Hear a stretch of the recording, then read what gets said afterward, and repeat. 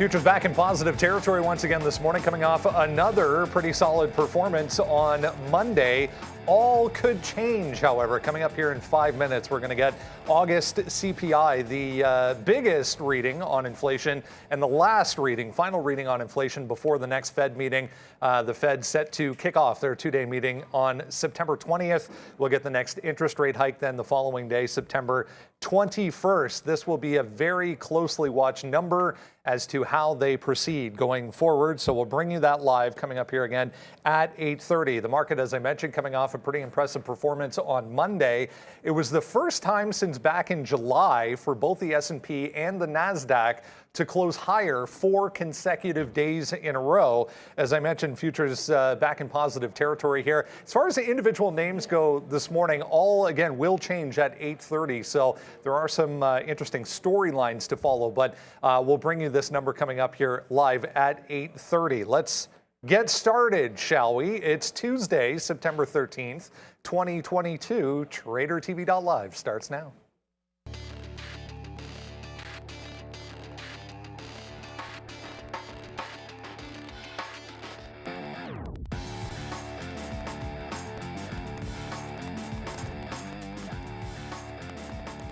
Yeah, more positive numbers, as I mentioned there, to kick things off this morning. All will change coming up here very shortly. 3 minutes. Let's maybe jump right into what to expect. Guys, we can take that down, bring in the guys here and start planning here, guys. We've got a couple of minutes to prepare for this. Again, 8:30. I'll show you, actually, maybe we can jump to Fahad, my screen. I'll just explain what's going to happen here at 8:30. So this line is the important one here. You can see CPI year over year. For the month of August. That is the anticipated number, 8.1%. This will populate at 8:30 with whatever this number is going to be.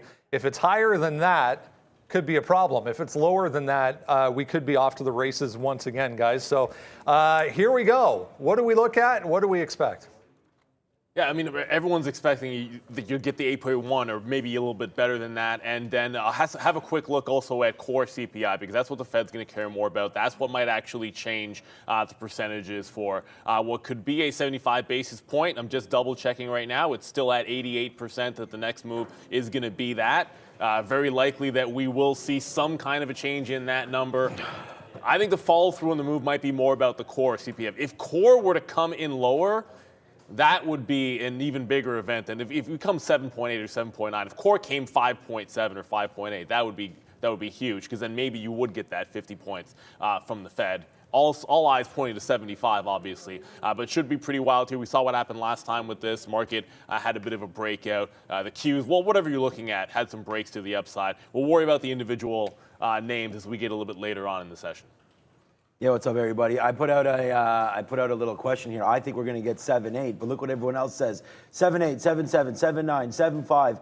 One a little bit higher than expected. What's up to Gareth? What's up to Trading Profit as well? 8.5, 8.6, 8.1, 8. So I mean, it's all over the place. 7, 7.3, 7.7, 7.9, 1%. Good one, Rob. I like that. But anyways, we're going to get ready to rock and roll. Look at the NASDAQ. Look at the market right now. It's blasting. Already up another 0.8%. So we're already up 5 and a bit percent in the last couple of days. Now you're having another 1% move. So you're up about 6% here in 4 days. That's a monster move. Have we gone too far too fast? Probably, but this market is a minute away from a monster number in which we're going to be able to find out. I don't know if I'm going to go long right away or not. We're just going to see what happens. If we get a little bit of a dip down, I think you can buy some of those dips, but like we said, we're going to be reading that number to you live and get that as soon as possible. So right now, only 40 seconds until it comes out. The NASDAQ is dumping off a little bit here. You can see just retracing back down off that 13,000 level. So 12.9, pretty important here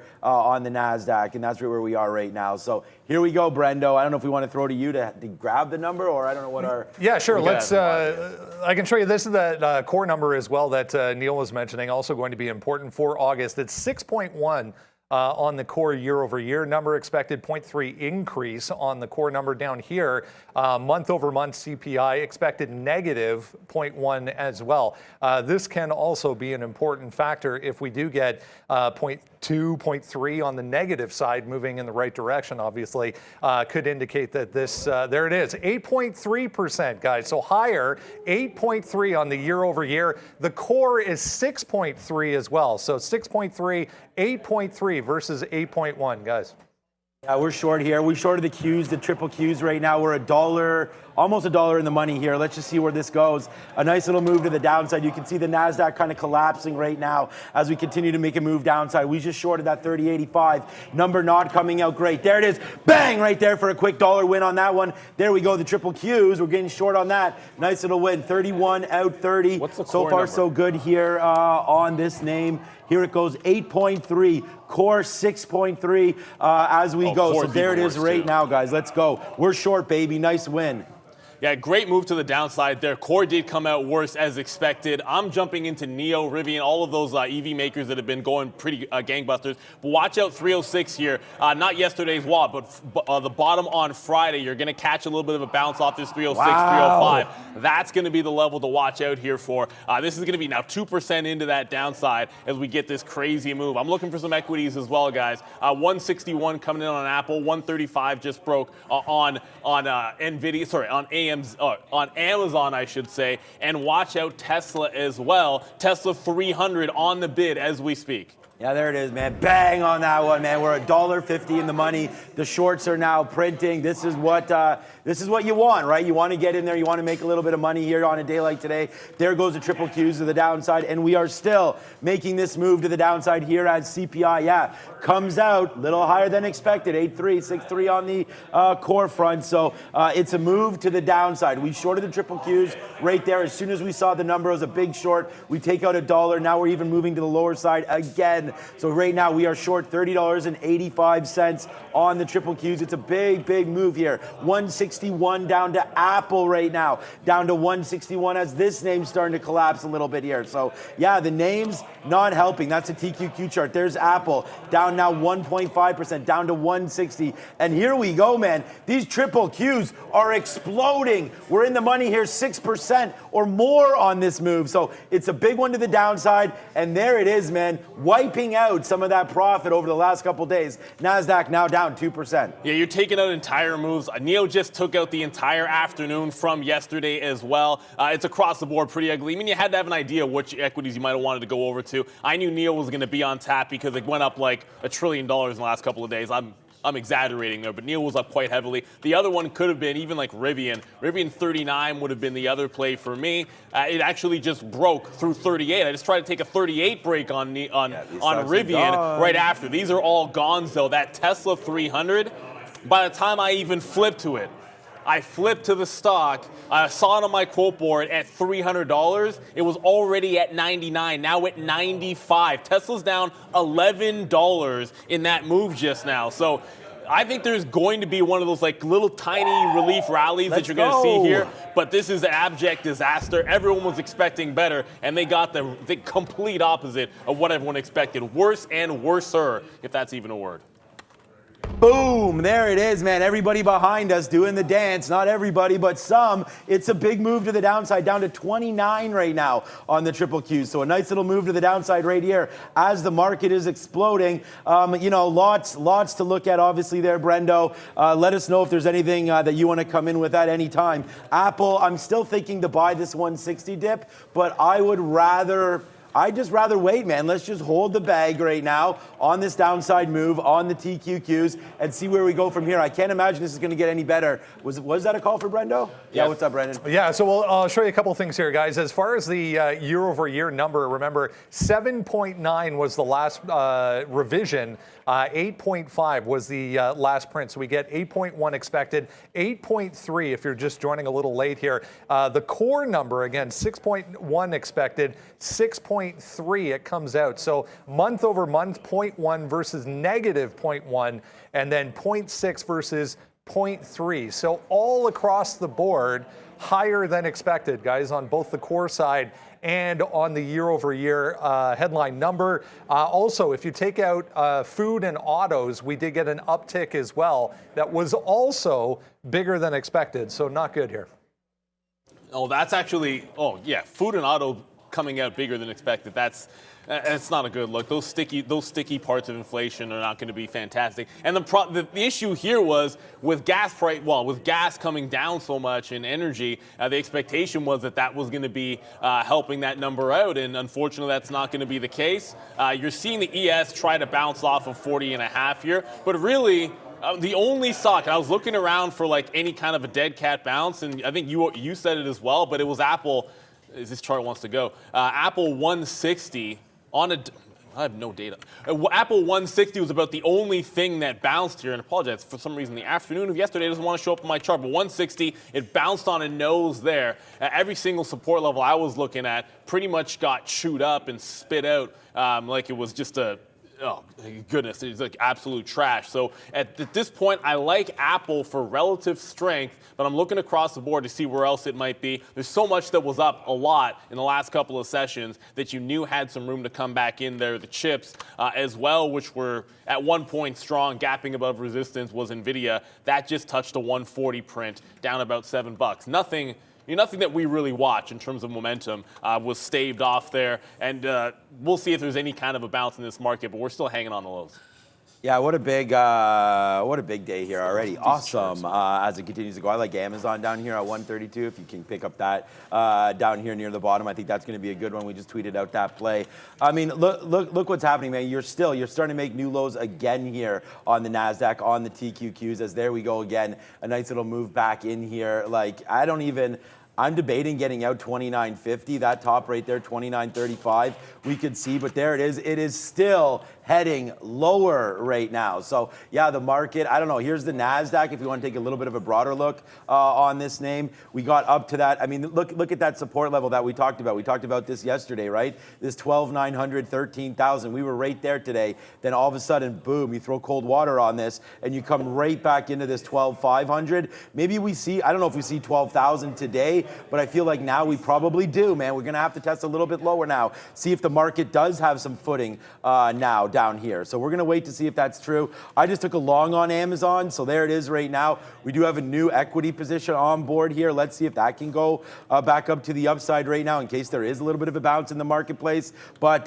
yeah, today, good day already for us as we absolutely destroy this TQQ position. I mean, that's a 31 short there, and it goes down to 29. So pretty happy with everything here. We've got the Amazon long, we got the TQQ short. So I'm ready to rock and roll. It's only 8:37 and we're already on one. So what a good day it's been here. Maybe we should open earlier every day, only if there was CPI, I guess. As they're still new lows right now coming in here on the NASDAQ. So let's see if that can continue to hold. It doesn't look like Amazon wants to hold 132. And if it doesn't, we're going to get out of that one. But so far, so good, man. What a crazy day. And glad you're here with us. That was well traded, well taken advantage of there. As we hear the number, I didn't even hear the number really. I just saw how the TQs were trading, man. They just started to whip downside. I punched short and hallelujah, it held up. So there it is. Right now we got to get it to Amazon though, breaking 132. I don't like this anymore. Yeah, 160 about to come down here on Apple. Looks like it's not going to be able to hold that level. Well, I shouldn't say that. It hasn't broken yet, but it looks like it's going to challenge that level right away. Apple was the first one I saw that had some support, so I went over to there. Brendo, what you got, bud? Just looking at the Fed funds tool here, 90-10 on the 75 basis points increase now to come. Again, September 20th and the 21st, the next Federal Reserve meeting, two-day meeting. Obviously, the 21st going to be the next action day as far as the market is concerned. We'll get, it looks like now, 75 basis point increase. But here we go.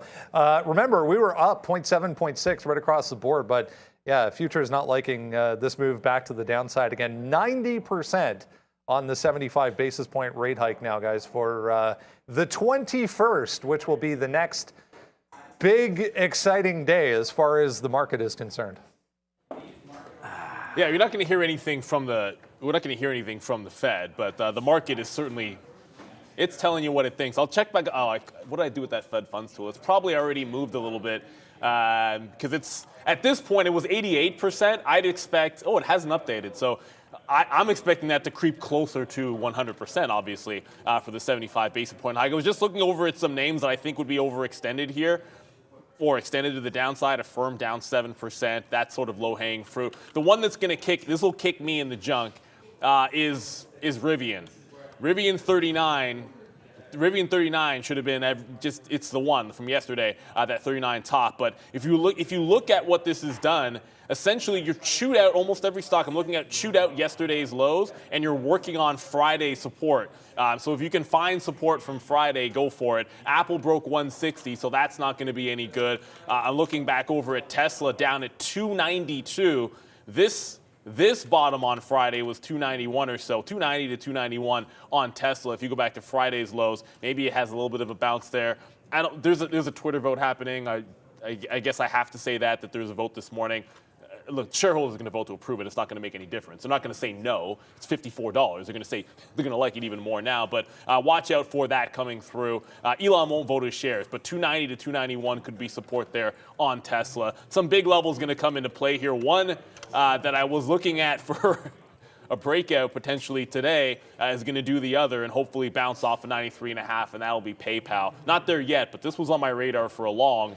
Clearly, I love this long. If we had gotten the print that I think everybody wanted an improvement in inflation, had we gotten that, I like PayPal breaking through the top today. I'm going to look off support there. Not Fridays. It's already chewed through it. You're going back into Thursday at about 93, 93.5. But PayPal's daily chart, it looks pretty solid in this range, gearing up for a breakout. I think this can find some support, but trying to find something else that might.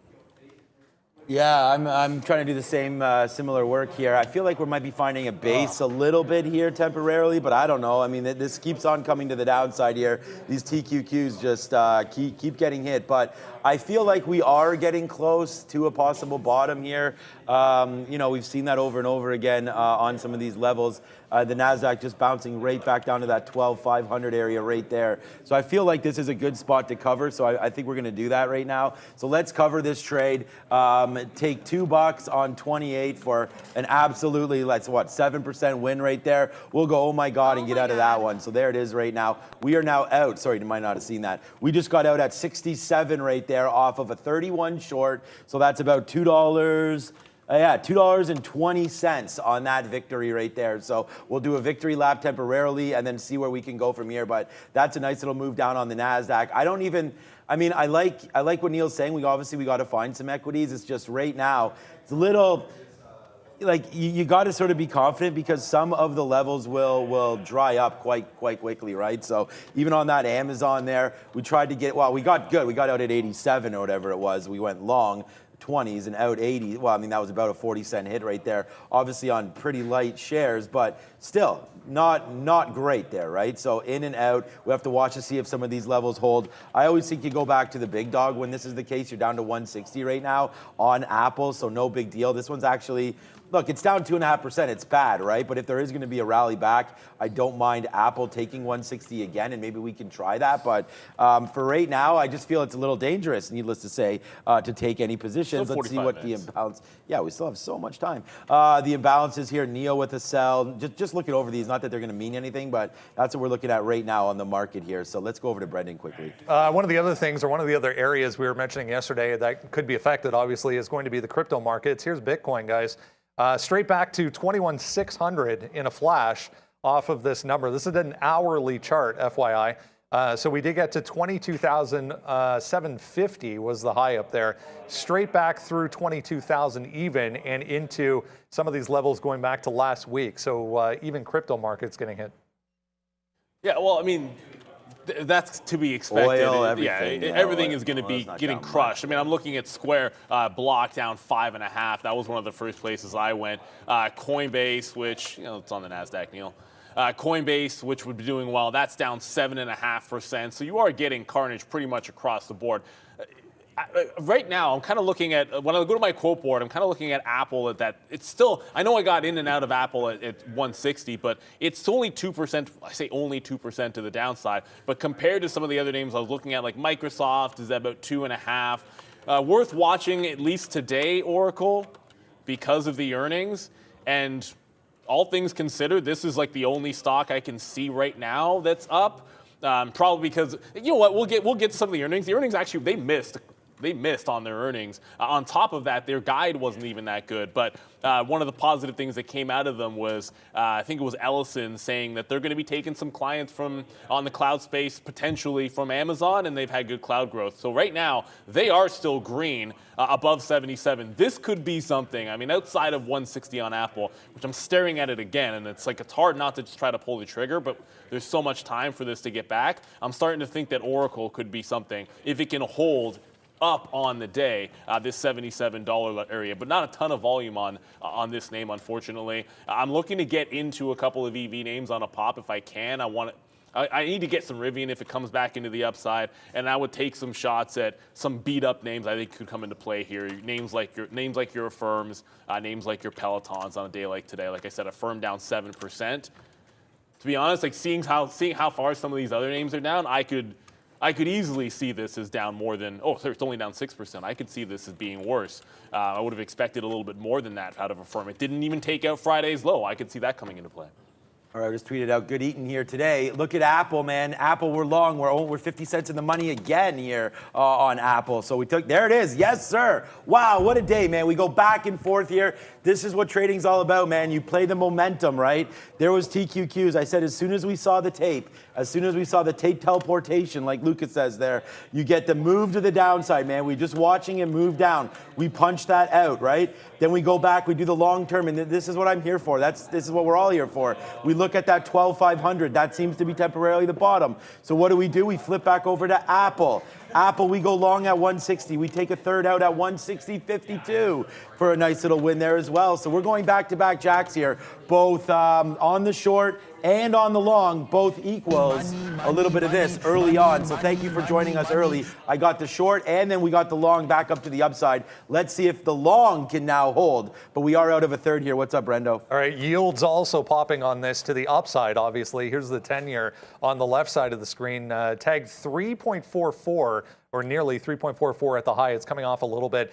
This is the yield curve on this side. So here is the 2-year, also moving higher on this. The 10-year still significantly inverted, I guess is the correct term, if you want to put it that way. But TLTs, the best choice if you want to have a look at that on the equity side, guys. Big move in the yield curve. Okay, big moving yields. I don't want to ignore what's also going on here. That AKRO, it's on our watch list this morning, so you can find the news on that one, just a drug maker. 20% short float and only about a 30 million on that actual free float. It just got to $30. Tracking this on the daily chart, that's going to tell you 30 is a pretty decent level on. Why is it still on a firm? On AKRO, watch out for this 30 to 31. It just crushed through 27, which is the monster level on the daily chart. It's actually free for locates here, so if it does fail a break a second time here at $30, this could be worth it for a bit of a pullback in. 25 has support. These are just dark pool wicks. It is not traded down to 23 even. 25 is your support level. It has not broken that on the way back in at any point. So you have a good $5 range here to work with if it fails 31 even. I'm going to take my shot at this one, see if we can catch it. A little bit of a move coming back up in some of these markets. If you like the short, I think we could get a bit of a bounce here in some of these names, be able to catch a bit of a re-entry point. I'm looking to get into Rivian, I'm looking to get some more Neo, and I'm looking to get into some Affirm on a pop, but AKRO 30 is a pretty big one. All right. I don't have, not much to go through. We can go through our board at some point here as well. I mean, we've already talked about sort of my trades there today. We hit the short, then we hit the long. Apple's trying to come back a little bit here. I don't really feel like there's much else to deal with right now. I mean, I think you got to look at the long-term chart here of the Qs, which we've talked about a couple times already. There's that 13,000 top. I mean, we go short there, and then we get out down here at 12,500. So, I mean, it's a big move. Next time we'll we trade the TQQs. Good enough, man. Triple leverage. So, I mean, you got to be a little confident, but, down to 12.5, that's a little bit of a bouncing spot right here. Let's see if Apple can hold it. I'm not sure, but, it's worth the risk. We've already taken out a third for 50 cents. There are going to be some good plays. We still have a way like 40 minutes until the market opens is still a very long time for a lot of these to change. I'm not even seeing that much here on the imbalance locator, right? And so you're going to have to wait for this market to open up. I'm glad I took some out there, a third out on Apple as that's come back in a little bit. But so far, so good here today. It's going to be a big one, and we promised you that. We started at 8:25. I want to thank everybody for joining. Hopefully you were able to take the trades, at least some of the trades here that we had, because the TQQs and Apple were good ones. Amazon, we did lose a little bit there once we tried to defend 132, but now it's right back there with that 130, 150 bottom. Man, this is going to be exciting when the market opens, Brendo. We're still down 2.3%, and it looks like we're trying to even go lower right now. That out on the TQQs was good, but maybe not good enough as we're starting to come back to the downside. We got the top, we got the bottom, but is that the bottom? Nobody knows. The market will soon tell us right now. Peloton down 4%. Potential for a move either direction, really. We'll see how it plays out. But the first segment of the show, guys, thanks for joining us. As Sean was mentioning, we'll be here regardless for events like this when the market is moving. The first segment of the show, as always, brought to you by True Trading Group. Check them out. QR code on screen. We thank True Trading Group for coming on board once again this week. Here's a look at some analyst moves for you this morning. One of those days where it's not really going to matter, sadly, with this move to the downside. But Oracle on, the EPS number missed. Revenue was a little bit higher than expected. So JP Morgan with the upgrade here. Gilead's on here. Clorox, Nextera as well. This Rent the Runway, which is RENT is the ticker. Huge move downside off a miss from them. Multiple downgrades, including Morgan Stanley. Cardiff Oncology, we've traded that tons of times. Digital Realty, which is a REIT as well. Downside, guys. Yeah, I talked a little Oracle as it was relatively strong there. And Gilead, big mover in yesterday's trade, to be sure, got to watch it. There's an iceberg on AKRO, Caro there at $30 even. I just grabbed the short in front of it. Said if it popped and failed at 30, I would take the shot. But it just touched that 30 even, and there's about 100 shares displaying on the level 2 there, and just holding it up that entire time. So I'm going to play this back into the 27.5, 28 area. If it breaks 30, this definitely has some room to run. My stop order is sort of locked and loaded, ready to go. Don't want to be holding through that 30 level. Like, it gets through that price, and you could go to the upside like rather quickly. Just checking back, we're going to talk Oracle. Oracle's on the New York now. When I started trading, Oracle's on the NASDAQ, but it's holding 77, continuing to do so, and there goes that AKRO. Just took out that 30 even, so I'm going to be out of dodge on that name. Here comes the 12.5 on the the NASDAQ. 12.5 on the NASDAQ being tested. This goes back to support from last week. If we hold this, there's a chance that any names that have found support can be good. That Oracle 77 comes into play for me if we're able to hold this level. We're bouncing just a little bit. So this is where you kind of want to separate the wheat from the chaff, for lack of a better term. Find the names that you think are relatively strong, relatively weak. For now, I mean, Oracle just turned red on the session.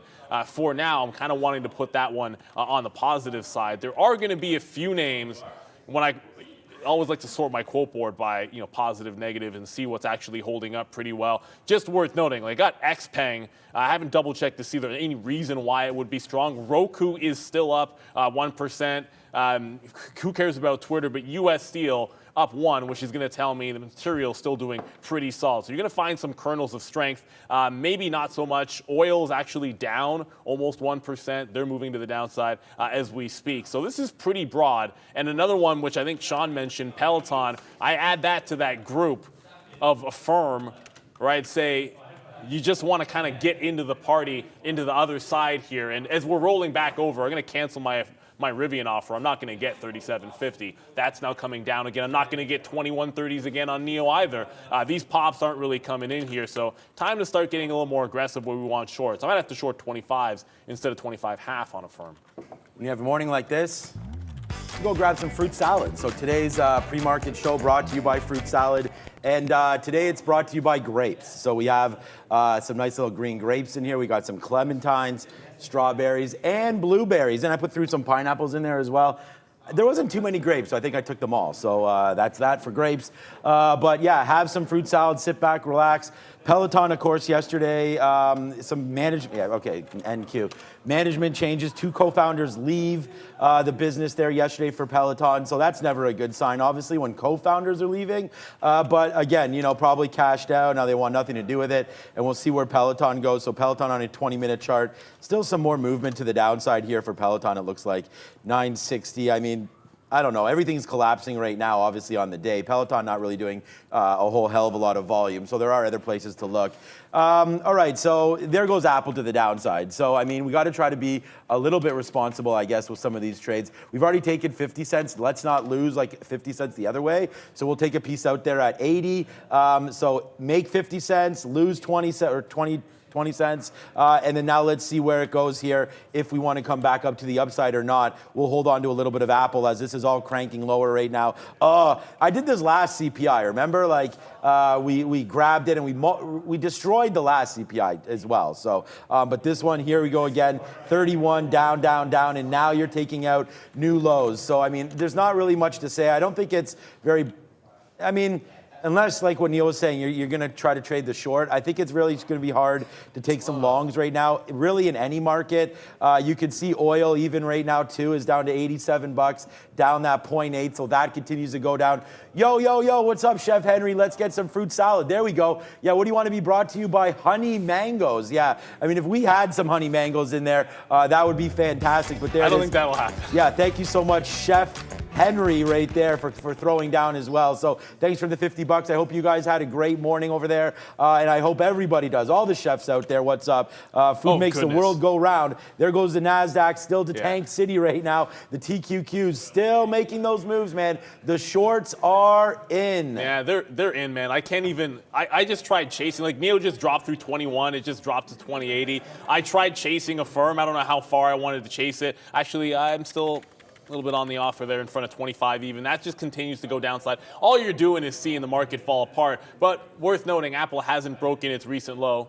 There's at least that. And then I come back to Oracle, which at least for now, like, I mean, there's kernels support. It just broke that 77. That's why you're not going to see me long. It's arrested the move, at least for now. But the only thing that I can find that did not break its recent low, oddly enough, outside of Apple, I'm watching, Rivian is trying to make a bit of a double bottom here. So I noticed we broke through and dropped another 20 in NEO. Rivian somehow manages to hold its low down 5%. That's not saying much. It's down 5%, but relatively speaking, it could be a heck of a lot worse. Tesla, that 290 level that I was looking for to come in hasn't been tested yet. You're now double bottoming at 292, so that's also trying to hold its bottom. But it's a precarious situation trying to catch some lows. I was trying to find some shorts on the pops. But once it started rolling back over, the bids evaporated. Remember, it's 857, so there isn't as much. Yeah, that's the thing. I'm trading. I'm sitting there on a firm, and I'm not really trading it like it's 845. Like I'm thinking I'm going to get fills that I would at 930 or 945, but it's 857. Of course, I wasn't aggressive enough. You need to actually be hitting bids on a stock like that because it's not doing liquidity. Whereas you can get fills on some of these others. Brendo? All right, let's get you caught up on what else is happening here. Here's a look at Europe at this point.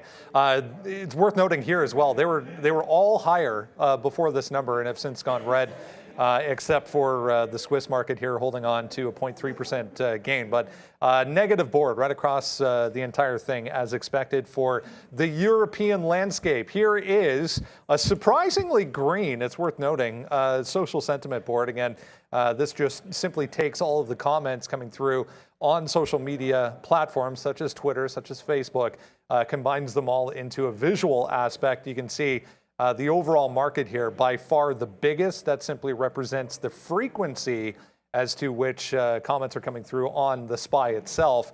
Surprisingly green board here, though. The Qs here, AMC, Mullen, Apple. Apple so strong yesterday. We'll get into that coming up here. NIO as well, worth a mention. AVCT has been on the move over the past couple of days. Tesla still green as well, even with this huge move to the downside. Vinco Ventures, we mentioned yesterday, still on this board on the green side as well. Surprising as far as what people were expecting, I guess. But there you go, social sentiment for this morning, guys. Yeah, sort of looking at that board, trying to think if there's going to be a kernel of strength out there. I just checked. I mean, Vinco's still above $1.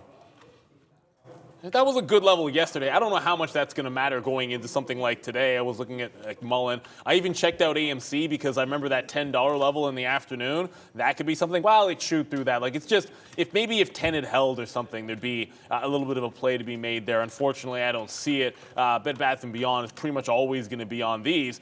Of all of the, I don't know what you squeeze names, whatever you want to call them, this held yesterday's low. I'm a little surprised by that, but for now, 860, 865 on Bed Bath & Beyond. Not a ton of volume, but that's manages to hold at least a little bit here. Tesla just took out that 292 bottom.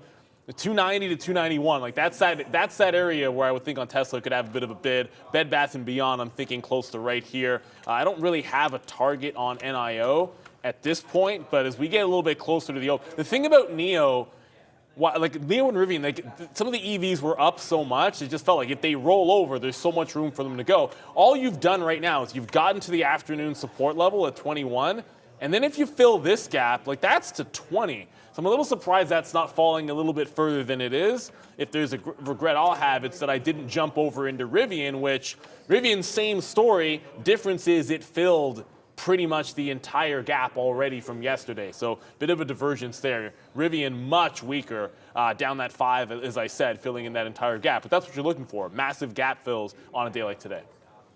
Yeah, you're starting to fill a lot of gaps right now. We just went long on Google as well, down here to 107. So this is another name that, again, made a big, huge move up to 111.50, and then now it's all the way back down 106. Like, that's another key level, man. I was talking about buying. I've been buying up some Google here for the last little bit, and I just went long now. I just feel like there are some levels here that you can definitely have a look at. But if you're going to look at some weaker names, you got to figure out, like, what has been pretty weak. And I mean, you're looking at NVIDIA, you're going to look at AMD, these kind of names. Yesterday, if you remember the morning time, we really shorted this. Okay, good. It looks like my trades will be here. So we shorted it pretty early right there. First, we went long because this was a huge move to the downside. But this is kind of the market weakness that we're talking about. Yesterday, the NASDAQ was up 1%. AMD couldn't even get the positive yesterday. So there it is, a big bottom catch there, then the short at 85. And you could see AMD the rest of the day didn't even get back to where it was at 10:30, despite the rally in the market. So then you come in today for AMD, and this name, despite, I know Neil was looking at other names, but despite those, AMD looked like the one to trade. I mean, $85 all the way down to 81 and change.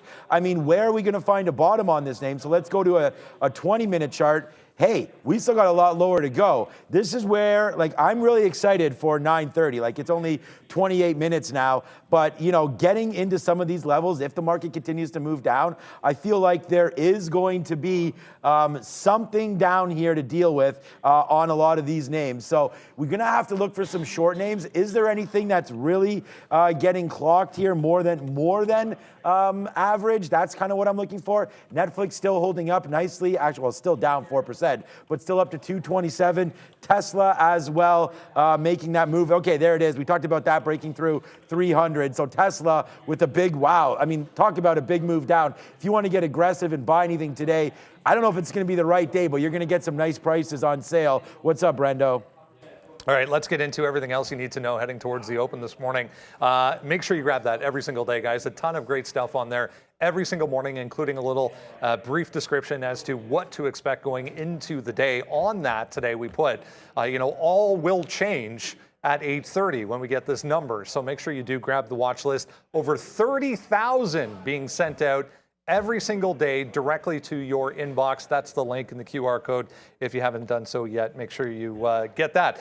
Quick note, we'll get to Apple here. We'll talk about some of the chip makers. Quick note on the overall market. Again, with such a major event and such a major market move overall, we have to kind of take individual moves into context and understand that, CPI is going to lead the overall market move today, and individual stocks will then come a little bit of a secondary move as well. Let's talk about Apple, though, because yesterday showed a ton of relative strength, up 4% at the end of the day. It kind of followed, there was reports circulating early on in the session that initial pre-sales of the iPhone 14 were going better than expected and were higher than expected. This comes out this morning then, suggesting that smartphone sales overall in China were down in July, not specifically pointing out iPhone sales, just smartphone sales in China down 31.2% year over year in July. Obviously a lagging number, but worth noting for Apple here. But again, the overall market going to tell the story here today.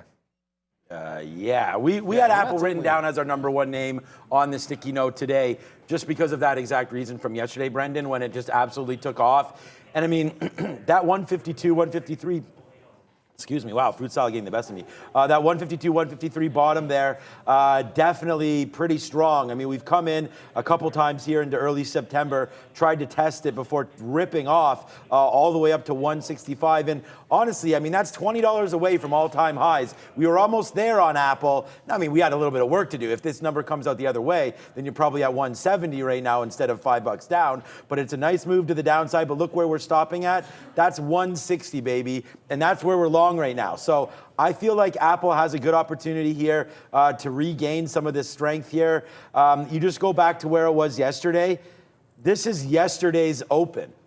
So, wow, the market's falling down like crazy. Apple just back to where it was yesterday. There's not too many names that are going to look like that. Let's go Google. Man, we just missed that reload at Google at 107.25. That was silly. But right there, Apple, I feel like it has a chance to bounce. We are long right now at 160.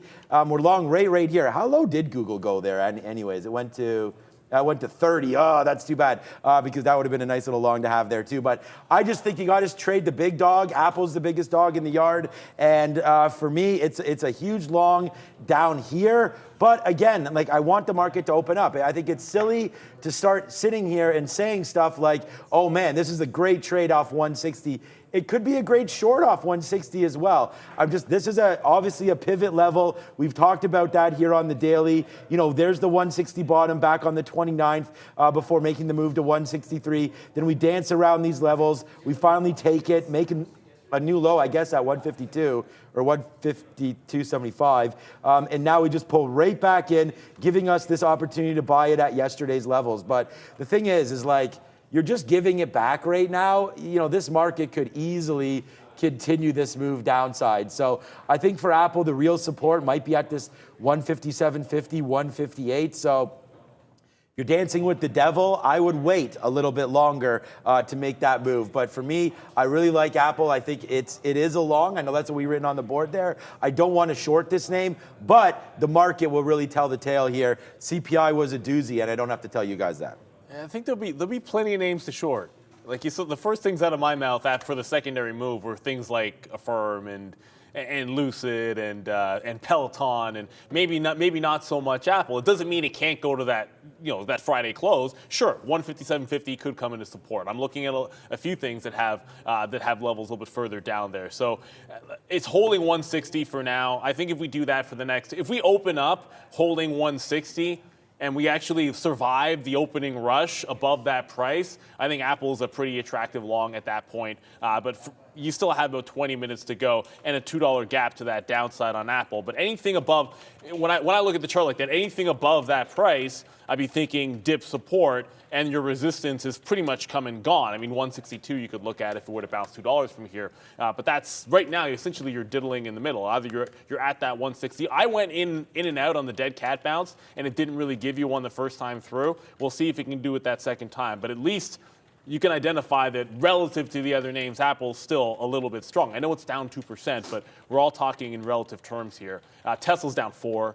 And Microsoft was down 2.6, I think. So in relative terms, Apple's holding up decently.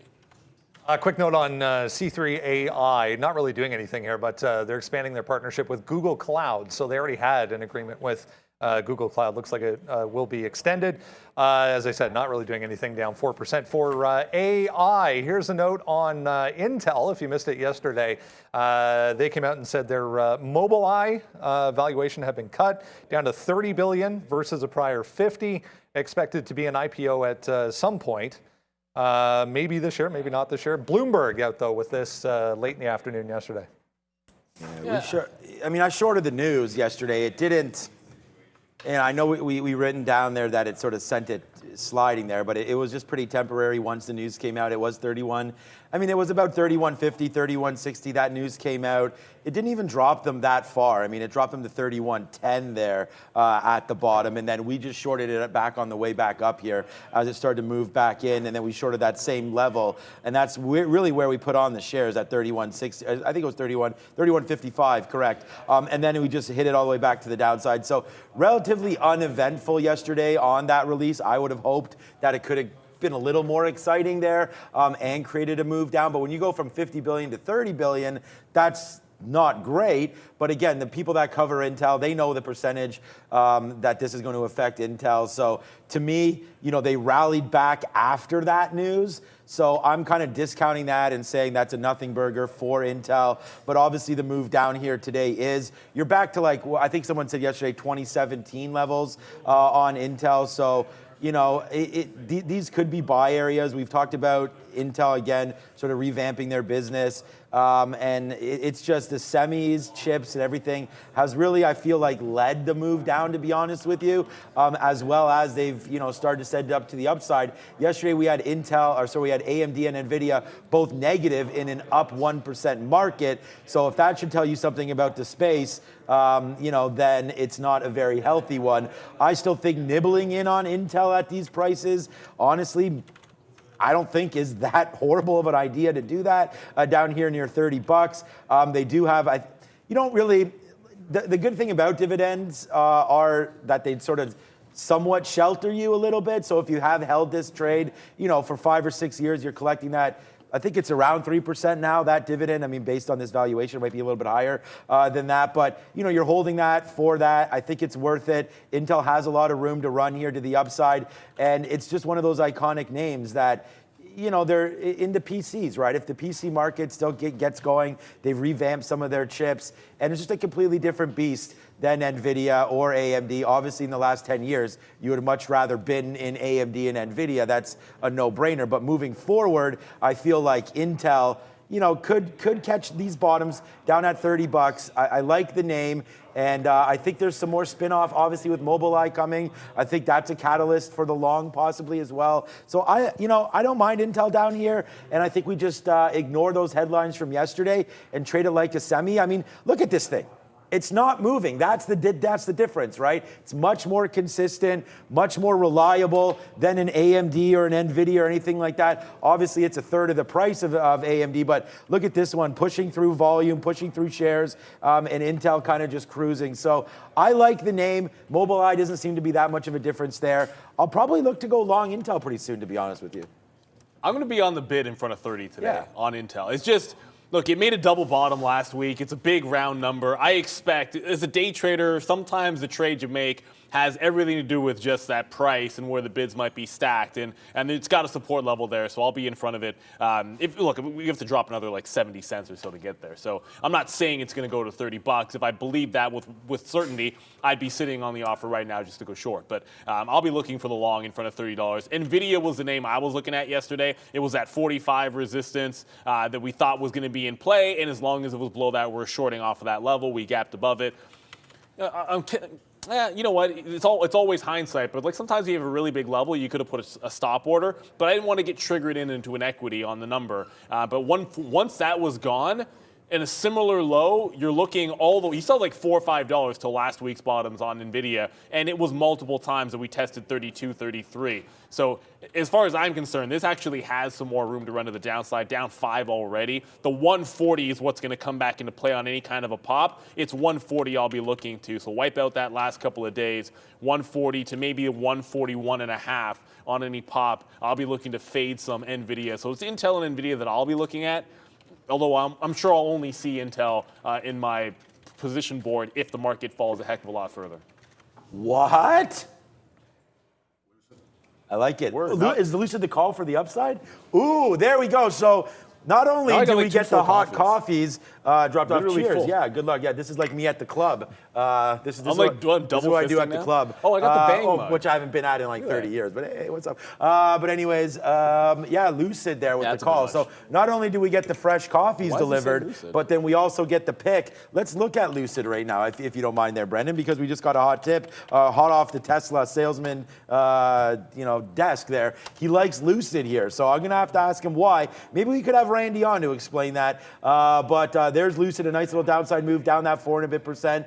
Again, I was talking with my kid about all these EV names the other day, and it's like, some of them are going to work, man. And it's like, if you can get Lucid and you can get some of these names literally, as all my kids say, literally, Dad, if you can get this literally at the bottom, temporary bottom here, and we could go lower. That's why I say that. I mean, everything's bottom is 0, but down here, $14. You want to take the shot at Lucid. I don't know if today's going to be the right day. Neil and more Neil's talked about looking at some of those names that aren't making money, Peloton, Affirm, all that. I don't know if Lucid's going to be a rally spot today for that reason, but maybe down here there is a little case to buy some Lucid up. We've talked about the Saudis getting involved. They are in line apparently to produce as many cars as they were saying. By 2025, they plan to have that plant going. I believe it's in Saudi Arabia to produce, I think it was a couple 100,000 cars a year, which doesn't put them on pace with Tesla, but gets them going again.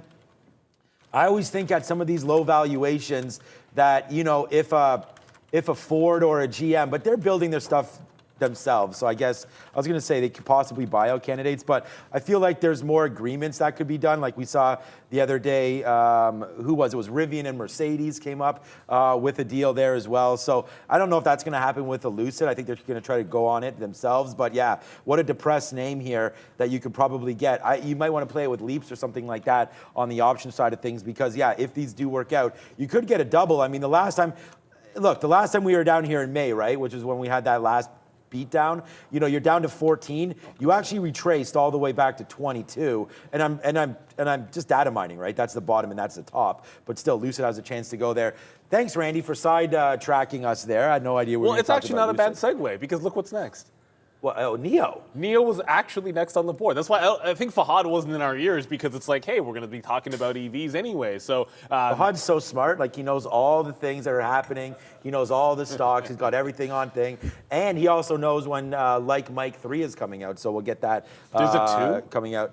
Apparently there's a 2. Yeah, it's on his. I went to his profile. It's like was that your second or third favorite movie on your LinkedIn there? They made 2 of Fahad? those? I'm not 100% sure, but we're just playing around. Good for They definitely made 2 because Lil Bow Wow got paid. Yeah, good for him. Yeah, good for him. Lil Bow Wow is still dominating the rap game. What's up, Brendo? Come on. What are you talking about, like Mike? Wow. Lucid, yeah, I was going to mention, guys, Lucid as well. This is another one that here's where we opened yesterday. We're, not even about halfway back, I guess, giving back yesterday's move. If I flip over on the other hand and show you, Neo, same thing. Monster day yesterday was up huge in the pre-market. That's where we opened. Disregard the wick. It was a D print, but Neo with a huge day yesterday.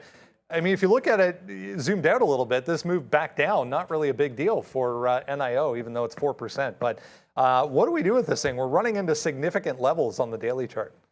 So on the daily, this did reject this 22. And look, Neo was set every single day. It's had this like breakout style, except for I think 1 out of the last 4 days, maybe it didn't do a ridiculous break. I couldn't get through 22 even. I wish I had 2188 short or 2187, not 2137. So I shorted after it broke 2150, not 22, because it was already at that top when the number came out. But I had to respect the 50 period and $20 even here.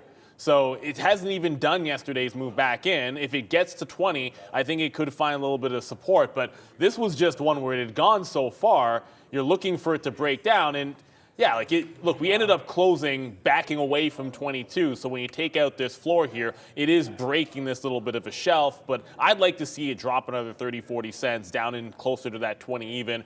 I think 20 could find support on Neo, but depending on how ugly the market were to get, you still have a pretty sizable gap between 19 and 20. You got to keep in mind, this moved in the pre-market from 19 to 20.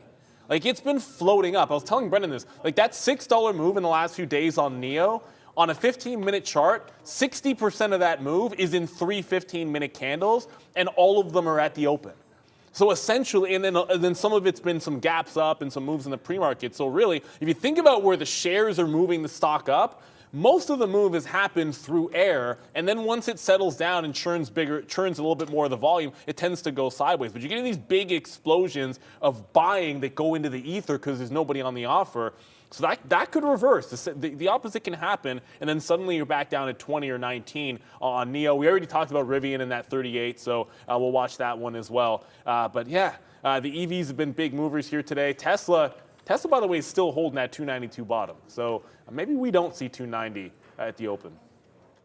Yeah, I don't know. Some of these bottoms are holding. Look, I've just wrote down here NEO. I think you can get back to 1950 here. I wrote down the short. I mean, you know, we wanted to short it. I said we were going too far. On the sticky note, I mentioned $22 there for a short on NEO. And thanks for some of you guys talking about that right here. And regardless of what CPI comes out as, we talked about that right here. Up 30% in a week. Nah, too much. Fade it. Fade NEO to the downside. So there it is right here, 22 or 24. Obviously, the market gives us 22s there. So there's the fade that you could have had. I mean, you would have had to take it against CPI, and that just wasn't going to happen. So I feel like if you do get back up anywhere, it's down 4%. The market's going to have to rally, obviously, for this thing to get going again. But, oh, he put it halfway? No, it's not. I think he did it this way so it would stand up. No. We got to fix that. That just looks ridiculous. It does look ridiculous. We'll get that fixed for you. It is a bearish kind of a day, though. Randy is right about that. As we've got to turn that guy around. So 12,480. But what I was getting at here was NIO up to $22. Like, I think Randy probably likes NEO for Chinese. They're doing the batteries, they're doing things like that. So there is a few different ideas there with NEO. I just think it's gone too far too fast. That high of 22 should remain for today anyways. We'll look to short that tomorrow if it does come back up. But then if you're going to look for a possible long, which I am at this point, I think whether or not it's going to come down here or not, I don't know, 1950. But right there, this is a very, very exciting spot for me. Right down here, 1950. So if it comes back, I am bidding in front of this to get out. So if we do get a tank here off the open, I want to try to buy NEO.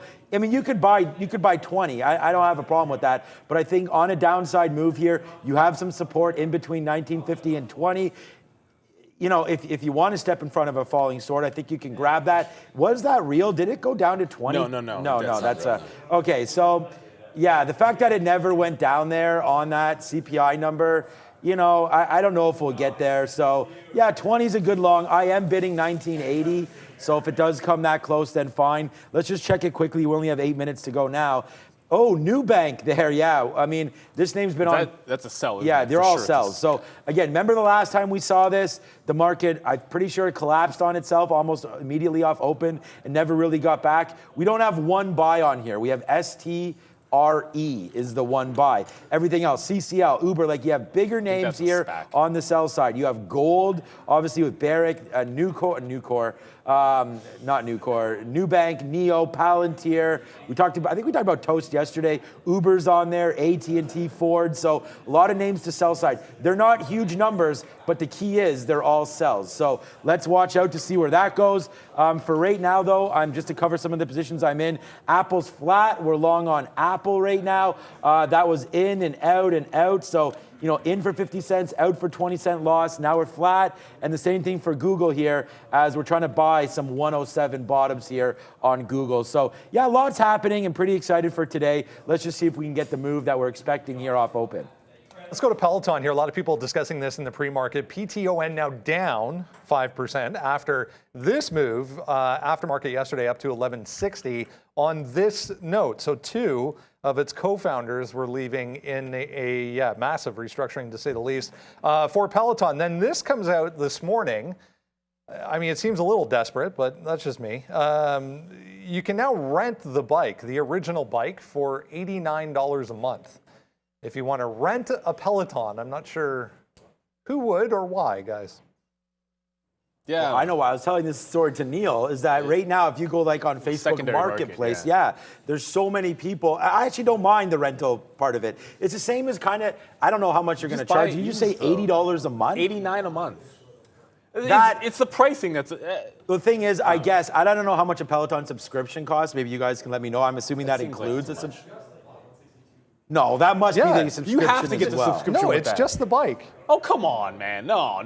Anyways, that seems to be a little bit much. I don't want to say short the stock, but that doesn't make any sense to me. I was just going to say, I think you could finance the bike cheaper if you just bought it. I don't understand. But anyways, what I was getting at with the whole Peloton story is that there's so many available now on the secondary market that I think that's why you'd want to rent, to be honest with you, is like if you just say to yourself, hey, look, I want to do something for the next year. I want to give the bike a shot. I mean, at 89 I'm surprised it doesn't include the subscription, but at $90, if you take it for 5 months, I mean, it's still $500. So I feel like that's a lot for that kind of a service, so I don't really like that. But Peloton, again, some co-founders dropping off. It's a move to the downside. And if you want, this is the one name that out of all these names, like DraftKings, Palantir, some of these other beatdown names that continue to go to the downside. Obviously, Peloton from being $180 stock down to $10 is a little bit of a different story than some of those ones.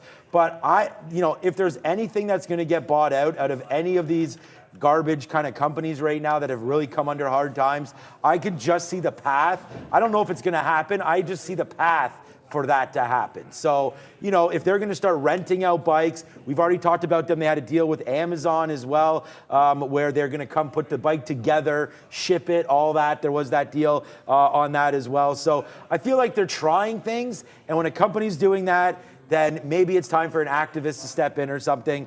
I actually like Peloton down here. If you can stomach 20% and you don't mind that $8 bottom, this could be a name that does run at least a 14 or 15, which gives you 30% return at these levels. So for me to say that it's a bad investment at this point, I don't know. It's just, today we'll trade it. It's actually surprising it's only done 600,000 shares. So I'm not sure I'll be on this one. I think there's a lot more interesting ideas. Yeah, I mean, if it gets to $10, that's a level. If it pops and give the short the pop situation, I'll be on that. And Irish Mac, he just said perhaps Geno Smith has a Peloton, and you know what? Kudos to you. I doubted Geno Smith, and Geno Smith got the job done. That's the last I'll try to say. He has like 5 Pelotons. I don't know what's going on. I don't know, man. There. He apparently had a good night, and if it helped him and he's got one, good for him. But look, I'll short the pop if we can even get it on this thing. the volume's not really there right now, and it's diddling in the middle, in between resistance at about 1080 and that $10 level as support there on Piton. Brendo,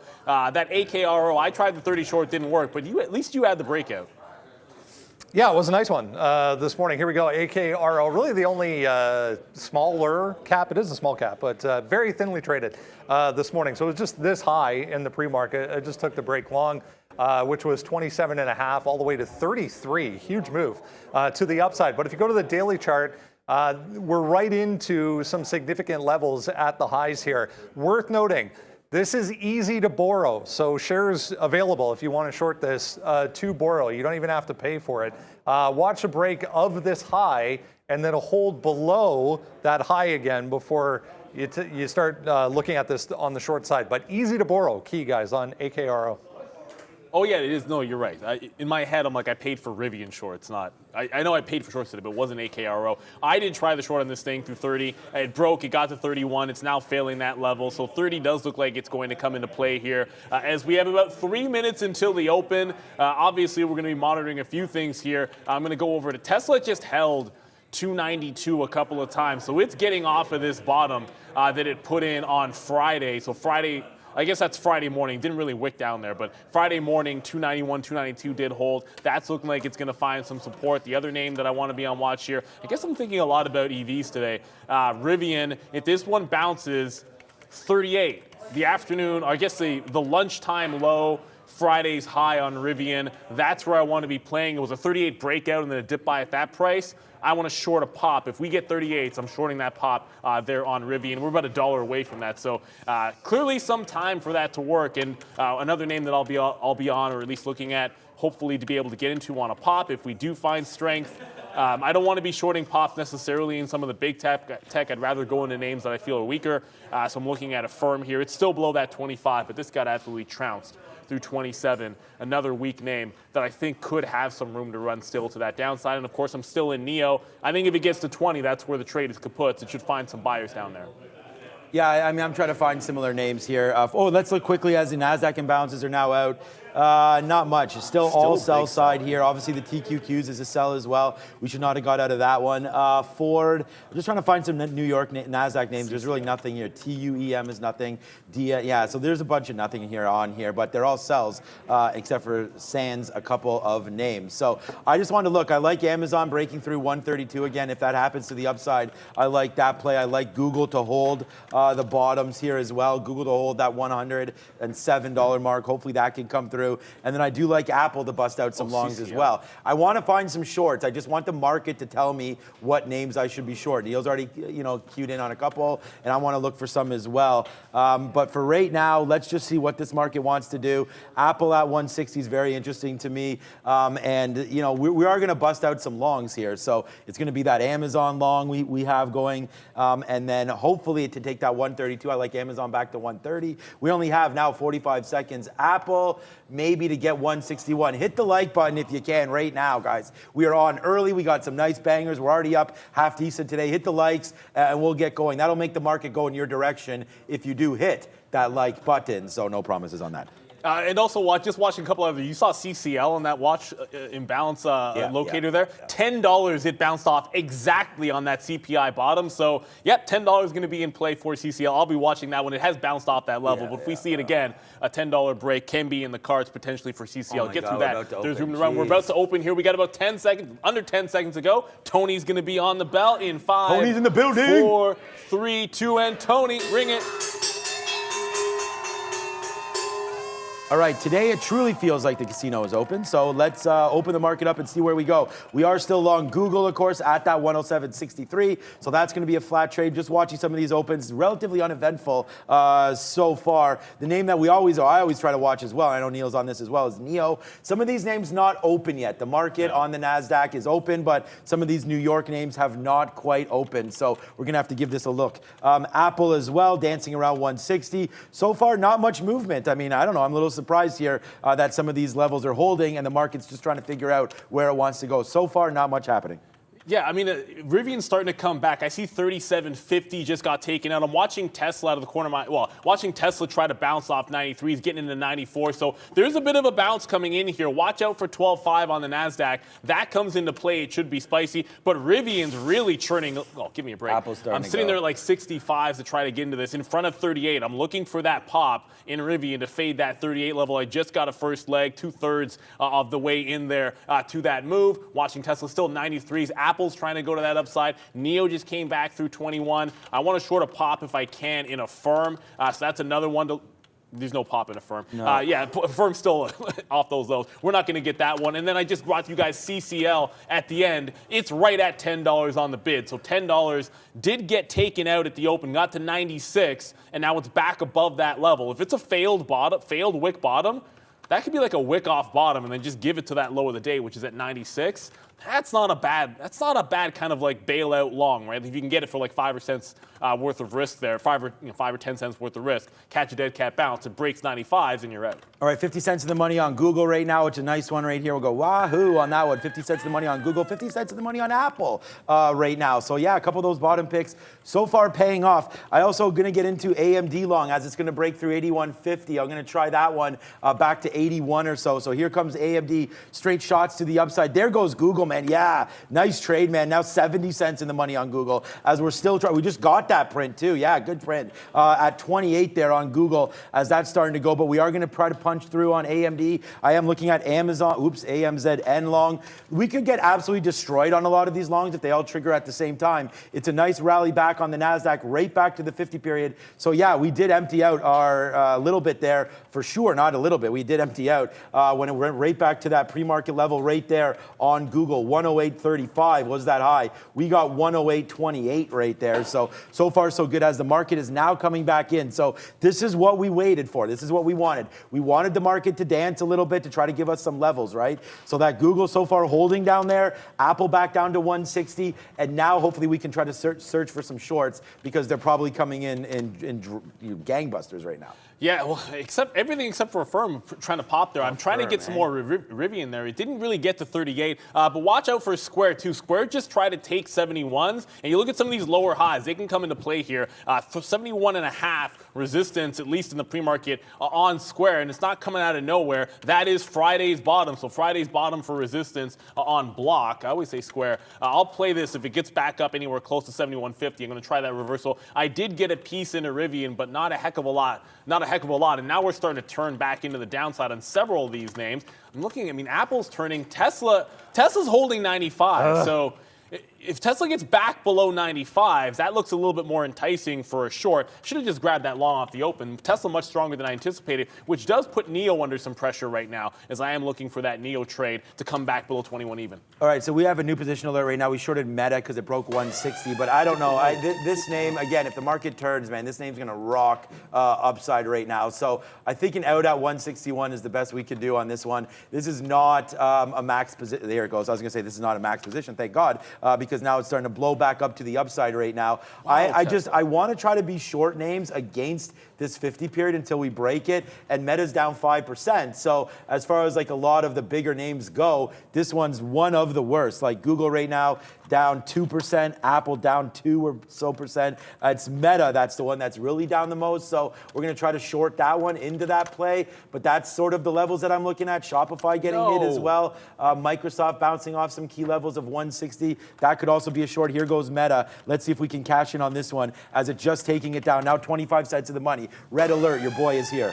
Yeah, I just got some more of a Rivian, but Tesla just broke that 95, so wick top through the high, got to 96 and then turned right back around. So I'm now into Tesla off of this 96 level. Watch, Apple's hitting the low of the day. So at this point, I'm like, if Apple breaks down, then I just want to be short. I just like if Apple can't hold up today, then forget about it. I don't see how we can't be heading back toward those lows. But I shouldn't have cared about price. That's a dumb thing to say. Whatever. But I should have just got into a firm pretty much wherever it was, right? Like on a day like today, this should go down 10%. It should have been that simple for me, but I'm like, oh no, I got to get my price, got to get in front of 25s there. Rounded into some tests, I'll take some out in front of 94s, but this might kick me in the junk because the firm could be SSR at some point today, and I'll be sitting there, you know, with my tail between my legs with no shorts. Apple breaking lows, Tesla now coming down, but Rivian, oddly enough. Rivian's holding. I got 75 short, 70 short, sorry. It just hit 38 a second time. If this breaks 38, I'll be shocked. I'm going to get some more shares in front of this 38. I think we should be breaking back down to 37 on Rivian here. And there goes CCL. So I said I'd try the long in front of the low of the day. On CCL, it had that wick bottom. Well, that's about to get tested. That'll be out in about 10 cents because that's where that low is. That's hilarious. We just went long on Amazon. It broke 130. We still have the short on Meta, which is really printing. I mean, you know, this short as well, but the Amazon long at 130 does not work. We tried that one. The market is pulling down even more here. I might as well zoom in a little bit on the NASDAQ just to see. That's a pretty dramatic move to the downside. So we do have Meta right now cruising for us. So this is a good name for us here. Meta to the downside. I'm not even worried about Apple. I have a very, very low position on that, but I should get out of it. I'm just watching our Meta 5 times the shares on Meta that we do on Apple. So that's a nice little move to the downside off that 160 break. But Amazon does not hold that level. So I don't know, man. You know, you could make some bottoms here coming off. We just got a Meta print there at 46. Oh, sorry, that's Amazon. We're watching Amazon. There's Meta. So nice little you know, crack down there. I don't know, man. I still want to try to defend Apple down here. We talked about 158 being a key level. So that could be something that we look at here for Apple. But right now, man, down 3% as the NASDAQ continues its march. There's Apple at the 50 period is 158. Yeah, and there was one long out there. We talked about earnings on. I'm sitting there with CCL because it's at $10, right? And you could just be long Oracle. What's the only thing up right now? Oracle. Oracle had the earnings weren't even that good, man. I don't even know what's going on here, but it was up even after CPI. Now it's booming into 79. To see this get up and break this top would be a little bit surprising if we hit these lows. So I would fade this at 79 even. Tesla's working to the downside. I got a reload on NIO here as that came back to our entry price. So going to work back into some of these shorts on the pops. Short the pops, man. Sometimes if you want to play into one direction, you got to wait for it to come to you. So I just added back into some NIO here. And then want to go over, you already said Meta. I wanted to cover Microsoft if I could, the only big tech name we don't usually talk about. This is also breaking its lows. A reason why I like the short, it's like Apple breaking the lows, Microsoft breaking the lows. It's going to drag the market with it. We're on the bottoms right now. Hold on to your shorts. And as I say that, I got one long, and I'm starting to think about where should I be taking this out. If it even bounces anywhere off 1020 looks mighty fine if I can get anything close to that on CCL. I should have just been long Oracle. Like, there was a reason to be long Oracle. CCL, this is just about a round number. Oh man, yeah, I'm still trying to. I'm just waiting for lower on Apple. Like that's literally all that I'm doing here is waiting to see if Apple can make a move like into the 40s or so, and we'll start to take a bigger long there if it does come down. It looks like our Meta right now is the one that's cranking lower, lower, lower. So we do have a short on Meta. NIO just continues to make a move to the upside there. Google, we did get out, but I'm wondering if there is going to be a bottom at some point here on Google. But like, it's not time to grab these bottoms yet. We need to start taking out some levels to show us that the bottom is here, right? And I'm not sure that the market's giving us this look that we need right now as the NASDAQ just continues to make new lows on the day. I mean, this is the NASDAQ. There's CPI, right? The only mistake I made, well, I mean, I made a mistake going long Amazon there, but look at the TQQs. That's still pushing lower as well. So until this market can kind of find a footing, I don't know if the long is going to be here. Amazon, though, is bouncing off that 130 where we got out from. That could have been a missed opportunity as you're right back into 130.20 right now. Nice little upside move here for Amazon. Let's try it a little bit for the long. We're here for that. And Meta's come back up a little bit here, back up to 160. Yeah, we'll be pretty happy about, I got some out in front of 21 on that last little pop. We reloaded it in front of 21.40. Got some out on that last little pop, like I said. And then that pop in the market just now, yeah, it's going to give you some help.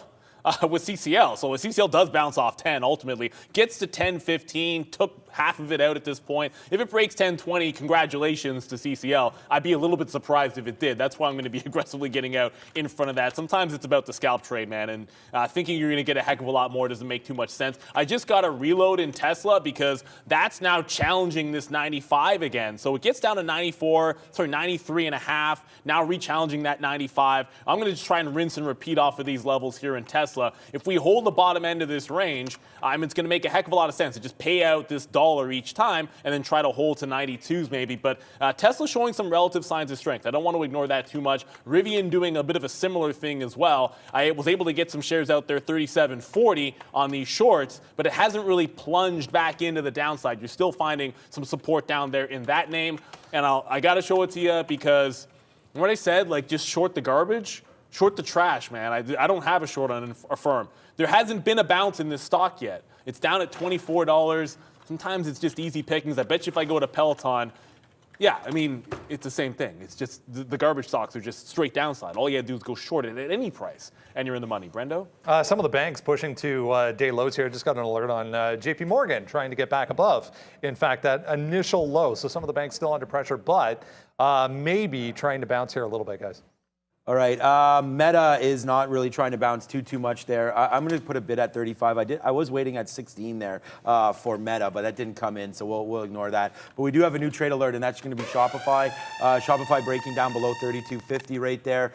We just got filled at 40s, so not a huge move. But if you look at the daily, won't be really great on this one. Let me just find a 20-minute to show you what Shopify looks like. That's not that. That's not that. That's not that. So I have no idea. My 20-minute has disappeared, but here it is on e-signal right there, taking out a couple days ago. That's the 9th. That's 32.50. So I think we can gap fill back down here into 32. So that's what we are looking for. It's going to be a 50-cent worth of risk, but it looks like it's starting to pop back up here against us is Shopify. So 50 cents worth of risk. Let's see if it gives it to the downside. Shopify, we're going to average in. We missed the average in, but we are going to average in on this one near 80 if it can come out to that and then get out. There it is. So we now have the 80 break. If it breaks above 33, we're out of this name. Shopify looking like it wants to get back up to the upside. We shorted it. Let's see if that works. Damn you, Amazon. We've got it. It's a nice little long back up to the upside, but I had 3 times the shares earlier, but not now. But Shopify is the one that I'm worried about right now as it's trying to take down 33.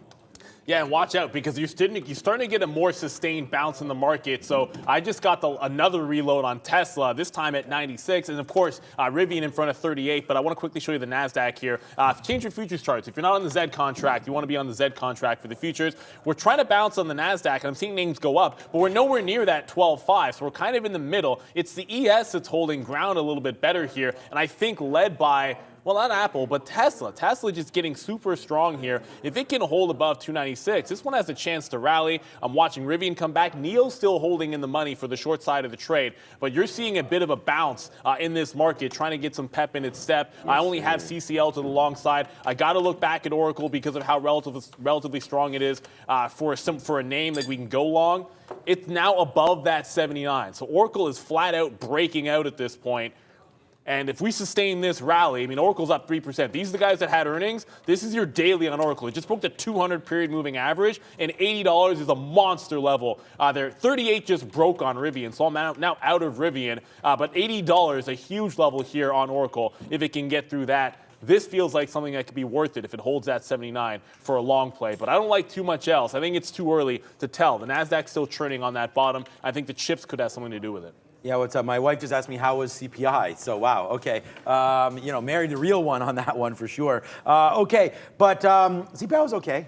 If you're watching, I just messaged her. It was okay. But right now we are battling some shorts with Shopify right there. Nice little short. Hopefully that'll come back in. We're short at 64. We did take advantage of a little bit there. We got out at 60, I believe. It was 61 on Amazon. So that was a long 30s out at 61. Still have that position on board as well. But looking at Shopify as we go.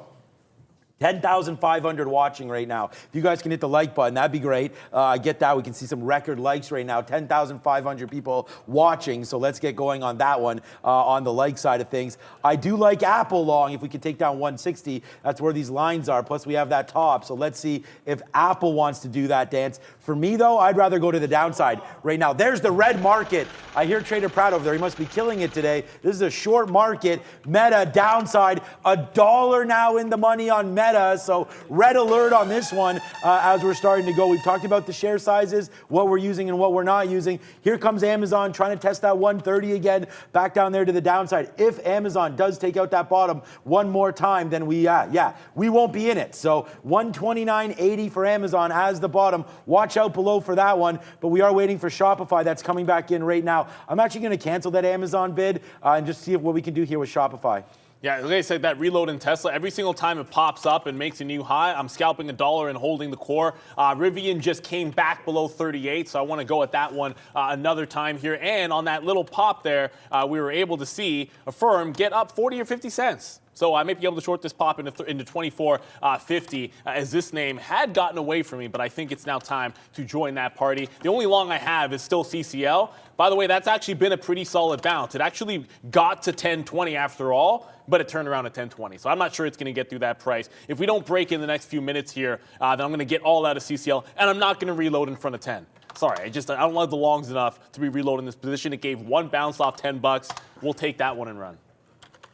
All right, I mean, NIO is really strong here. Meta is just absolutely collapsing. So we go WTF on Meta here, down to 158 and change, and still making more lows, man. That was one hitter there, right there, no doubt about that. Our best out, 159.25, as that's starting to go to the downside. We did take a piece out on Shopify, obviously. I'm thinking I want a lot lower on this name. We just got right there 60, 57s or so. Wow, okay, now it's up to 75. So, all right, yeah, that turned around pretty quickly for us on that. That was a key level to watch out for, I guess. Anyways, 32.50, the same level we shorted there, it just bounced off of. So let's be careful with this. If it does break above 32, we're out on Shopify. But again, as long as this market keeps going to the downside, I like our chances here to cash in on Shopify. So we're going to hold that one just to see where it goes. We are long Amazon as that's starting to come back down a little bit. We did just take a piece out at 65, but now we're trying to average into that against that bottom. I have canceled my position on this name. I mean, I just took it, but I took half of what I wanted. Just like Neil said, I don't know if digging into longs right now, that's not. Yeah, I don't know, man. I mean, you know what? It could turn out, and I think the NASDAQ is bouncing here. So, it's bouncing off the bottoms. It wouldn't surprise me if we do start going back up to the upside. I just don't know if this is the right time to dig in yet on that. So we're going to wait for it. Shopify is kind of funny because it's starting to go back up to the upside here. I guess we just should have stayed with Meta on that short side, which we are, but let's see where it goes. Give us another name there, Brendo. Some low float names starting to pop up, including this one, KSPN. 1.39 million shares on the float of this. 20% just taking out the highs here. No news on that one. Oh, no news. Yeah, well, sometimes when it's a low float, that is the news, right? Like, that's the catalyst. It's the fact that it's a low float. So we'll got to watch out for these when they make these breakouts. And, 350 is probably going to be it for that stock. I just finally got into a firm, so I'm shorting that pop. Maybe it's the last time we take the reload on Tesla, because every time I look over, I look at the NASDAQ, and I see it's not breaking back up. I see it's not challenging 12.5. I see the ES even in the bottom channel 40.40, and then Tesla just keeps sort of churning and looking all green here. It makes a fresh high, and we'll just get out of that one. I'm now back into Rivian, which is retesting 38.5. So that's heading back into the upside. NEO is starting to come back in, so it's about to put us short. The pop is going to get put to the test right here, right now. Although I guess I haven't gotten, I didn't get another fill in NEO. It needs to come up another couple of cents there for me to get some more shares of NIO. But either way, still in the same names, Tesla, Rivian, NEO short side, CCL long, and Affirm is the new entrant to my shorts. Looking for something that I like to that long. Oracle, for all of its strength, that actually just pulled back below that 79, so it does not maintain that breakout. So I don't even like the long unless it holds above 79. I'm looking for something that I really like to that long side. I'm close to thinking Tesla could just be relatively strong, but it's down 3%, and it's so far away from that 300. I don't know. I'm gonna back off from chasing or getting into some of these longs just yet. I think the short thesis is worth hanging on to on a day like today. Yeah, I have too many shares here on Shopify, so we're going to get out there and go to the downside on that stock, because Shopify just breaks it above 30 there, 33. So we get out there for L on Shopify. Yeah, could still be the short, but there it goes, trying to break up to the upside. We do have a little bit of a long there as we turned it over on that long, but there goes Amazon right now. We'll make it all back with Amazon. It's all good, but there it goes nicely back up to the upside for Amazon as we did buy those bottoms, so all good on that one. There was a name that I was just looking at. What was it? There, let me go back. That's still Shopify, still Amazon. There was another one there. Oh, no, it wasn't Starbucks. I want to look at NIO because that was one that was super strong into today. It's not even down really, so if you want to go long on something, I think NIO breaking through this 2140, which is the 200 period, that could be something as well. I'm going to just get out of Shopify now. We did flip long. So that would be fine, but that's just an overfill long. So we'll take a little piece out there for a win, but it's not like it's much of one. Maybe Meta does turn around here. Let's just get out of these shorts, put the dollar in our pocket, and then regroup and try to find some bigger trades here. So right now, Meta, I'm going to bid that out if we can get it. And there we go. So nice little out on Meta. Yes, sir. That one was on fire. $1 there on the last piece of Meta, Brendo. What's up? Big spike volume-wise on Peloton here. Back to the upside, guys. There's once again Nike rumors floating around online. So a ton of volume coming into Peloton. Ooh. There we go. There we go. That gets spicy on Peloton. So I mean, if you want to look, whether it's true or not, I just got out of Tesla. I said at some point, if it keeps on testing that high, I got to be able to get out of it. And it just made another fresh top there. I'm still looking for a long in Oracle. I'm going to take that one if it gets back above that 79. But Tesla now churning toward that 300 level. Looks like it does want to make a test. I mean, Tesla might be down 3, but it's been relatively strong. Should have had that 92 long. Don't, obviously. But Peloton, it could look. It's just sometimes it's about like a squeeze. I'm long 10 in front of CCL, and Peloton's about that same setup. It's giving you a 990 bottom and a 10 long on a potential squeeze and a rumor here. So that's more of a trade off those levels. I just like fundamentally a little bit better to try long in something like an Oracle, which at least gives you those earnings. And the guide wasn't great. It was what Larry Ellison said about stealing some clients from AWS that I think got people excited. But that's now reversing. It's not even coming back to the upside. I want us breaking out. I don't want us pulling back. If we're dipping, I'd be looking at 77.5. 720. I told you we'd make it all back on Amazon, and there it is, a nice little move back to the upside there for us on Amazon. We didn't make it all back, though, so nothing going on there. Meta to the downside as well. I want to look quickly at Google. That could be a name that I take for the long side here at some point as well, if we could take down this 107.20 area. But, again, I don't know if it's long is right yet. Still trying to find some opportunities. I think the short is really what I need to look for. Names that have bumped up now that have come back down. The name that I did want to talk about quickly before I go over to Brendan was Palantir. Just because we said a lot of these slower names are starting to get going again, here comes Palantir right back to these levels. You're down 5%. Maybe this name wants to go upside as well, trying to bounce off this 760. If we can get above the 763, 764, I am going to punch long here on Palantir. What's up, Brendan? All right, Holdfest on a little one. NRBO, no longer little, but 1 for 30 on the reverse split. That's the wrong way if you're an investor. 61% halted multiple times here, guys, back to 27 bucks after it was trading below $1 yesterday. Yuck. I should have looked at Vinco Ventures. That was the other one that I wanted to check for a potential long. I finally just got some more of NIO. I've just added to a firm off of these lows as well. That's going to hold that bottom end of the range. You're going to see 40-40 just break, and this is what to watch next. Like, we're still bottom channel NASDAQ. If it breaks 1250, obviously that's going to be a big breakout, but you're still holding the bottom end of the range. You ask yourself, I'm looking at these names, try to get back in. Like, what is dragging the NASDAQ down? Here's your answer. These are the chips. Not much of a bounce in sight. NVIDIA's still on the low at 137, so you want to know what's relatively weak and not trying to bounce. I'm seeing squeeze names catch a bid because shorts want to cover them, but that's not happening at all in the chips. These are still hanging on to these lows, which brings me to Intel. If it gets to that 30, we're still going to be on the bid of that, but understand, relatively weak across the board. NIO, I was just able to get a bit of a reload there, and just to add to NVIDIA, 137.01 is the low. Watch out for a 137 break. NIO just got that reload. It does not seem to want to break out this 2140. This is where we got in originally. Only been shorting this level on NEO. For now, it's going to be holding and working out, but at some point, it might break its back.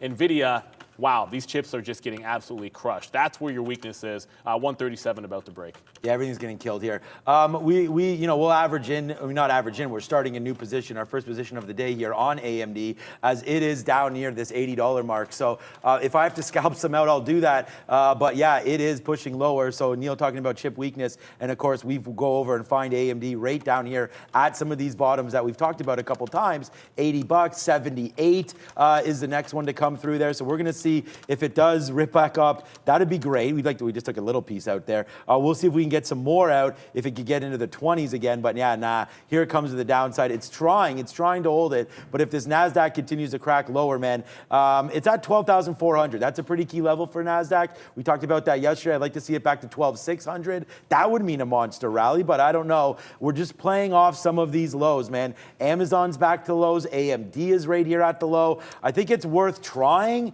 but yeah, this is a risky spot here for the NASDAQ as we're trying to push again near those day lows. Good little out there so far on AMD, but it is still hovering around. We just got a 20 offer. We're long at 13, so we're just scalping this out for like little pieces, but here it goes, man. A breakthrough 80, and we're gone on this name. What's up, Brendo? DraftKings making a move back to the upside. There was so much to look at, obviously, with the number at 830. Here is Amazon selecting DraftKings as sponsor for the Thursday night football that starts on the 15th, as we said, pre-market this morning. So big volume back to the upside here for DKNG.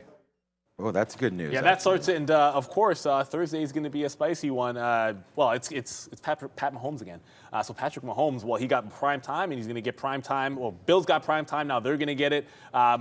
Look, I like the story on DraftKings. Ultimately, I still think that space needs consolidation overall. Rivian just tested. I was just on the bid in front of 40s here, trying to catch some on a reversal of downside. But one thing that I should have said just a couple of seconds ago when I was talking about the chips, you want to make a case for us getting a huge rally to the upside. I think that case would be if the chips join and we just bounce. So that 137 never broke just now on... What the hell was that wick? No, sorry, it didn't break. We're still above 137. That was just a bad wick. If we break 137, obviously, NVIDIA could come down pretty heavily here. I'm looking for the short break, but if we hold this level, the chips could participate in this rally. Rivian's starting to come back in. I want to take some out there. I just got Peloton long in front of 10. That's like the CCL. Like, it's just if it breaks a fresh low, I'm out of this thing. But I like that bounce. It could squeeze. But NVIDIA 137 or any of these chips holding the lows would be a good sign. I'm still favoring the short, however. The thesis isn't gone for me. Yeah, no, it shouldn't be. I mean, the short is here. The NASDAQ is at the bottom of the day. If you've held any shorts right now, you are cashing out, which I am not because I don't have any shorts. We got out of Meta. How silly was that? We got out of Meta at 159. It just touched 158 clean there, like 158 teens. So that was a big move down to the downside there for Meta. And that 158 is also pretty key on Meta. I don't know where my 20-minute chart is. Hopefully it opens back up here again for me as I just open that up. But there's Meta comes. That's the market, so hold on a second. I got to get Meta going. It just came right down into that 158. I was looking at it for a possible long, but as you can see, there is lower bottom there of 157. So it's like instead of sitting there and catching that sword, why not wait to see if it does retest some of those very bottoms? But who knows if that's what's going to come into play or not here for Meta. But there it is right there, 158, 157 as a possible bottom there. So to bottom pick this name, yeah, definitely a little risky on that. AMD just keeps on going up and down. I mean, I don't really have too much of an opinion on this one other than I'm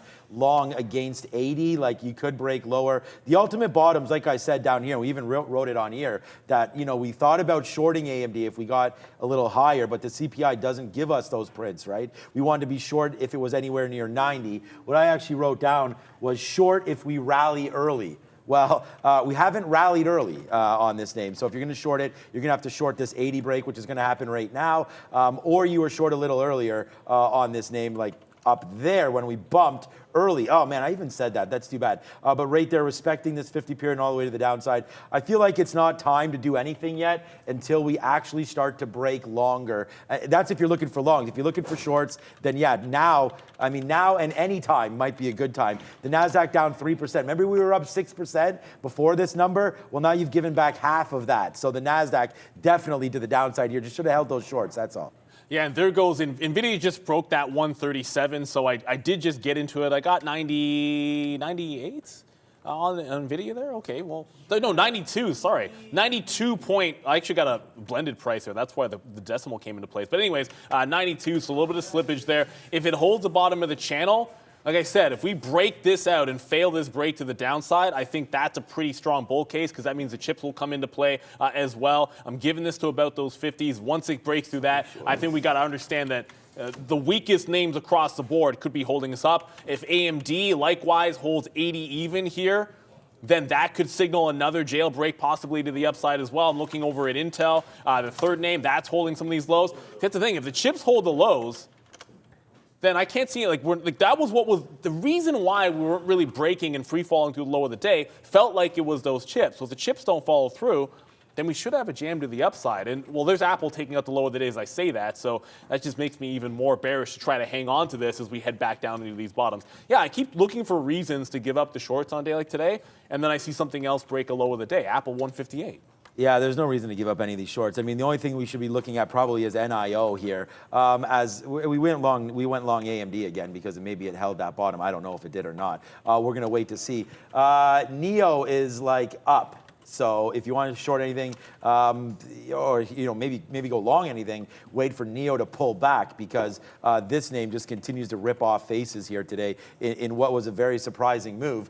Upside for NIO. We did talk about the upside though. It didn't get low enough, man. We were both waiting for near that 20. Got as low as 20.75, but here we go, man. The market continues to make moves to the downside. So let's go over to Brendan and see what's happening now in the broader markets. Hey guys, yeah, brought to you by scans.com, all-in-one stock scanning news and alerts platform built for day traders. Effortlessly identify the best stocks to trade every day. Go to scans.com. Check them out. QR code on screen. Here we go. Ugly board to show you today. NASDAQ Composite and the 100 leading the way. 3.4, 3.28 for each. Russell, 1, 2, 3,000, all 2+%. Same story for the S&P and the Dow. Pretty ugly right across the entire board following this number. However, bright spot, Oracle, as we've been saying, still 0.7. I mean, it's off the highs significantly, but still holding 75.5 was support initially at the open there. Huge volume on Oracle off earnings. I was wondering what was going to happen to Coinbase today. Bitcoin not really bouncing at all. This tried a couple of times to get back above 76, failing again, though. Coin back to the downside as well, guys. Back over to you.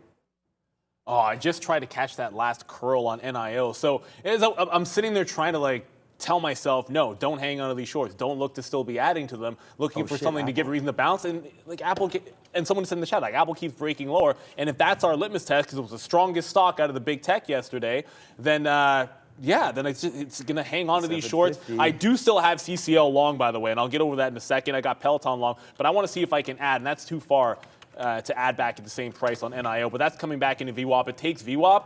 I'm going to start bidding on this thing because 21 looks like it could be support on NIO. So if it holds VWAP, I got to respect the strength. The other thing to look at in some of the Chinese names is I'm watching like Alibaba's on the low of the day when I go to my quote board. It's like that's still relatively weak. That's heading into these bottoms. I'm just seeing all kinds of signs that we should be heading lower. NVIDIA, I said if we could hold that bottom on the chips, and I apologize for some of the wicks here on NVIDIA. It just broke now that 137. It's only at 136.5. It never got down to 135. But if we could have held that bottom, that would give a bit of a bull case to this market. The chips catching a bid. But now 6% to the downside. I mean, that first $0.50, maybe I should be taking some of this out on NVIDIA because it's slow churning. So I'll try to ring the register on that. I'm not really taking much out on these shorts. I'm trying to hold for a heck of a lot more because it feels like we could have one of those 4% type days. We're 3.5 on the NASDAQ, and the chip's now giving it up. Peloton, that bounce off $10. It got me once out at 10.10, sorry. It's now back at 10 even. This takes a low. I'm out of here. Like, I'm not trying to hold Peloton through the low of the day. I'm just thinking you could have had a little bit of a bounce and potential squeeze off of that Nike rumor. It's not even real news, right? Like, it's just a rumor of Nike again. And then CCL. This is the other long. And look, there was nothing scientific about it. $10 round number, failed break. It actually broke 10.20. I want out of this. The market's making lows, and this is back up to 10.35.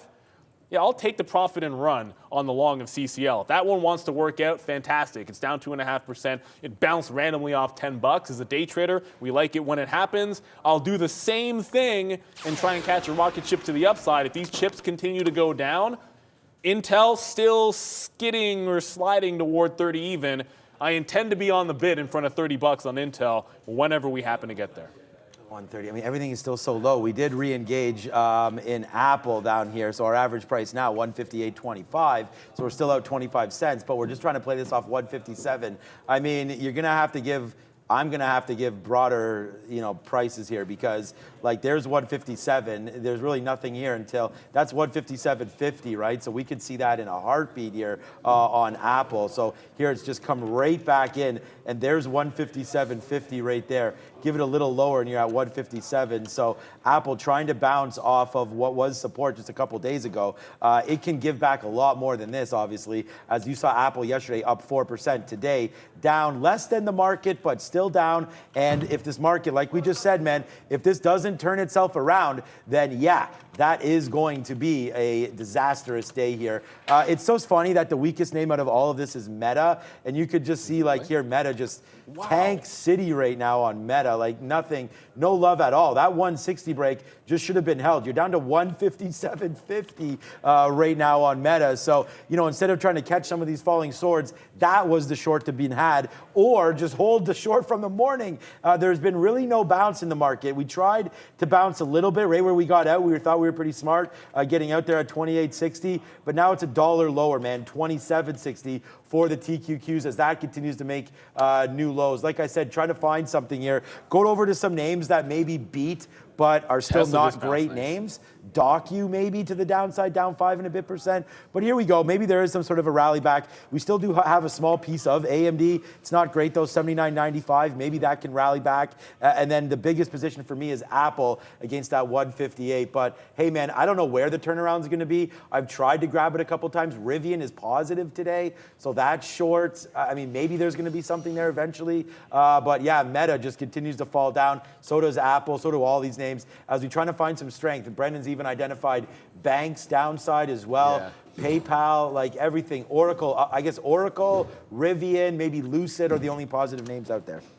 Yeah, some of the EVs are pretty strong. I want to get to Tesla in a quick second because that just did a wick top. But 4,000 on the NASDAQ, sorry, 4,000 on the ES, obviously. About 20 points away here. We have a chance, and that would be a big support level. So if you're still looking for support on the futures or big levels on the futures, now that we've taken out a big level on the NASDAQ, that 4,000 should loom large. This is what happened to me on Tesla. There's your wick top.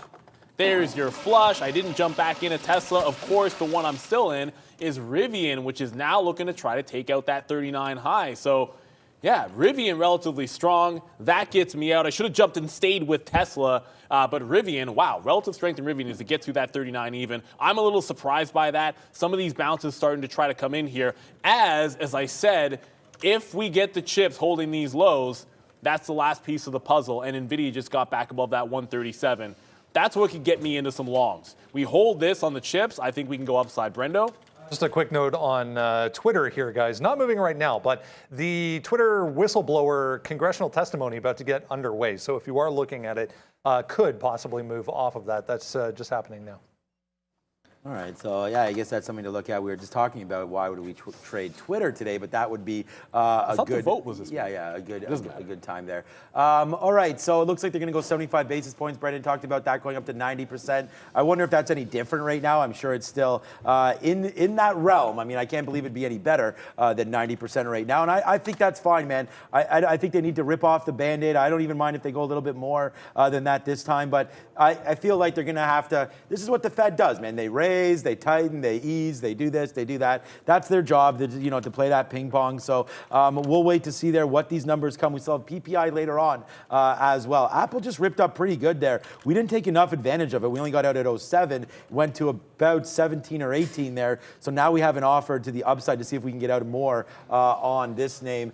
And I'm still looking for other strong names out there. Like I said, I think NEO is a good one. And then honestly, Lucid, breaking some of these levels isn't horrible there. Like the 1630, if it takes it one more time, it just did it and fell back down. But this name, I said it was positive, it's not, but it's really strong here. Some of these names are still at the bottom. I mean, we've talked about them all. This is a nice little move back up to the upside. So Lucid strong, and then and I know Neil's on Rivian. I haven't paid for shorts, but this was actually green when I looked at. So look at that, bang! It just turned green. Yeah. Just turned green, yeah. A 0.32. So a big move upside for Rivian. Was not expecting that one either.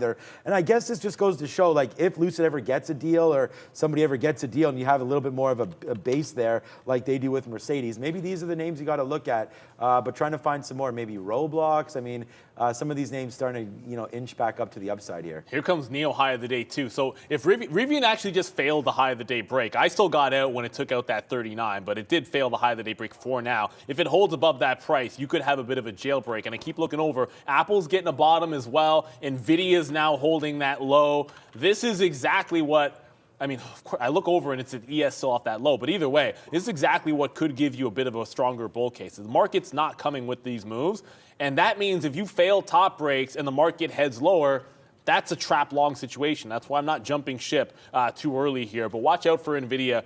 If it holds that 137, I think that's going to be a big one. You're talking AMD. It's still below 80, but just barely so below that 80 mark. Neil's starting to get off those highs. This is what I mean by NIO. I'm sitting here not even trying to bid anything out till it gets down here to 2120, and you're retesting these highs. Neo gets through these tops, and there's only one place for it to go. I'm looking over at names that are in the bottom, like a BABA, like you could maybe potentially go as well. But if you fail these highs, I don't want to get trapped. I'm not going long anything at the high of the day on a simple breakout when the market doesn't want to bounce. That's the thing I won't do here. I'd rather just sort of stick with the thesis as I look at these chips. Maybe I should be doubling down on the chips and trying to find more shorts there, because these Lucid, you can come over to that one as well. They're just showing some relative signs of strength. Actually, maybe not so much Lucid, but Neo, Rivian, Tesla even catching a little bit of a bid as well. And I watch out for that weakness in the chips, guys. I just feel like we know what's weak, we know what's strong, and the chips are weak. EVs are trying to go to the upside, but as I say that, I mean, Tesla has a wick top, and I'm out of that one. If we actually hold below 296, I should just be jumping back into the Tesla short. The thesis isn't done. We're at 1010 here, and look at what's actually happened here. I don't know. I'm not giving up. It's worth having some of these unless we actually break and hold above these resistance levels. If Tesla's not holding 96 bid, 50 cents worth of risk, 60 cents worth of risk, that's not bad. Brendo?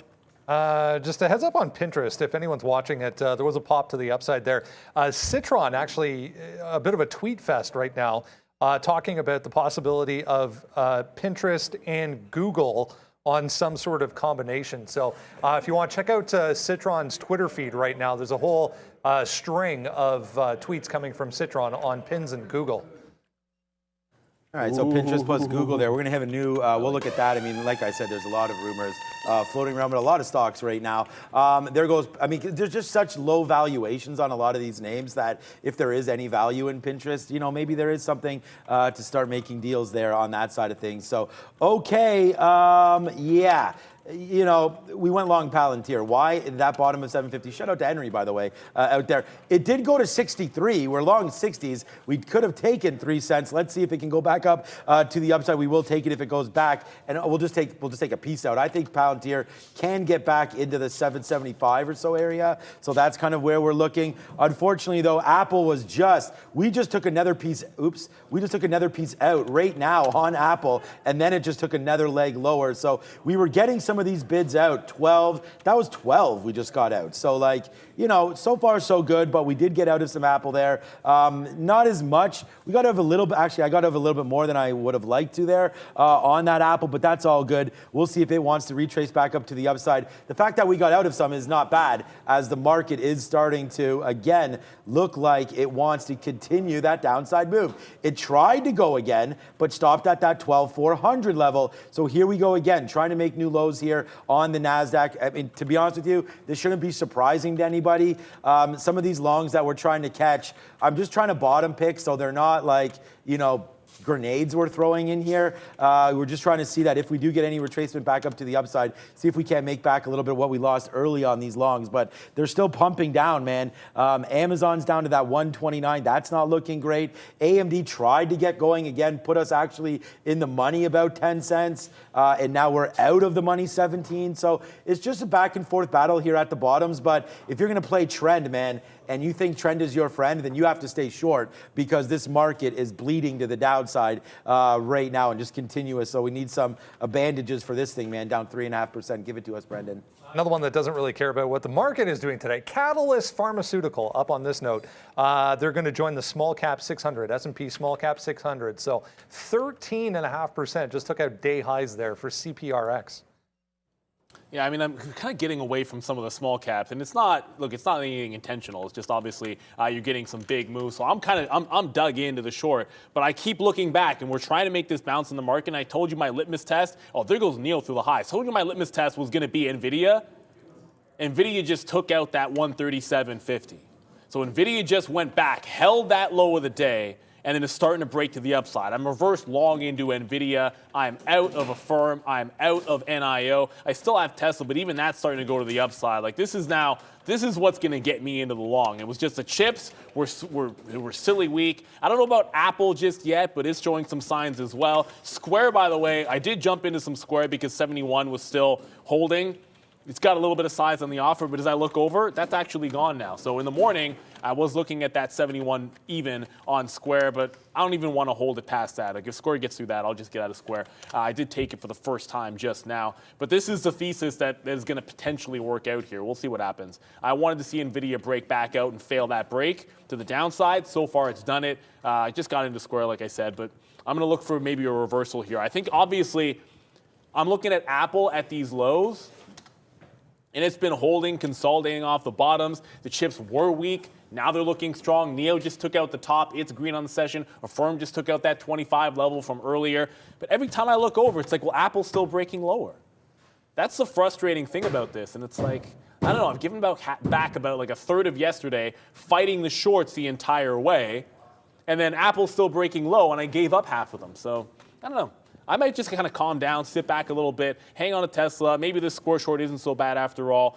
NVIDIA off the low of the day, I'll keep. Peloton off the low of the day, I'll keep. And we'll go to Brendan. I said it could possibly move Twitter here, this testimony. And sure enough, guys, the opening statement, and I quote, "I'm here today because Twitter leadership is misleading the public and lawmakers." So nice spike to the downside there on that note for Twitter. Yeah. Okay. Oh, so yeah, good on Twitter, I guess. For that, we'll wait to see. I mean, I don't know. The judge is going to make the decision there, and I just think you trade it when there's a little bit more going on. But yeah, nice little move there in Twitter. Like I said, we're long at 60. I mean, whatever. I took out like 3% or something at 62. I mean, I have a decent sized position. I'm thinking that this thing can go. So let's see if it can, man. My next offer, I have some at 63, and then we're going to wait for 65, and then I think a blow higher than that would be real nice. But again, I don't want to be we've lost on the longs trying to pick some bottoms, right? So when it goes back up, even though the market is still trending to the downside, I feel like it's prudent to take some out when the market does spike up a little bit. So we're going to continue to do that. We did average into Apple down here, so we were out 30 cents on Apple, back down into that 157.50 area. I don't think the longs are right here, so I'm just trying to wait to see what we do at 157 there. So that's going to be something. We indicated NEO, man. I mean, there's names that you need to go long that have been super strong. Like, it also wouldn't surprise me, honestly, if NEO was the other way because it's just been so great. And my thesis was actually wrong. I was like, okay, NEO's been going up so far in the last couple of days. It's up 30% in 4 days, this name. So it's a monster move upside. And I just could figure that, hey, maybe today was a reason for it to pull back down. But no, they're doing quite the opposite from pulling back down. They're actually taking out yesterday's highs and now just cruising, man. You breaking through 22, and NEO's like, what CPI number? Like, there's nothing about that. Obviously, CPI here in the United States doesn't seem to be affecting the Chinese automotive market as this just continues to make those moves back up to the upside. Yeah. Eamon Jabbers now, Twitter whistleblower.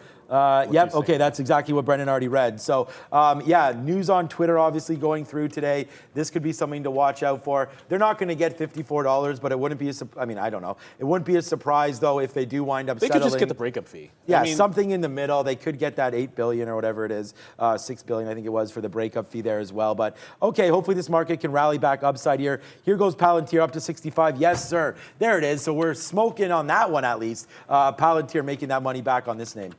Yeah, and Square just took out that level to the upside. Watch out there. So Square just took out that 71, reversed into that one to the long side. NEO, why did I just get NEO? That's not the one. That's not the one. Forget about NEO. Square, like I said, just took some of that one out there. And Apple just reclaimed the low. So if we're going to make a bottom, Apple just reclaimed 158 at the bottom. I'm going to take this one off for the low of the day here. Obviously, you've got a 157.50. Market's trying to make a bounce. It's not going to do so without Apple. It's just not going to happen. But watch out for that 157.50 here on Apple. That's going to be the level. Yeah, that's where we actually went long on Apple down there as well at 150. Well, here it comes right back down in, though, for Apple as it's cranking lower, lower, lower. We have that bid, though, down there at 157. So that's a level for us that we've looked at. But here it comes back down. I think it's worth kind of like averaging into Apple on that downside. But maybe we go upside now, and we'll have to wait to see where Apple goes. But it is a nice move back to the upside here for AAPL. We'll take a little bit more. But here, again, we might have just bought the tops there on Apple, right? Because like it just bounced off the 50 period right there. It's why we got some out of Palantir as well, as Palantir now starting to rip up to the higher side here for PLTR. So this is going to look like a nice looking trade for us now on Palantir. So far so good on this name. That was a good little buy down there. We'll take some more out if it does give us those 66s, and then we'll look to see what happens from there. But so far so good here on PLTR. Let's just see where we go. Hopefully we didn't get some 66s, and then it tanks right back to the downside. So far not so good here on PLTR, but we're waiting. We'll wait for it. And then AMD came all the way back to 80 as well. A name that got jiggy with it that we should have probably faded there was Amazon off that 129.50 bottom as well. So lots happening here, but not great action. So we'll have to wait to see as Palantir just came all the way back down. Damn it, I thought that one wanted to go. Yeah, and I'm looking, someone's like saying, where do you think NEO should be shorted? I think, well, really, he just got to 22.25. Obviously, and that's this Apple thing, right? I don't even have yesterday's data in my chart. I just got through that 22 level. It would have to fail that breakout, I think, to even think about shorting this thing because of how strong it's been. But you can look to little kernels of, I guess, hope if you still want to hang on to that. I gave up the NEO short. I gave up the Rivian short as well when it took out that 39. But a failed break at that high of either of those highs, that could be your turning point here. I just went over and said, okay, we'll have a quick look at Tesla.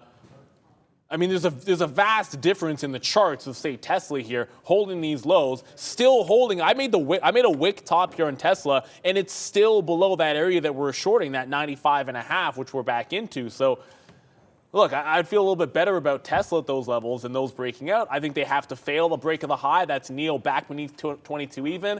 That would be that'd be Rivian back below that 39 level. And maybe if Tesla can hold this short area, then that can make those two things happen. But they're so strong relative to the rest of the market. Like I sat in those saying the market's going down. Those have gone too far. But you can't give it everything away doing that. Some small caps that we got to pay attention to. Brendan's got them for you at the big screen. And your small cap recap. Hey guys, yeah, brought to you by Chart Prime. They offer top-notch indicators that automatically find chart patterns, support and resistance zones, and pivot points, and so much more. Check out Chart Prime today. Here we go. AKRO. This thing is wild. Going to be a red name for me, unfortunately. I got pretty stubborn with this, with a little too many shares. After the long worked so well in the pre-market off of the CPI number, got back below that 28 number or 28 level and started to fade. So I was looking at or trying to get short or trying to be short on this. Tried it a number of times with too many shares and got caught a little. But back above 28, back long again. We'll see what happens now with AKRO. This thing, as I said, pretty wild. ETNB, another one that's kind of grinding here, not really doing much. Sideways in a channel, 720 and then 750 above that. Might need a test higher before we get the actual fail back to the downside. But a couple of scalps worth on ETNB, guys. Back over to you. Yeah, and like I said, like that Tesla just started to roll over once again. So maybe this is it. I'm looking, Neil's back below 22. So yeah, I can see myself jumping back into some of these. I just took a buck on that Tesla as we'll try to claw some of it back here. Affirm, that's another name. Look, Affirm made a top wick there. It just wick off top to 25 even. So you're still bottom channel in this. You're still trying to hold the lows. You're still below that 25 and a quarter. Now the new high there. And as I just said, NIO, back was at 21.94, so back below that top. I had an accidental long because I had taken some profit out of NIO at 21s, so I had to adjust my stop order there and did not do so. So I got out of that long pretty much instantaneously. Didn't want to actually have it, but back below 22, if it holds that offer, I think it has a chance that it wants to go to the downside. But remember, Apple is still going to be my litmus test, and I still have Peloton, a few Peloton shares. We'll get to that in a second. But Apple still holding the low for now. It breaks 157.50. I guess the shorts are going to start to come in here for sure. Just jumping back over to Peloton, I don't want to ignore this one. We bounced off a 10 even. It got to 10.20. Now it's testing the low. Peloton breaks the low. This was a long off that Nike rumor, bouncing off the low of the day, man. If it doesn't hold that low of the day, let's just forget all about that one. I don't want to be sitting there caught in that Peloton if it's going to break the low. I think it's a pretty weak stock overall, and I don't want to be fighting it too far. But I think NIO is going to be the one here. Like if NIO does ultimately fail this break, then there's just so much room for it to come back in. This was the trade that I make on the breakdown at 8:30 when the number did drop, and I was shorting that same price until it blew up. But if we fail this and can't bounce off the lows, NIO has a long way to fall. So I don't want to only be in Tesla off these levels. I got to look back into NIO here. It's doing a bit of a battle. Like I don't think it's actually. Like the sellers haven't won here. I got the 13-minute up. That's what it looks like on the 3-minute, but I want to keep that higher time frame up.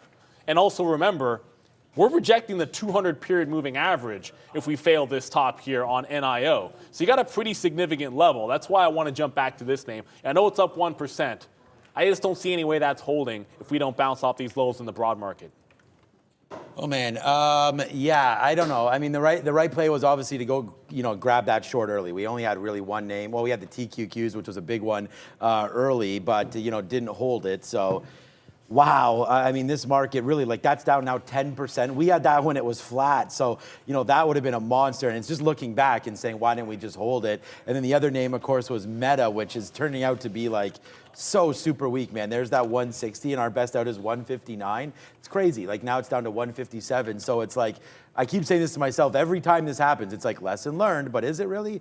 I mean, now we're still trying to catch some of these falling knives again as the NASDAQ just retraces right back down. I mean, I think we were just sitting here a couple months ago, and the NASDAQ was down 4%, right? So, I mean, you're going to see that again here today, it seems like, as it just keeps on pushing. And once again, why I zoomed this out was, that's a 50-period rejection. That's a 50-period rejection. We just rejected the 50-period again. So, yeah, man, I mean, there are some downside pressures here in the market. That is for sure. As if that fly goes by me one more time, then I may have to do Mr. Miyagi on that thing again. But no flies were hurt last time, and I'll try not to hurt it again there. But get out of here, as it's just dancing around us here. But okay, so Palantir AMD, like the AMD trade is very, very small. I'm actually not really doing anything with this one. I wouldn't mind seeing if AMD fell back in a little bit more. But again, like it's just about catching this sword. Like AMD needs to get into 79, 78. Like,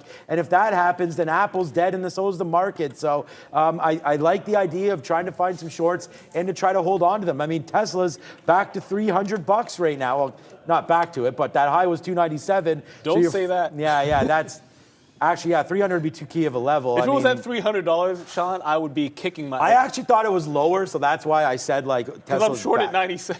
Okay, that would suck. You're short now. Okay, yeah, well then you would know that better. Oh, by the way, just this NRBO. If you're long this thing, we say it every single time. There's nothing wrong with taking a little profit at some point. 160%, and already halted a few times here. Yeah, you just don't want to get caught not having getting paid anything when a stock does this. Like, this is getting out of hand. It could see $50. I haven't even checked for pay for shorts because I'm sitting here trying to work back into some shorts in names that might follow the market as the market's on lows, and this is happening again in NEO. So I'm shorting this cluster on a fail break in NEO, and it could take out the high one more time. So that's why I'm not really looking at NRBO, but 160% and still trying to go here. Watch out for this thing. Just be careful if you are long.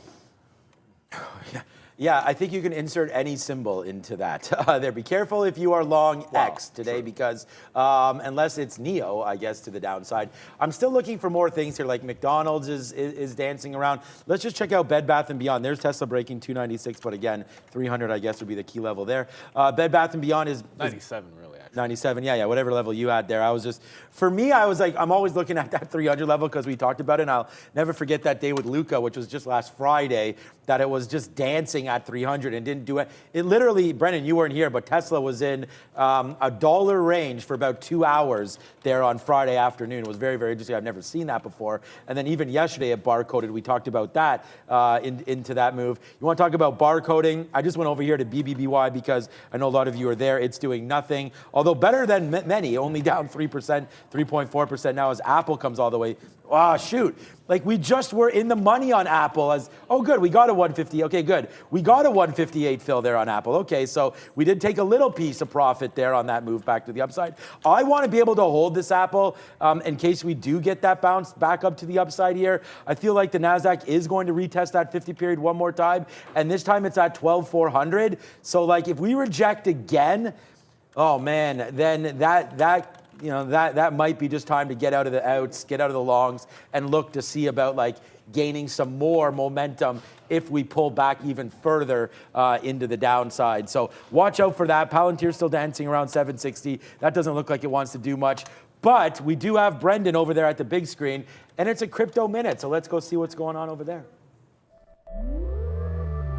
No bounce whatsoever, guys, for Bitcoin so far today. Yeah, we mentioned yesterday that the CPI number also going to affect Bitcoin and the crypto market. So downside initially, as we showed you with the chart, but no bounce whatsoever. It's not good. Here's the big board. Shout out to Binance for this. BTC 5.3% currently. It's actually Ethereum faring a little bit worse, 8 and change percent to the downside, back to 1,600 and change here for Ethereum.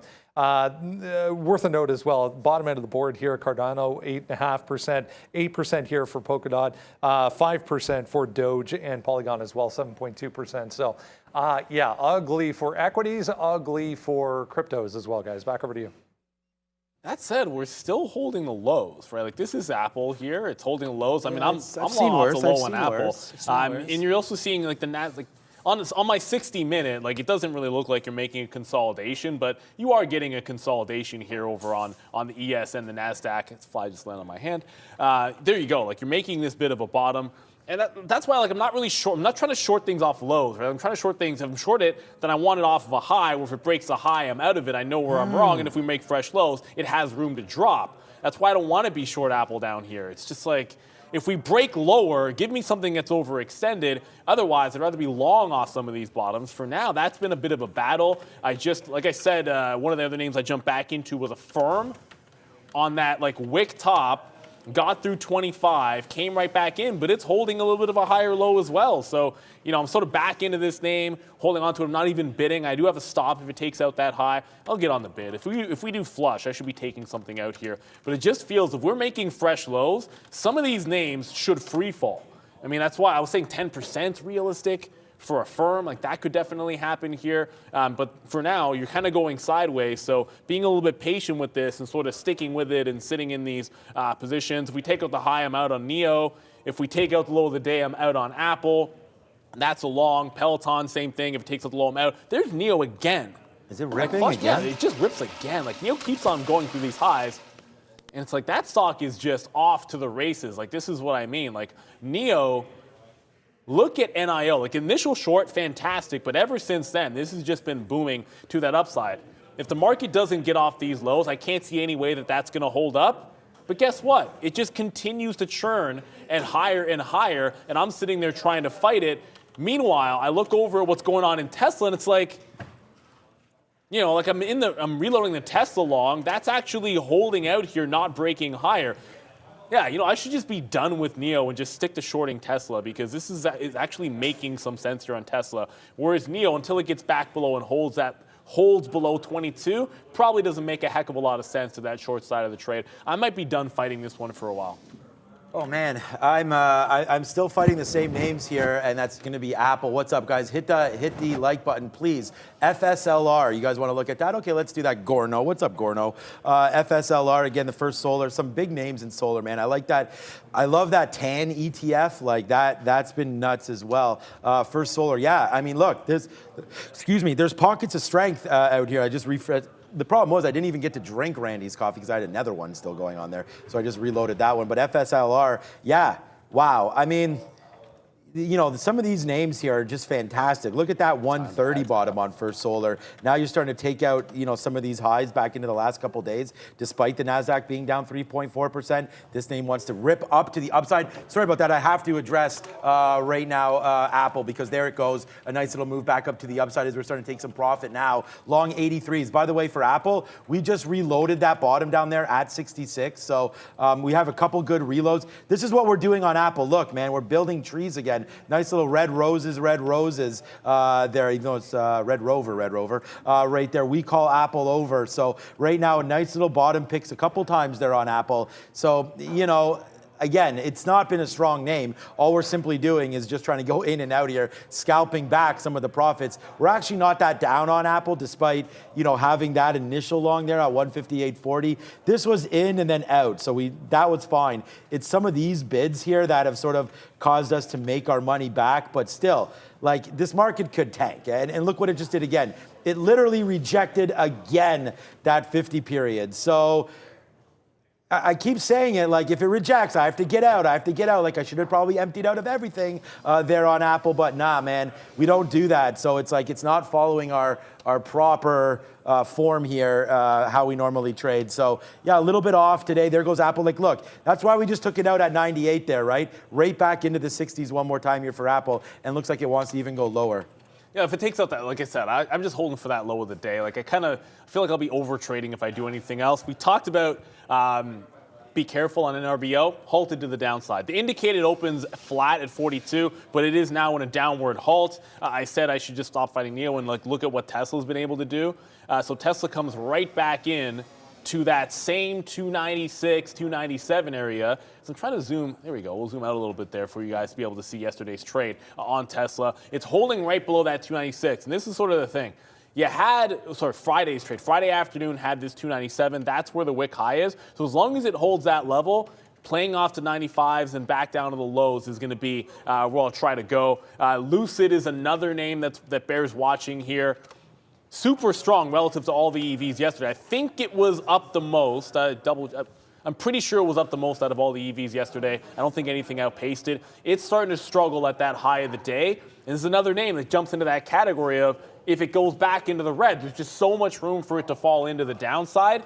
But I'm going to acknowledge here, I'm not in it short right now because NIO just blew me up.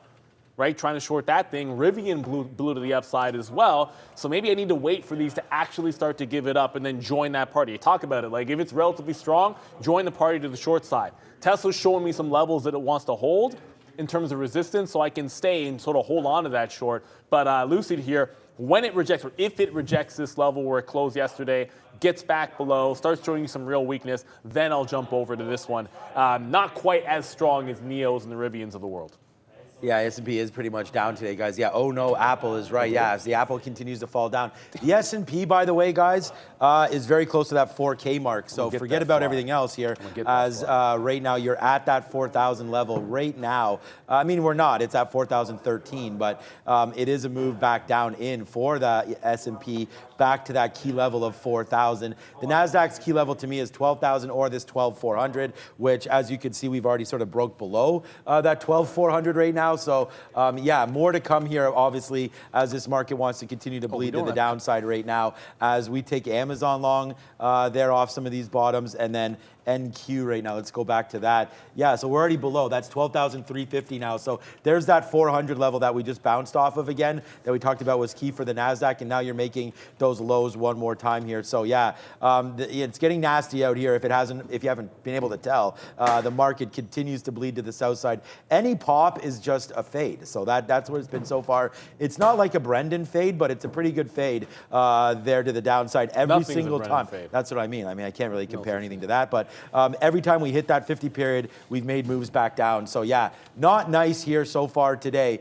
as this market continues to make new lows. And if you're long like I am, then you're in trouble, and you're in trouble pretty good. As Apple trying to make new lows here, well, it just did make a new low. So we bought some 50s, but it's coming up to that 157, which is decision time on AAPL. Yeah, and that's sort of the problem. Like I'm in Apple. It's the only long I got.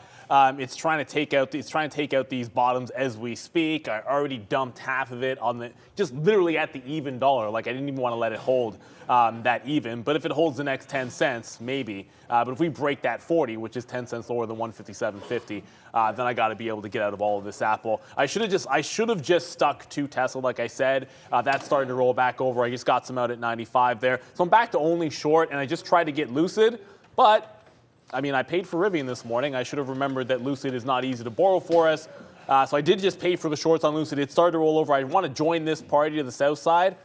I don't want to chase it too far, but this never took out the high of the day. That means it's going to be all systems go. If we retake these lows, I'll then try to jump into some Lucid. I still have a firm that's actually working as well, but at this point, I want to see if we can't build into something else, which is at these highs and failing. As we go to Brennan for Sector Watch, oh, there's a couple of things that are green on that board. I mean, I know NIO's up. Solar. There you go, yeah. Let's go to Sector Watch, the big board, see what's up there. I have no idea what. I just counted. There's 6. Count them. 6. 1, 2, 3, 4, 5, 6, 7 now. Another one down there. 7 on this board that are green. Otherwise, pretty ugly. 2.85 right now for the S&P to the downside. Financials here, consumer discretionary, tech, and healthcare. So these 4 making up the worst of it right now. And then you get industrials on this side. I saw Boeing just getting absolutely crushed today on higher inflation fears and fuel cost fears. So real estate in the corner there. This is the energy group. There are a couple here green in the energy group, but oil obviously making a huge move to the downside on this number as well. But ugly right across the entire board. Again, tech, consumer discretionary, healthcare, and financials all leading in a broad base, to say the least, guys. Sell off today. Back over to you. Yeah, and now you're starting to get the rollover. So this is what kind of happens, right? I don't even want to. I'll do this one. I'll hit. Oh, I shouldn't have shown Tesla. I shouldn't have shown the car crash. That's okay. Tesla does have that problem apparently. They do have some issues, but it finally rolls over, and this is what should have happened, right? Like you talk about setups, and look, you saw the NIO chart, you've seen the Rivian chart, how strong they are, right? And that's what I was trying to fight short, and that didn't work. But Tesla gave a wick top, which we stopped out. Initially, the short was good. I was able to get 95, 96s, getting some out, 94.5, 94s. Then the reload stopped me out on a wick top. But look at it hold that high. Like, just go back to that. That's a wick top. that's a relatively weak stock, nowhere near the highs of the day. You can short off the level, and it's going to end up working out. But I'm going to show you NEO and how ugly that looks for me. All I'm doing is going back to the 930 trade, which worked really well, and then trying to recreate the magic when NEO's still above 22, by the way. That's how strong that stock is. Ridiculous. And then what's another short that's working? It's going to be Affirm. Notice a pattern here, get wicked out, wick off top, does not hold above 25, reshort that price, and now it's working to the downside. The other names where it's like, oh, it's just going to a resistance level, but it's approaching those highs, those don't work out. The stocks that held the bottom of the channel, those are working out. Sometimes it's not rocket science, obviously, but we make it a little bit more difficult than it is at times. And I'm going to be frustrated over it because I was trying to hold on to shorts and work back into some, and it's like all I had to do was say, on those pops up, what failed those bottom channel breakouts, and just jump back into those shorts. Don't fight the things that are taking out the high of the day. As I say that, I might have missed Lucid by not paying for those shorts. It did just roll over. It doesn't break the high of the day. Now it's gonzo to the downside. I'm not going to chase this one too far. I'll hang on to what I got, see what else might be relatively weak. That NRBO, if you're still watching this thing, like it opened, okay, so it did open back up, and it looks like it opened into a halt to the upside. So it opened back up, halted to the upside, now at 47.69. Looks like it halted. So it touched 50 bucks on NRBO, halted down, came back to the upside, might retake that 50 even. So I guess if you're still holding on to it, congratulations to you. You've got the strongest stock in the market. Not that I think it can last. Obviously, at some point, these things do fall, but hey, it can last more than one day. We've seen it happen in the past. we say it all the time here that we like learning something every single day. Like, I mean, this market, like once it starts to go, there's like absolutely no reason to be fighting this thing. This is Meta. Like, look at Meta on a 20-minute chart. Like that was 170 today. Okay, Meta's down to 156 right now. So it goes both ways. Like you want to trade Meta, you got to be careful about, these crazy moves like what we're trying to do right now. And like right here, I look at this and I say to myself, like, this should be a long down here, bouncing off some of these levels. Like, but there's no love for this. Like it's down now 8% and continuing to motor. And now looking at that 156 again to the downside. So like in what should be, and I'd never hold this for $4, should still hold a piece. I mean, I've done it before on these names, but again, like trying to say, wow, what moves? And the funny thing is, I said this yesterday, like, we're going to have a huge move today, and it wasn't rocket science. The number came out 8.3 versus 8.1. Like it wasn't even that far out. The problem was there's people like me, there's people like you out there that, and some of you are the other way, but we thought we would get a 7 print. Well, it's those traders right now that are having to reevaluate sort of, what their expectations are here moving forward for not just what's going to happen next week on the raise of, and I think it's still 90, right, Brendo? I mean, this would make me think that it's probably gone back up to 100, the Fed rate tool, or close enough. Or if it's not that, it might even be at 1 point now. So, we're going to wait to see where that number goes. And right on tune there. What number do you got now, Brendo? I just broke the page. Sorry, guys. I had that loaded up and ready to go. And then this happened. Let me refresh, and I can show you again. It's exactly what you thought. Yeah, they've actually shifted over. This is the full 100 now coming onto the board here. 18% for the 100, 82. So it's come down a little if you compare it 75 basis point to 100 basis point versus 75 basis point to 50 basis points. So they've even shifted their thinking. Yeah, so there you go. So I think that's, thanks, Brendo, for that one. And that's why I wanted to call Brendan, because I feel like, that's, that is going to be more leaning towards that 1 point rate now for next week. But wow, the market says, I don't know what the market's saying today, other than like, remember when we were down 3.5, I was like, yeah, we're going to go to 4. Meanwhile, I just keep buying. Like now we're down 3.9% and looking like we want to go lower, as the S&P is now 7 handles away from 4,000. So like that's going to be obviously a big marketable event. That'll that would get us out of this Apple trade on a breakthrough 157. But even then, I'm not even sure I want to, like, I guess Apple could be down 5% today, right? And then I'm sitting here like, what am I even doing at 157? So I don't know, man. I mean, we can keep finding levels lower, lower, lower. Like, how low do we really want to go? I can't hold this to 154. Too big of a hit. So I don't know, man. Here comes 157 coming in a little bit quicker than we thought. No relief in sight yet, and I don't think we're going to get it. The S&P has to test that 4,000, and it's doing that right now at 4,006. But yeah, it doesn't look like we want to hold anything here. Here comes Apple right down to 157. Wow, we're only out 75 cents. It's not like a big deal. It's just we've been catching this knife the whole way down, and these last four prints or three prints, we haven't been able to get anything out. So it's just bleeding to the downside here. The play is short, and I should be short. The only names that were short was the early ones, and then since then we've been trying to catch a falling knife, learning on the way down. It's just an expensive lesson. I mean, there's catching a falling knife. I don't even know what the word would be for when you're shorting something that's popping. The upside, like it's standing in front of the railroad tracks. Oh, I have it. We have something for this. Mm-hmm. If I can even, do we have the one where I get run over by the train? I don't know. Yeah, you keep talking, I'll find it. Yeah, but look, I want to talk. I can talk about Tesla being good right now. I can talk about a firm working to the downside, or I can show you what happened on NIO. Like I was short all morning long on NIO, and I actually have the top wick almost on NIO. It broke that 22 quarter. I got out. I said I had to give it up, and now it's back below 22. So this is what. And there it is. And I say this every single time it happens. Under the bus. That's throwing under the bus. Well, that's a little different. That's pretty much. I mean, it's that's like a little different. You're basically just throwing me in front of the market. I think I think it works. Well, I threw myself in front of the market. Yeah. But if I can't find the one you're talking about. When I take a step back and look at this, though, now on my 15-minute, and I kept coming back to this 15-minute because look how strong this was. There's your wick top. There's your hold below. And now it's a bit of a short setup that I don't know that I need to be chasing. I can just sort of stick with what we have here. But sometimes it really just is about patience, everybody. That's why we do this. It's like, it's been a frustrating morning because you saw, if you go back and rewind from about 8:30 until about 10:15, 10:20, I was just all shorting into everything. Like, this is going to work. We're hanging on these lows. Everything looks relatively weak. And then this blew up, and it's finally now looking like a little bit of a short, and we could have hung on to that. I can even show you what's going on in Rivian here as that now rolls back. Well, again, don't short into the movie. Patient, patient, patient. Wick off top, then jump into it. Instead, I was trying to fight it on the way back up, just saying, no, I'm right, market's going down. It ain't about that, man.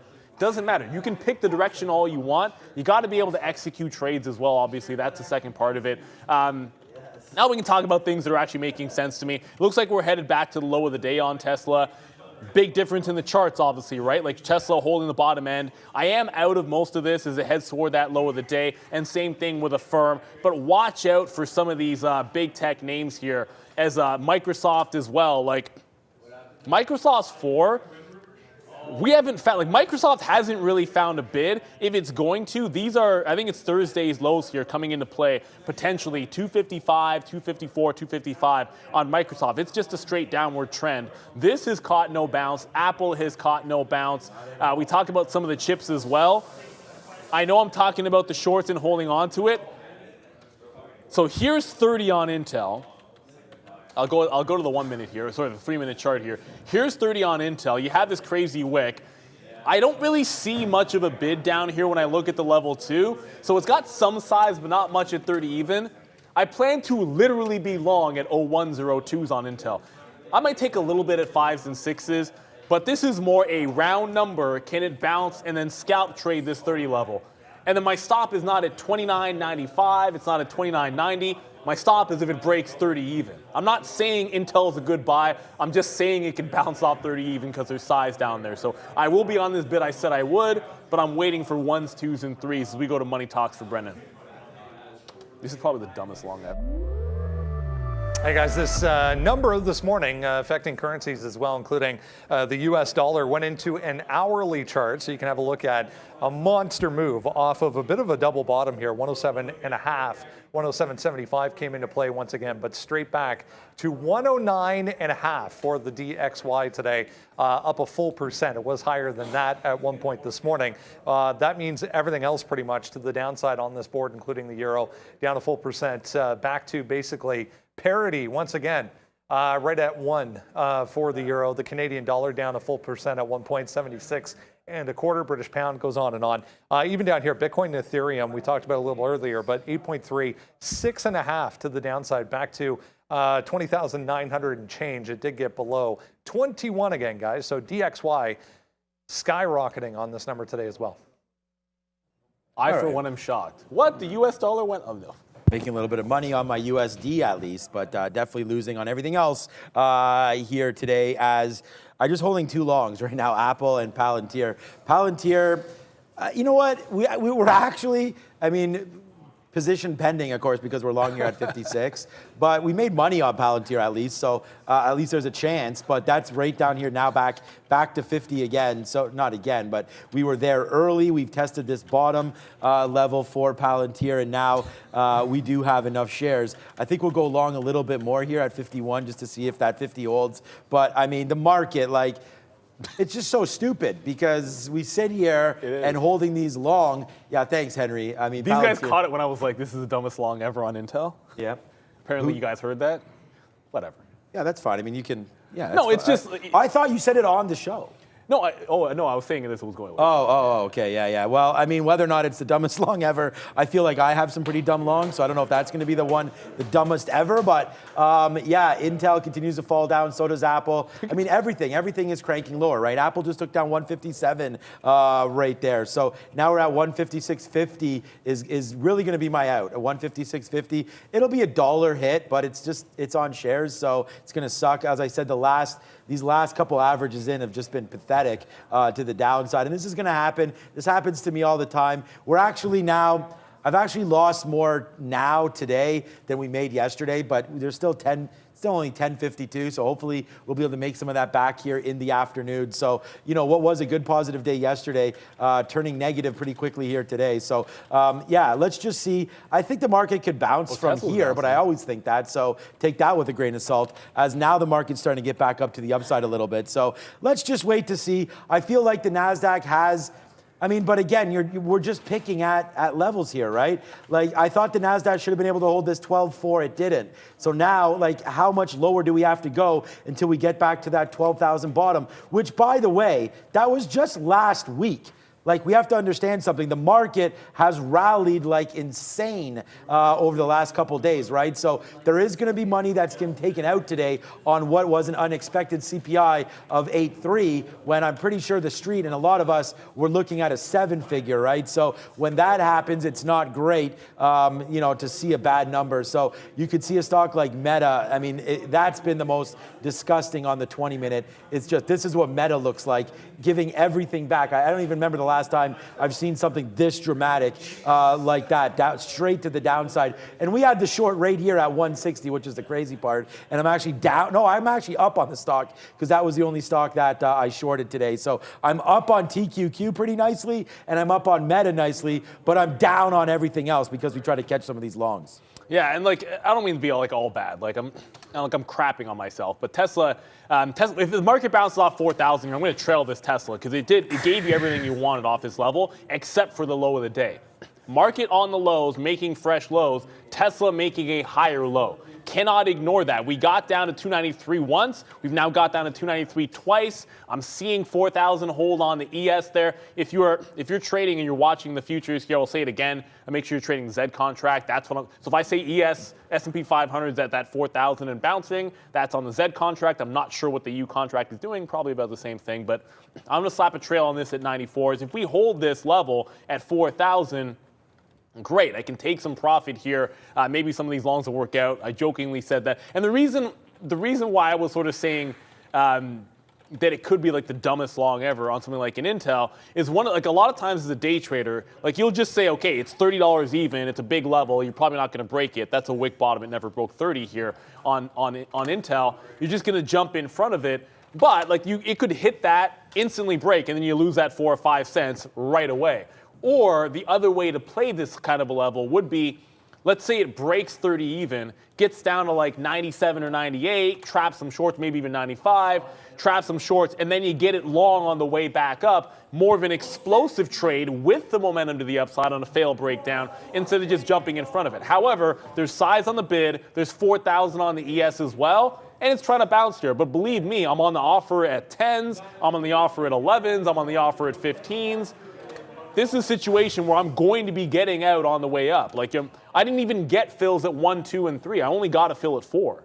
I didn't even get everything that I wanted long in front of 30. So while I'll be on this, just trying to take a move, a slight move back in here, maybe hold some for quarters, but no hero trade whatsoever. This is a very, very tight bounce trade here. And there's my trail out on Tesla. So I can hit it for this. But as much as I can be up on Tesla, remember, I did get run over on Rivian and NIO, not holding on to those shorts. I'll show you the loss first. That's NIO, still actually bouncing and holding at 22 even. But Tesla, that has been good today. Like, Tesla has been able to give you those shorts that you could really dig into. Outside of that one time it broke the high and I stopped out, I was able to jump back into it, not fast enough. If there's one thing I've learned from today, at the moment that I got wicked out of Tesla and could have just jumped right back into the trade, I decided I wanted to still be shorting NIO and Rivian at that moment. If I don't do that, well, I'm green on the day. It's that simple. If I go back into Tesla on a wick top and ignore NIO in that moment, I'm green because Tesla gave you everything you wanted, whereas NIO was ripping faces off.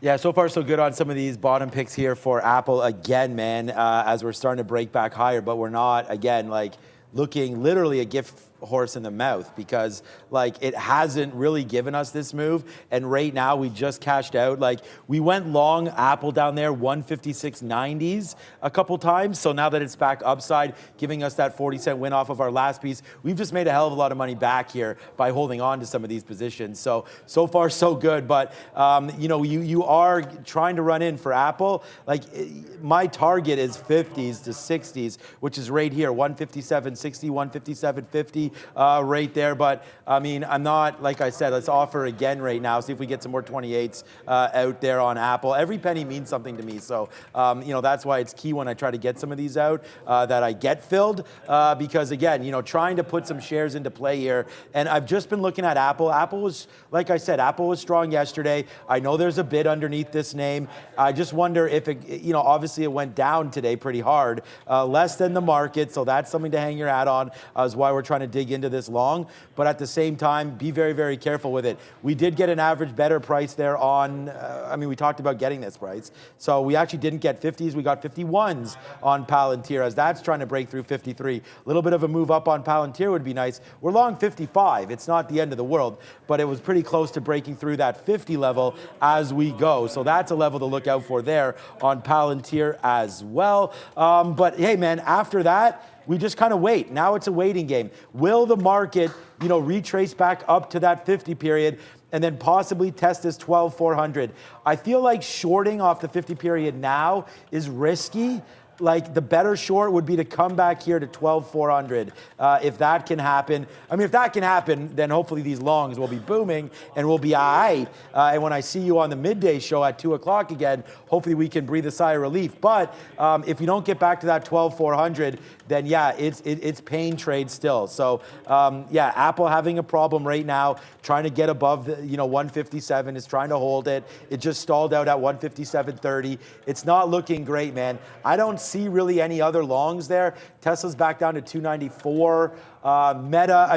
Meta, like, again, if you really want to dance, man, I mean, Meta just so bad today. It's so low right and now. it made that bottom of 155.50, which isn't horrible. So there is a possibility here, if you think the market's going to rally, Meta is probably your biggest winner. But I mean, if you retest the bottoms, this thing's down $1. So, you know, you got to take that with a grain of salt. It's a tricky market today for any longs. It's been pretty easy for the shorts. The only two names I don't know if it's been easy for, well, the only two names I'm up on were shorts, but it depends on where you take them, obviously. Yeah, so. that's sort of the thing. Like, and what you shorted, right? Like I said, I've been saying all morning. Oh, yeah, it's like, Rivian was, you know, like some of these, like Rivian, NIO were nasty. Tesla has been pretty solid. I want to come back to CCL, by the way, because I guess maybe there's a pocket of strength in CCL, high or low. It's holding that $10 range. So I didn't hold out on that long in CCL. It got to 10.50 after it failed the 10 break. Now a higher low at 10.10. So some relative strength. It's up, it's down 4%, but relative strength meaning it's making a higher low. As the ES tries to bounce off 4,000, look for something that's relatively strong to maybe follow through. I did take that, like I said, I got that Intel at $30 and entered twice. It's holding now at about 30.09. I got some shares out at 10s and 11s. I'm sitting on the offer at 15s, 14s, 15s. I'll take the rest of it out at 30 1/4. Just a simple long in front of 30 even. Right, I got 4s long. I'm going to be bidding 1s, 2s, and 3s as well. And at 30 breaks, I'm all out of it. I still have some of my Affirm short because as long as the market's on the lows, on days like today, I feel like names like Affirm are what you hang on to and see if they can retrace those lows. I had a long on Peloton that I should have simply reversed when it broke the low of the day. But that thesis for me on the long Peloton was they had the Nike rumor. It was holding the low at 10. I got to 10 to 20. The last of it did stop out through the low of the day. That should have been a reversal because short those weak, beaten up type of names because the buyers might not come into them unless it's a bit of a short covering squeeze. It's well past 11 o'clock. We will be back at 2, but for now, I know Sharif has on an amazing shirt, so let's get let's go right over to Trader Pratt and Sharif. Go get them, boys. What's up, guys? We will get them indeed. You know what time it is. It's midday market movers mayhem. Time with Trader Pratt and Sharif show, baby. Let's get the ball rolling. I've been having a great day so far. You know, lots of short opportunities. I wore a little green shirt to jinx the market. I succeeded in jinxing the market. CPI number came out to the wrong side, to the bulls, to the right side, to the bears. So it was obviously a lot of fun watching the trades come into play, but we understand also what this moves mean. You know, lots of trouble and pain for people's in accounts. So hopefully you guys are good. Let's look for opportunities on the day trading scale. Sharif, what have you been trading today, my friend? Well, just before I get into my trades, the reason Sean was mentioning the shirt is because I was like in like a mad panic trying to get here on time for the CPI print that came out at 8:30, and I forgot my shirt. So Sean was gracious enough to lend me one of his, and that's why it's a good-looking shirt, guys. But I want to also say shout out to my moms today, whose birthday it is. I'm not going to say how old, birthday. obviously, but shout out to my moms. But just as I say that, NRBO opens. Who hasn't been watching NRBO today? It is a madhouse. Just like Brendan mentioned earlier, it has been one hell of a halt fest. Guys, this started out in the teens. I mean, I was looking at it at 18, 16. Now we're talking about 66. It just broke 66 on that last print. Is that a real print? No, so that was a dark pool print. Okay, so it topped out here at 60, almost 64, guys. So NRBO, but I got to tell you guys, buyer beware on this one because it is very volatile and the spreads are super wide on this one. So you can get cut up any number of ways, either to the halt, to the upside or the downside, or getting out on the spread. So it's super dangerous, but also super rewarding if you can take care of it. And just as I say that, the spread is $61 and it was $57 at one point. My God, that was like a $3-4 spread on that. So that's been crazy. I traded today AKRO. That's been really good to me. I had a couple of earlier trades, bounces off VWAP, breakout in the pre-market, so that's been really good. I also took a quick scalp on the TQQQ when the CPI print came out, but I've been kind of trying to do this thing where I don't touch futures because it's kind of like it's been hurting my P&L lately, so I've been leaving that alone. So I took a little baby on it just so I can participate. And as I say that, NRBO halts again to the upside. Here at 61.65 is the closing print. The tap on this one, I don't have the tap. Do you have the tap on that, Praj? Yeah. Tap, guys, theoretical 65. auction Praj. It's going to be 65 open, so, geez, another $3 move A new upward. higher day if it opens there. Exactly. Well, yeah, it's going to definitely be a new high day. This wick here that you see on my chart, that's a dark pool print at that 66.50 level, so disregard that, guys. Yeah, I'm just taking profits on my best trade of the day so far, Unity. Unity, anytime the market goes up, it's one of my best longs. Anytime the market goes down, it's one of my best shorts. I tried to get into the pre-market low breakout, didn't get any size. I was fighting for the entry so hard. So at the end, I got the $38 breakout instead. That was a decent setup. Scalped out some profits, but then it started squeezing against me when it looked like the market kind of found a bottom near the 40, 30, 40, 40 40 areas. Instead of giving up on the trade, I just kept scaling in all the way until the pre-market lows. Ended up working out as my best trade of the day, dropping about $1 per share profit all the way to the downside. I know people in the chat are like, let's see Prad's 100 million positions that he's shorted. No, today actually, I'll be honest, I started off my day pretty bad, as you guys all probably tried to do so, which is on Peloton. I tried to short Peloton a couple times. It would stop me out, and then it would move to the downside, or I would try to take the lower day break, and it would stop me out, and it just wouldn't work out. Eventually, I said, screw Peloton, my worst stock of the day. I'm not going to trade the stock anymore, probably because me talking so much smack about the company, the market makers heard about it, and they saw my orders come in, and they're like, oh, there he is. He's talking smack. Let's take his money. They took my money, and, I paid the price for all the smack that I talked, and now Peloton, eventually, when I'm not involved in it, goes to the downside. But that's fine, We're having fun with other positions over here. Even Apple was a pretty good short today, ladies and gentlemen. We took the lower day breakout, which just so happened to be around 159. We took some profits. We added at 158, but then the 158 break came back through 158. So I said, okay, I'm jumping out with all my sizes that I have from 159 and from 158, and I completely stopped looking at Apple. But once again, the whole idea that the market found a bottom near 40-30 areas, the idea coming into mindset that like maybe Apple won't drop any more than this. But here we go, Apple around 157 right now, NASDAQ around 4K, S&P 500 around 12.3K. All of these factors coming into play, I think we could look to build into a decent long over here on our bad boy Apple. Give it the lower day risk, which is 156.84. Catching a falling knife over here in a way because the markets are red. NASDAQ down 4%, S&P 4%. Ooh, NASDAQ down 4%, S&P 500 down 3% today. So obviously you don't want to be fighting the longs over here. Shorting the pop seems to be the right idea. Yeah, and just building on your Peloton spiel there. Peloton making some moves in the boardroom. Apparently some... Founders dropping off. Yep, some executive changes there. So definitely looking to shake up things in the company, I guess. I mean, if your stock's down from where was it? I mean, I sold it at 138. Back in November 2020, and so it's $9 now. So I mean, something's got to give in the company. Clearly, it was overvalued. It was a at-home play, whatever you want to call it. But I mean, you can't. A lot of people are holding the bag on this one, and a lot of people are calling for changes in the management, and I don't blame them. So interesting little tidbit of news there. While Prad was talking, I entered initiation long, like a small position long on FRTX. It just showed up on my scanner there, up 22% on the day. Having done about 1 million shares, but in the last 5 minutes alone, it's done 312,000 shares. So that's what got me interested in it. Started moving around that 1020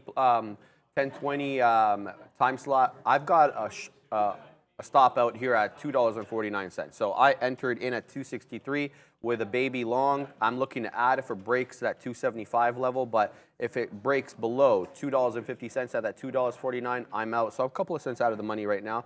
Nothing major. It's basically a joke. The only thing I don't like about this one is the spread is like 5 to 7 cents, give or take, at any one time on a $2 stock. I don't like that. The spread's got to be a lot tighter. Otherwise, it's kind of hard to scalp and that's what we're trying to do on this type of stock. It's a $2 stock, for crying out loud. So it's a bit tricky there. I'm going to let that one do its thing since I've got my stop initiated. We're waiting for NRBO to open up again. I'm not saying I'm crazy, but maybe I am because I wanna go in long on this one. Well, there it is. Just as we watched, it's open. So let's see what this one does. Let's get an order ready. Here we go. And we're going to take super small size on this guy here. So let's move up a little bit. There we go. So now we're printing 61s, right back down to 59. Super volatile on this one. Let's see what it does. Are we going to get a downward halt? I would love to have halt levels on these charts. That would be awesome to know where we there. I think we're gonna halt at that 54.90. Are we? Here it comes. Is it going to be a fake halt? We'll wait for this one. And there it is. We're halted down on 54.90 there. I don't know what the tap is on. I'm not going to ask. We're halted again? Yeah, we're halted again to the downside. Tap 47. 47, guys. We closed at 54.90. The taps to the downside seem more volatile than to the upside. Yeah, I got to agree with that because the upside one, we only had $3. This one's like a lot more. This is about $7 or $8. There we go. Back to FRTX on our other chart here. about break even now as the stock. What am I doing? I'm seeing 63s, 263s on the ask. We're looking forward to add on this one, guys, if we can break 75. Prad, what's, oh, you got an NRBO up, sorry. No, I was trading Apple on my side screen. It stopped me out on the break of low a day, but the market didn't really break 4K, so I jumped back in. Now my average is better than my previous average by by 10 cents or so. So, you know, in a way it's better. And I'm also throwing out an order to take the breakout entry of 157 to the north side if it comes into play. So kind of playing that 4K bounce in multiple ways, buying the dip way and also taking the breakout entry long way to see if Apple can give us a multiple dollar position long to the upside to take advantage on in case the S&P 500 actually manages to bounce off that 4K area. Look, the market's already down 3% today and NASDAQ is down 4% today. Even a bear like me is going to start thinking about how to start looking for some bottom pickings. You know, where can we find where the market will start to maybe reverse itself to the north side?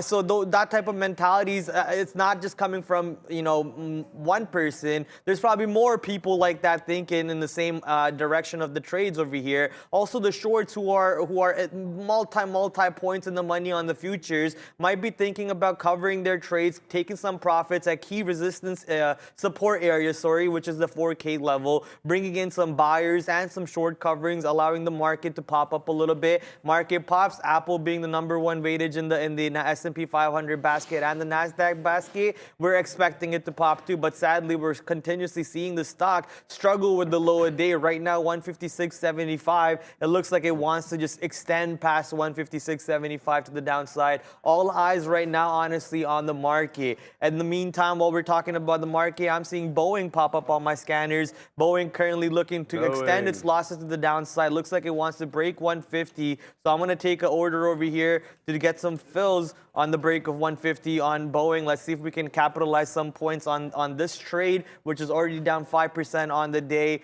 And the S&P 500 just now broke that 4K level by a couple points. So let's see if buyers can come in or if we extend the losses today a little bit more. Guys, I got into a position on AKRO looking through that break of 28. It tested 28 a couple times, but it looked like that there was a hidden seller there because I didn't see a lot of printing coming in at that 28 level, but it wasn't moving. So looking to average down, yeah, average down at there. Where would I get filled at? Oh, geez. I got to look at like two different screens. Look for the average down. My out on AKRO, excuse me, is going to be that 2740 mark. I see a little bit of, you know, support at that level. I could give it more. I could give it to that 27.20, but that'd be almost $1. So I took a little bit too much size on this one to give it to all the way to there. So we're looking for that break of 28. Got to keep my eye on this one. The other position that I have on FRTX, a lot slower moving and it's a lot smaller, so less important on this one. I got to manage the AKRO trade, but keep your eye on for that 28 break. It wicked above. Let me see. Did it actually wick above 28? Yeah, it did wick above 28. The high there was 28.20. I personally didn't see it print above there. Maybe it printed above there before I got in, but I saw clear resistance at that 28 level. So we averaged down at around 27.74, looking for that break of 28. We're going to keep an eye on that one. And yeah, looks like we bounced off that 4,000. Looks like we're like flirting with that level, that 4,000 level on the ES. Here's my ES chart, guys. Low of day today is 39.9875. Looks like we bounced off that. Now we're around 4,004. So yeah, we're playing within that range. Obviously, 4,000 is going to be a major level today, psychological or otherwise. So keep your eye on that. Look for a major break above or below that, Prad. Yeah, people asking for Arun. I think Arun's on holiday, but today we have a brand new Arun in the office, a buddy on the floor with about 150 points in the money on futures. Jeez. Absolutely smoking it. I asked him to come on the show today to do a trade review, and I'm actually talking out loud to maybe he can hear me, but he probably has headphones in. Hey, if you can hear me and you want to jump on the show today, do a trade review for the midday show, message me on the DM side, and we'll get you on there. Hopefully he heard me on that side. Yeah, amazing trade by the guy back there. Killed the futures today. Absolute. I mean, the 8:30, man. Half of this job is just, you know what, showing up, being ready, right? Yeah, showing up, being ready. I actually set my alarms at 5 o'clock. And I snoozed it every 15 minutes up to 6:30. And that's because I just can't wake up early in the morning. I just can't wake up early in the morning. But the people who showed up early got the worm, baby. They got the worm. They got the gifts that they came for. And they finished their day before the 9 o'clock even started, before 9:30 even started. Big move off the CPI number. Shorts around here, taking exits around, wherever he felt he needed to. And beautiful executions overall. And man, it's being at the desk at 8:30. Right now, S&P 500 still above 4K though. What is this? This is the old contract. Sorry. Let me go to the new contract. Still above 4K for the S&P 500. Apple slightly out of the money right now. 15 cents out of the money on Apple. But as long as we're above 4K, I'm not worried about my Apple trade. Yeah, guys, we got stopped out of the FRTX trade, so we went long there. I like when Pratt and his dad host the show.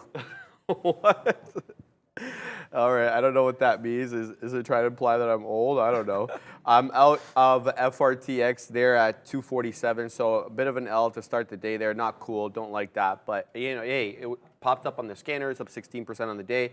We took a baby long on this one, so we'll have to deal with the L as it comes. I don't really have much of a plan on this one. It kind of broke VWAP here and broke the 50-period moving average, but it wicked below it, didn't close below that. So we'll keep an eye on this one unless it starts a nice new long or whatever it's going to do there. Moving back to our AKRO trade, yeah, it looks like we averaged down here, holding 27.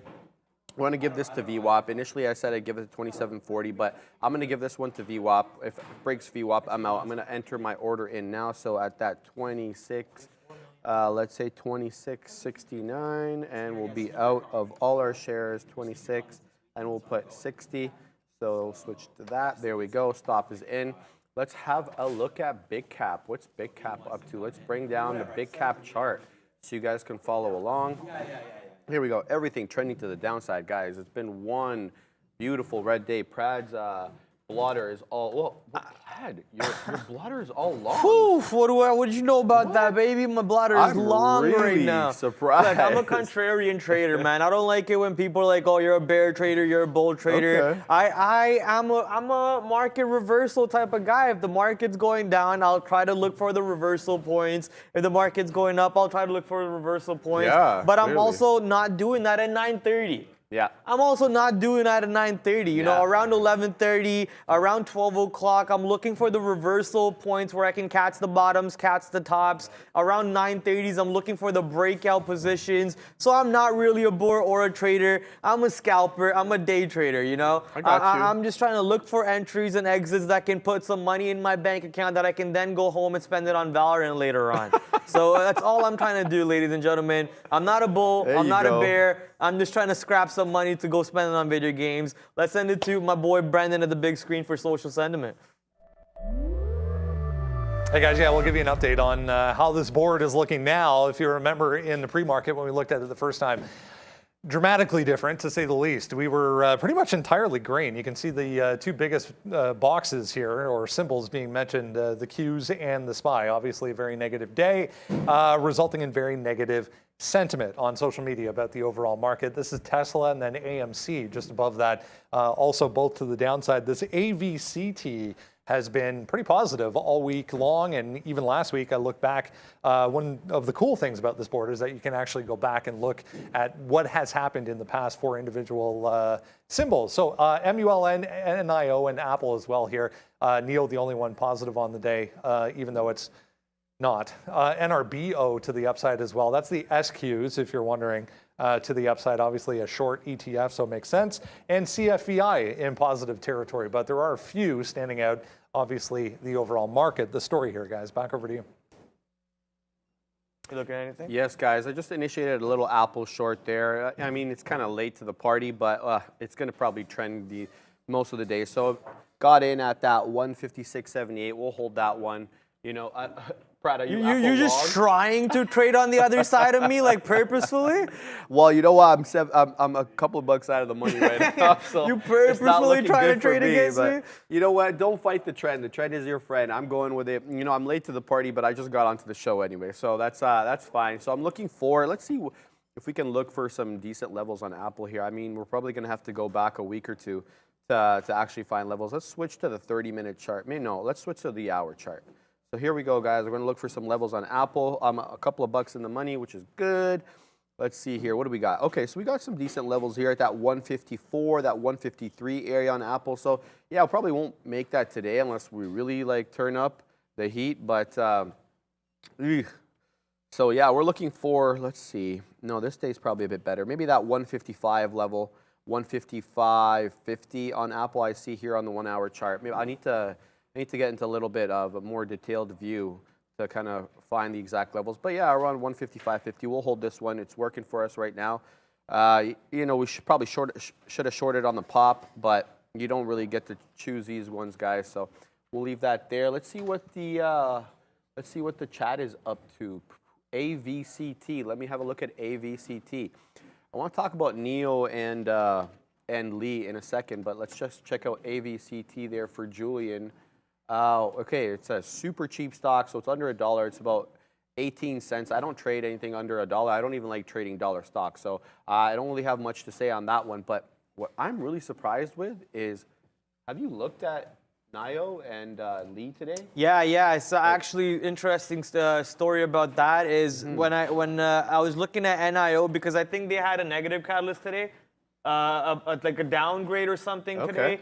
Right, so they started off the day negative to actually begin the trading session. Yeah. But Lee Auto came on my scanners as it was going crazy to the upside. So I figured, hey, I'm not going to short NIO. I'm going to sit back and watch these two stocks move. And I think I made the right decision on that, because NIO then turned positive for the day and just kept going even more. So I think not shorting NIO based off of what I saw on Lee was a good thing.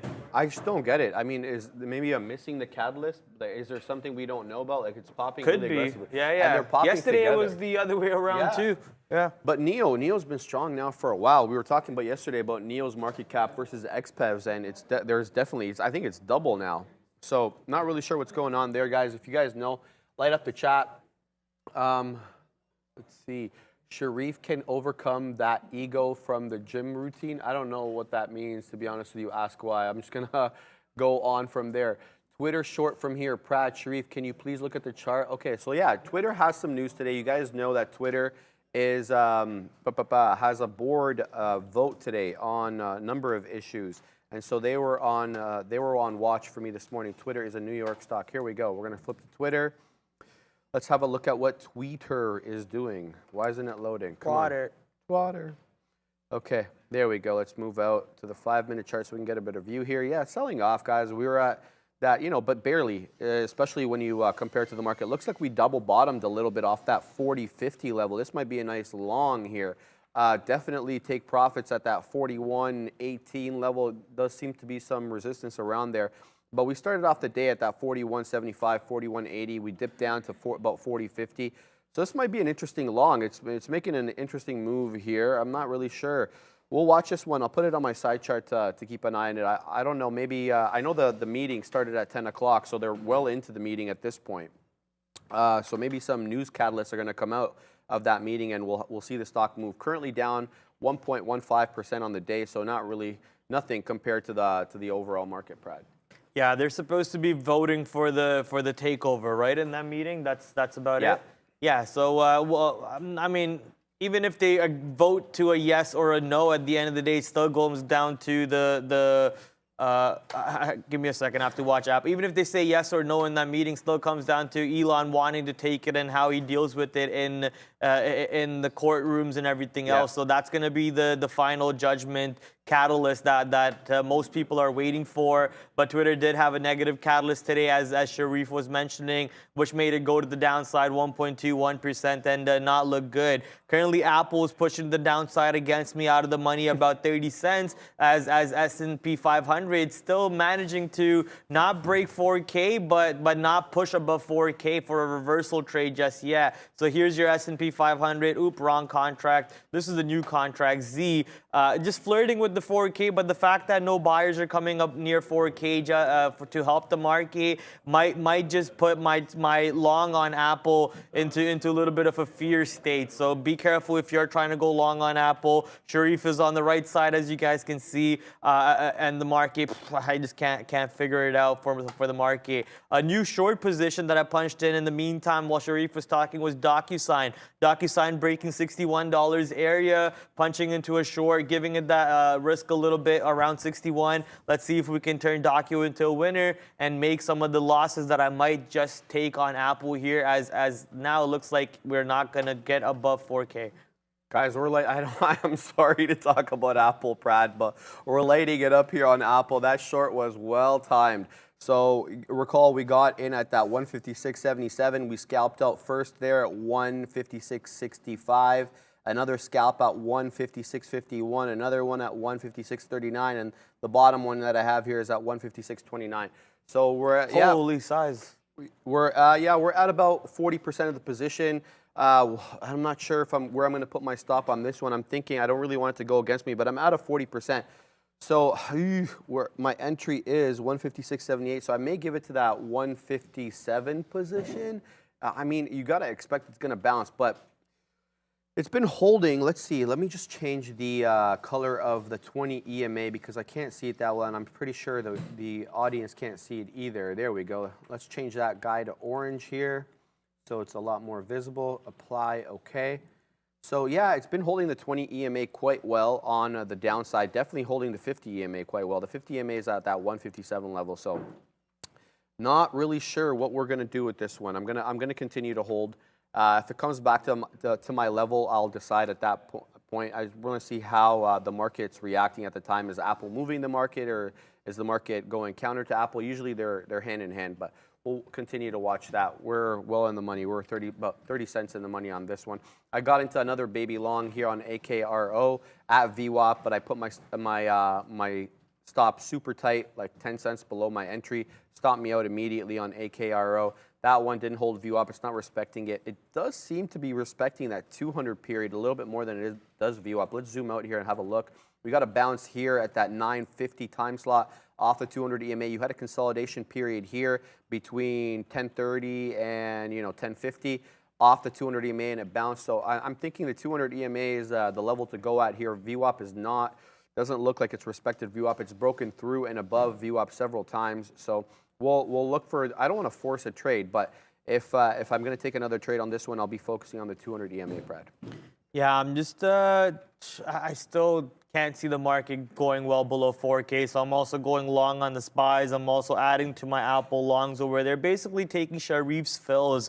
He's giving me his covers, and I'm taking him and saying, thank you for covering, because if you didn't cover in time, I would have taken him anyways. Now I'm just trying to joke over here. Look, the market, this is the beauty about it. You need the buyers, you need the sellers, and everyone has their own different mentality, ideas, set up behind a trade, and at the end of the day, it's the market that will decide who is going to be right or not. I'm okay giving Apple 35 cents of leeway room, and now look, now I'm only out of the money 15 cents, so I'm okay with that. DocuSign did punch me out of my trade though, so let's quickly head over to DocuSign. And I'm looking at where my stop should have been. It should have been around 35s. So let's punch back into this trade, give it that stop around 35s or so, and just let the trade ride around. So 61.40 is where I'm going to put my stop real quick.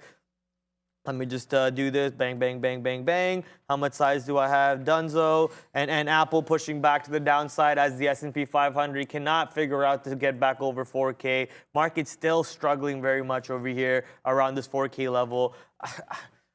Part of me is FOMOing into longs, honestly, is because I could not hold my short on the MES from the starting of the day. So here's my MES short. MES Z22, there we go, bang, bang, bang. Here's my shorts. Part of me is upset that I didn't hold this trade. I was talking to Sharif too, and Sharif was like, hey man, good trades, don't worry about it. No, not a good trade, because I could have made more points and more ruble, what's it called? Rupees off of this trade, baby. We got another piece out there as Apple starts to go down again. Apple's going down big time. We took out a piece at that 156.26 area before it bounced back up back into the 30s. So kind of happy with that trade. You know, it's making up for the L that we have on AKRO right now. A couple L's actually on AKRO. Updating you guys, I have a dip trade here off the 200 EMA. I'll have to adjust it because the 200 EMA moved up a bit, but I have a dip trade set for 26.20 on AKRO with a bit of a buffer. Looking to take that dip trade off the 200 EMA, like I said earlier. You know, I'm going to take this one with small size because I've already been cut up twice on it. So it looks like it's making a move back up. Maybe it might not even reach the 200 EMA, but I'm not going to jump the gun on this one. I have plenty of room.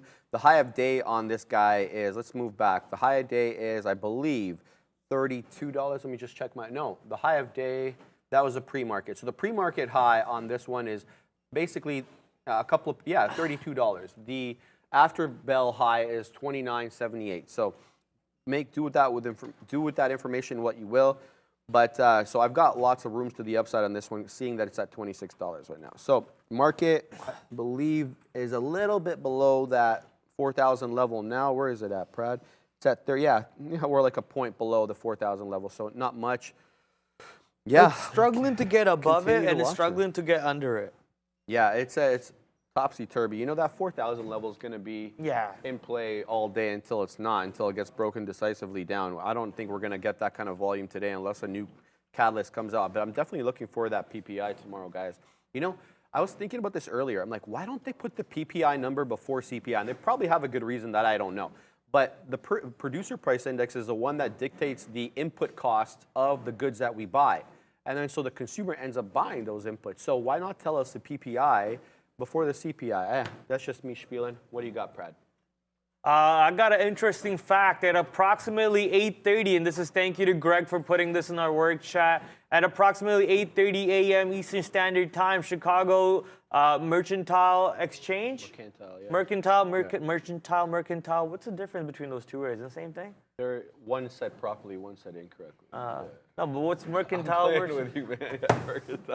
Yeah, who cares? Whatever it is. Anyways, E-mini futures entered a dynamic circuit breaker halt. The halt lasted approximately 2 minutes. Trading resumed approximately 8:32:17. So today, last night actually, a buddy of mine and I were talking about how wonderful the markets were when they opened into a halt. Yes. And this was during the COVID time when the markets opened into a halt, great and times. how you know, the opportunities were so good. And only if we could have those opportunities again. Apparently today the market actually opened into a halt. So wow, that's crazy. But you know what's even more crazy is looks like our longs are gonna start working. So I'm gonna start doing the Dougie, the teach me how to Dougie, teach me how to Dougie. I don't know how to Dougie, but I'll teach you how to catch the bottoms right now. Teach you how to catch the longs right now on Apple, on the S&P 500, S&P 500 ETF.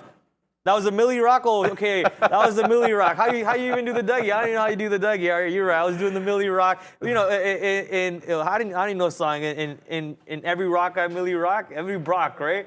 In every block I Millie Rock. Anyways, in every trades I'll try to look for opportunities, and here's the opportunities on the S&P 500. 32 cents in the money on the SPYs. Apple now absolutely flat, about to punch into a more size on Apple once we break above 157 to the upside, so we can take advantage of these trades. Let's go, baby. Let's send these longs to the moon. But sadly, DocuSign 20 cents out of the money. Time to jump out of that position most likely.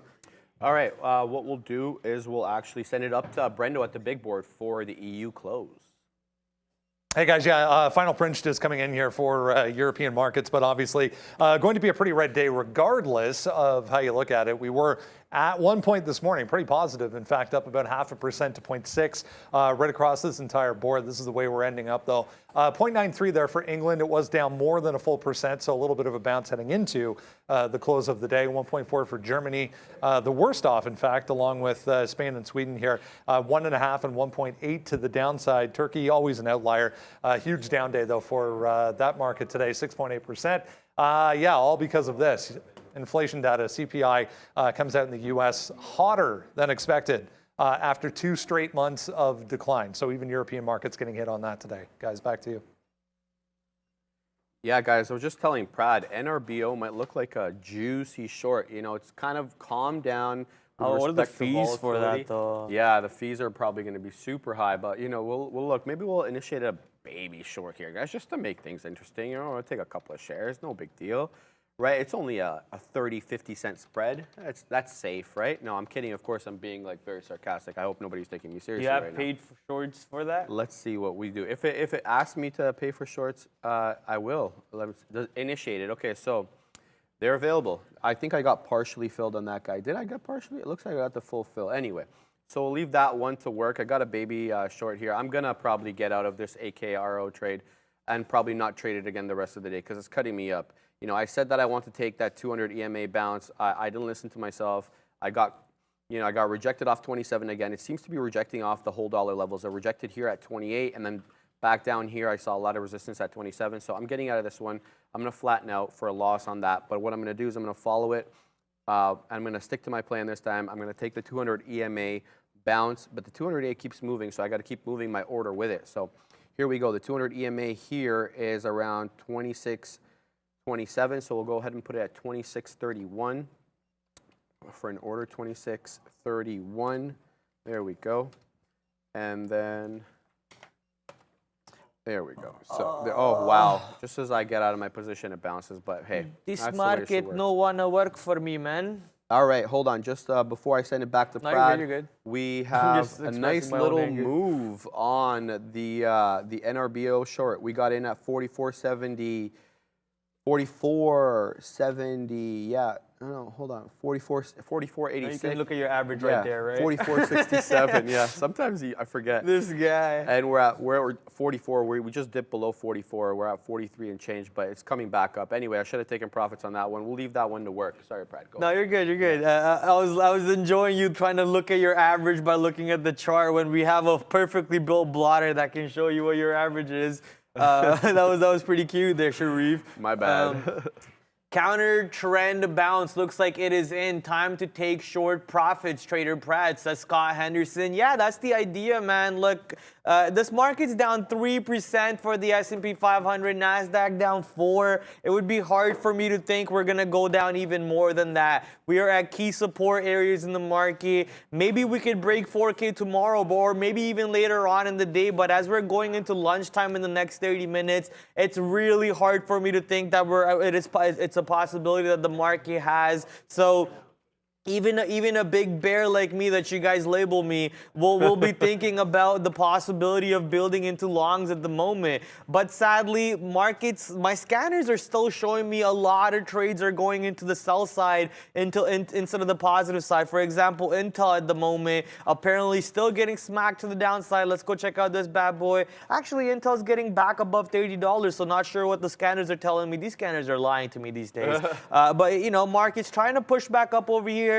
4,000 level has been it's very gluey, right? It's almost like someone stuck glue on the 4K level and the market is just sticking to it. It does not want to go too far to the downside from it. Doesn't want to go too far to the upside from it. It just wants to stick next to it. But it's very possible that the market just, you know, diddles over here for the rest of the day without a final pop in it, and then one negative catalyst will destroy itself to the downside, right? That's just me hoping for more downside moves for my shorts to pay off. Well, I don't have any shorts, but I'll build into shorts, right? But at the end of the day, look for opportunities, look for the right areas. I want to show you UVXY. Look at UVXY as a key factor as your volatility ETF. Volatility ETF is currently telling you it's having a sharp move to the downside, which means your futures should start going to the upside from here on out. If the volatility ETF bounces off of VWAP, like it has earlier in the day where I actually went long. One of my best longs of the day was this ETF itself. So if it bounces again over here,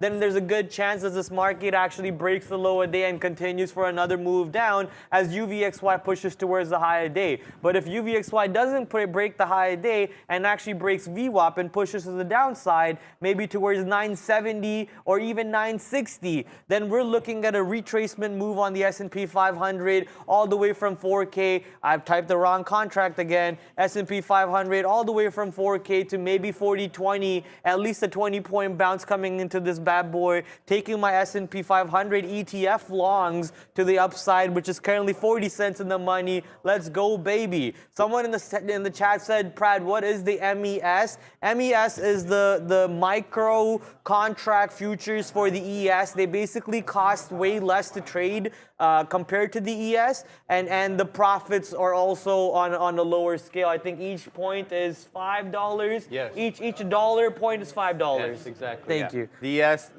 contrary to that, the ES would be 1 point move would be $50. So 50? Yeah, so that can blow you out super quick, especially if you're working with a But smaller how much account. one contract of ES is buying power? I'm not really 100% sure about that. How much is MES? Do you know? No. No? I know that like on the initial, like when you're first starting out here, you can buy 4 MES contracts and 1 ES contract. Around with your 100K. buying power, yeah. 40,000 MES? Okay. Thank you, Raj. Raj there with dropping some knowledge. I want to answer Adrian Vinersari. He says, I don't get it.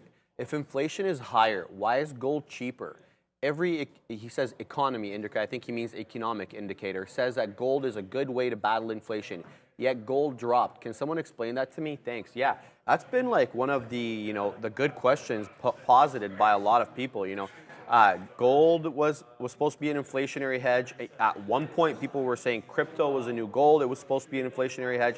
It hasn't worked out that way. I'm not really well versed enough in in economics in order to be able to answer that to you. But I think a lot more advanced people than me are having trouble answering that.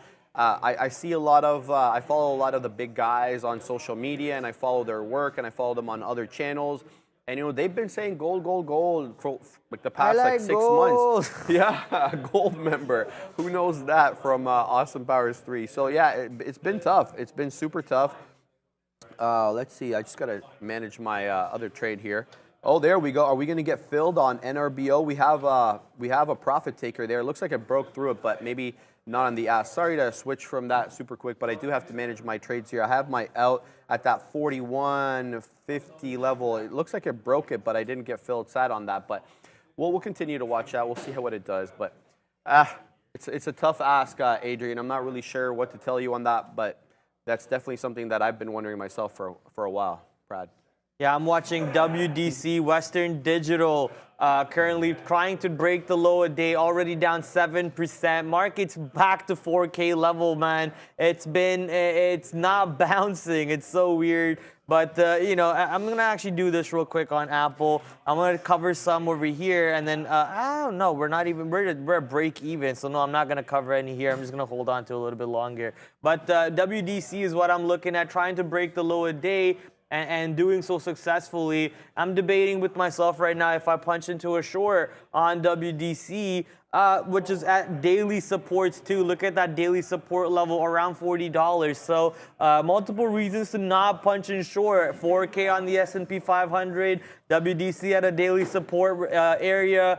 I think I'm just going to be hands off on it, but pretty good move today off the pre-market itself all the way into the open live market to being down 7% on the day. Looking for a possible bounce off a $40 area, but that being said, S&P 500 is now right back under the 4K level, ES/Z22CM, right back under the 4K level. So this might be the move that the market will no longer get back around 4K. So we're going to quickly jump out of the Apple here, take that quick little 20-cent loss on it. Yeah, go for it. Take that quick little 20-cent loss on it. I'm going to try working with the SPYs a little bit longer just for, to see if the lower day on the market really breaks. If the lower day on the market breaks, then we're going to jump out of the SPY trade too. Thankfully, we're still up on the day with all the other trades that we made, especially with the futures trades that we made today. So we're not crying. Look at UVXY. I did mention you have to keep an eye on UVXY, which is bouncing off of VWAP. So that's not a good indication at the moment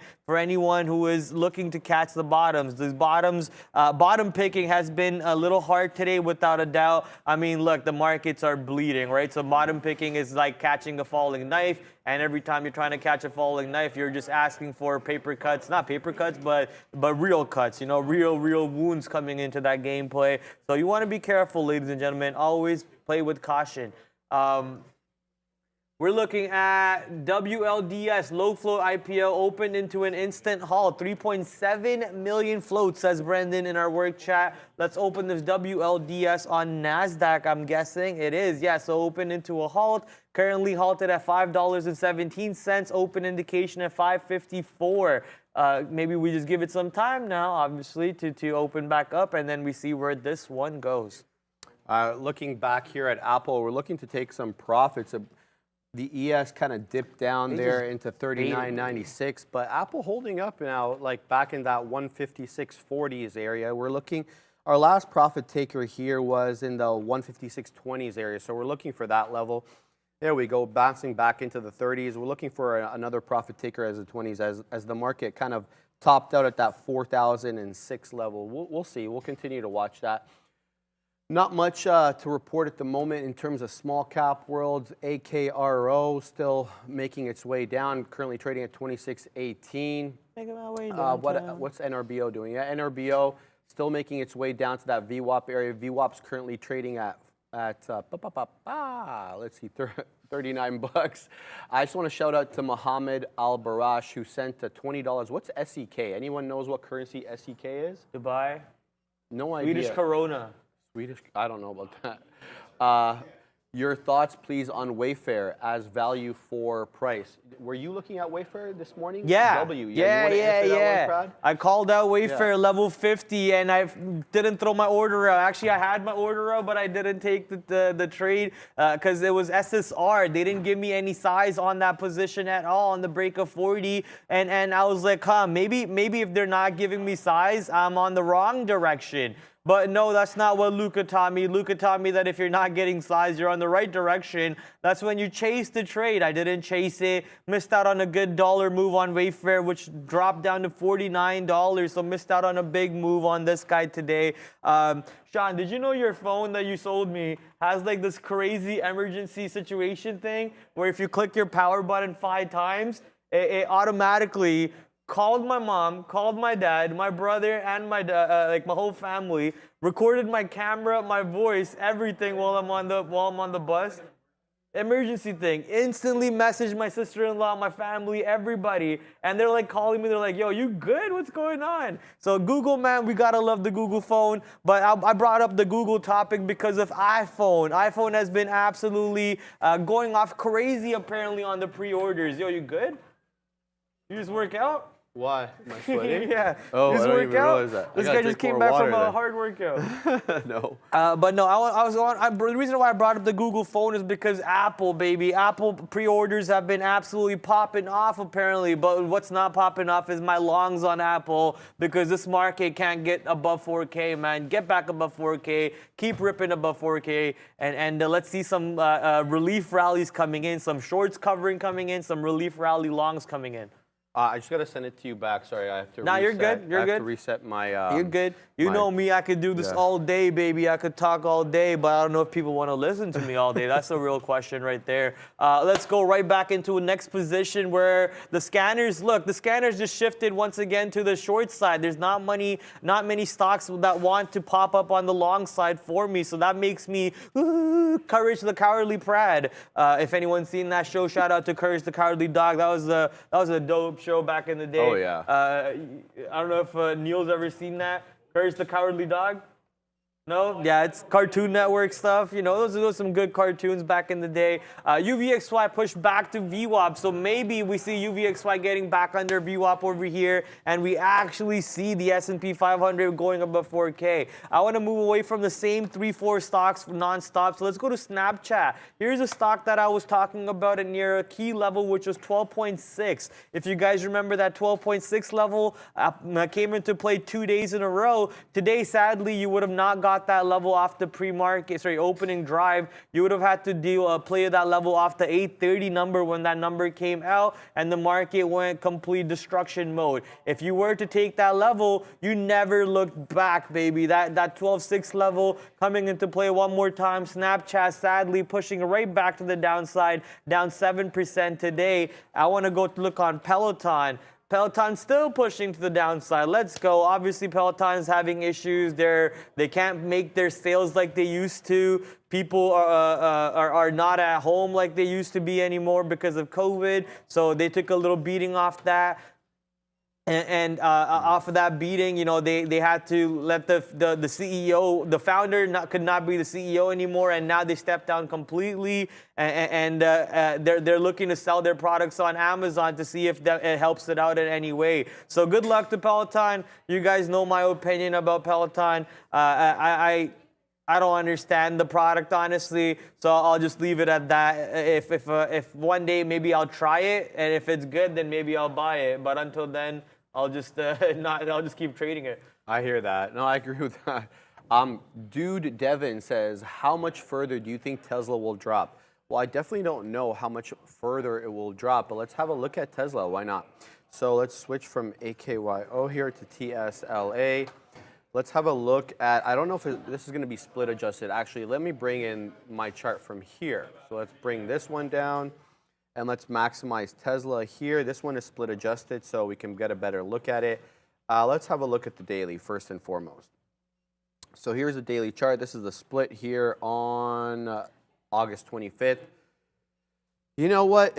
We've tested, let's see, we triple bottomed here around that 200. We've tested 200 a couple of times. Not right at 200, but near 200. 205s. Again, in the middle of this is split adjusted, of course. It wasn't actually at that price. In the middle of June, during the big dip, we came down to that 208 area. And again here in the middle, early July, we came close at that 218 area. So, you know, if you're looking to buy, I mean, you could wait for a dip. Looks like the market may correct for a little bit because of this CPI print. We'll see what tomorrow's PPI print brings. And also next week's Fed, the FOMC meeting, whether they're going to increase interest rates by, it looks like we're locked in at 75 now. The odds are, I believe the last odds that I saw were 78% for a 75 basis point hike and like 22% for 100. And prior to that, 100 wasn't even in the conversation. We were talking about 50 and 75. So tricky on that one. Am I supposed to set up to Brendo or? Yeah. Yeah, because I'm not getting our headphone died. Our headphone died. Oh, okay, yeah. All right, so let's send it up to Brendo, who's at the big board with Sector Watch.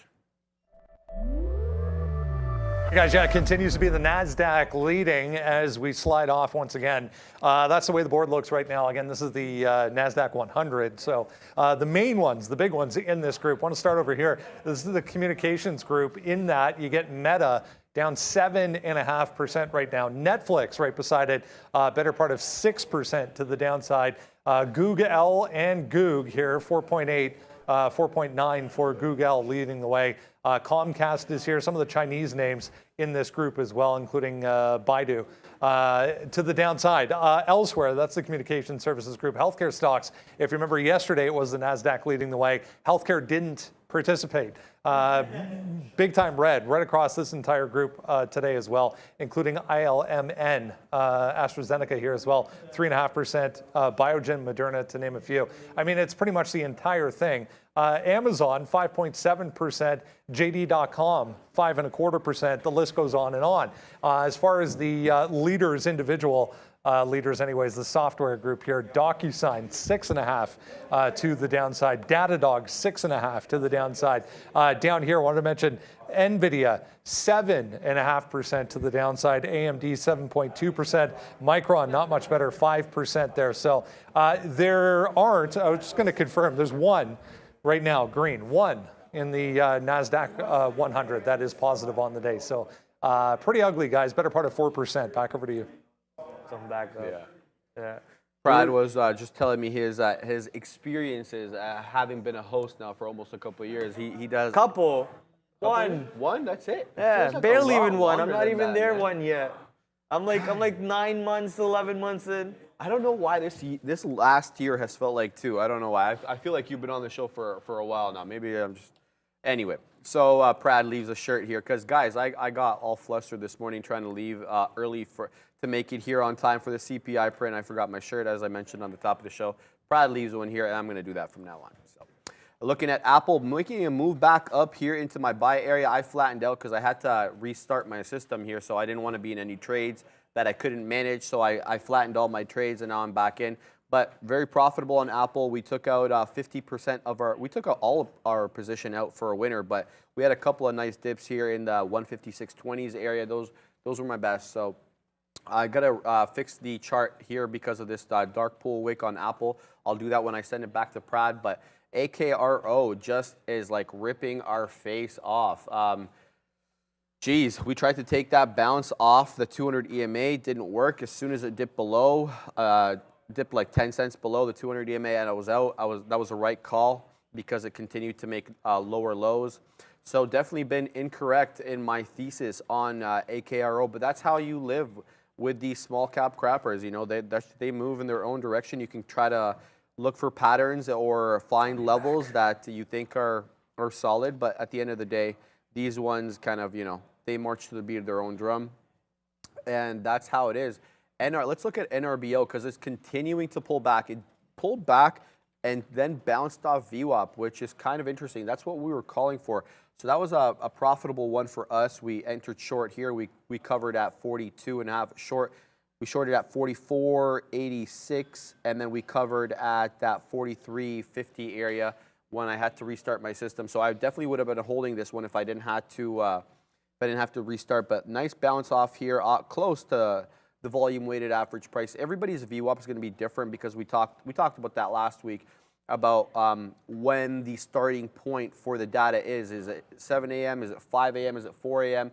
So this one here, the VWAP is at 39.30, let's say, okay? So nice little bounce off that. Look, keeping my eye on NRBO. It's calmed down now, not halting as much, but definitely continuing to make lower lows. I see a lot of people in the chat saying PXMD. That was one we had our eye on yesterday and the week prior. PXMD, let me pull that up. Yes, it is making a nice move up, so we will have a look at that one. Let me flip to my other chart here. Get rid of this Apple. PXMD, it's a NASDAQ stock. There we go. Beautiful move up. Look at that volume coming in at a random time in the day, 11:15. We saw a nice move up. We were consolidating basically a little bit sideways at that $3 level. Let me fix this chart here, zoom out. There we go. Now we top wicked here at $5.46, pulling back into that 510 level. Maybe a nice dip trade off the whole dollar here at $5. Not many levels really to look at here. You could look at that $4.80 level or 90 cent. You had a couple pullbacks there. But the real support is really at this consolidation area here after the initial breakout at that $4.40, $4.30 area. But that's, that's almost $1 lower than where we are now. So this one, we could do possibly a 5-minute pullback on this one. So if this candle closes as it is, you could take the new high at around $5.21 to go long. I'm going to continue to watch this. I got cut up a little bit on AKRO, so I have to manage my trades accordingly, Pratt. I can't get as wild as I'd like to be. So this user yesterday showed me that, there was a fake Platinum Pratt on Twitter. What? Like, look at the username. It's just Trade TV, right? It's not Trader TV, it's Trade TV.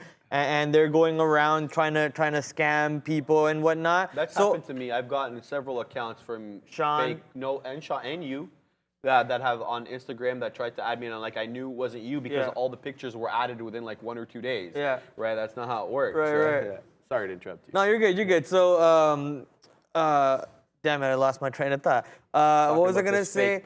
Oh yeah. So I message or I report the account using the proper Twitter report function and everything. Yeah. I say he's pretending to be me. He's not me. Blah blah blah blah. Then Twitter emails me saying, "Hey, we're gonna need you to send a government ID picture to prove that this is you." I don't need to send you a government ID to a.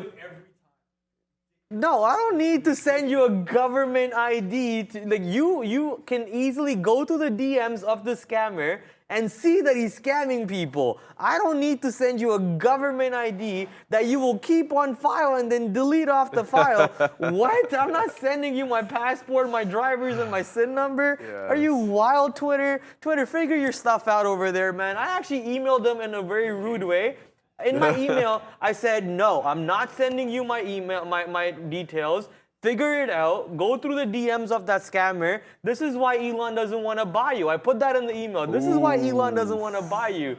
Shots fired. So some PR representative is going to read that and he's like, bro, shut up. He's going to delete that email and not even worry about it, right? But I was so angry when I saw that email from Twitter. Like, this is how you guys handle this? Like, insane, Twitter. Anyways, we're going to go to super chat moments for a second that we missed off in the open. This one's for Neil D.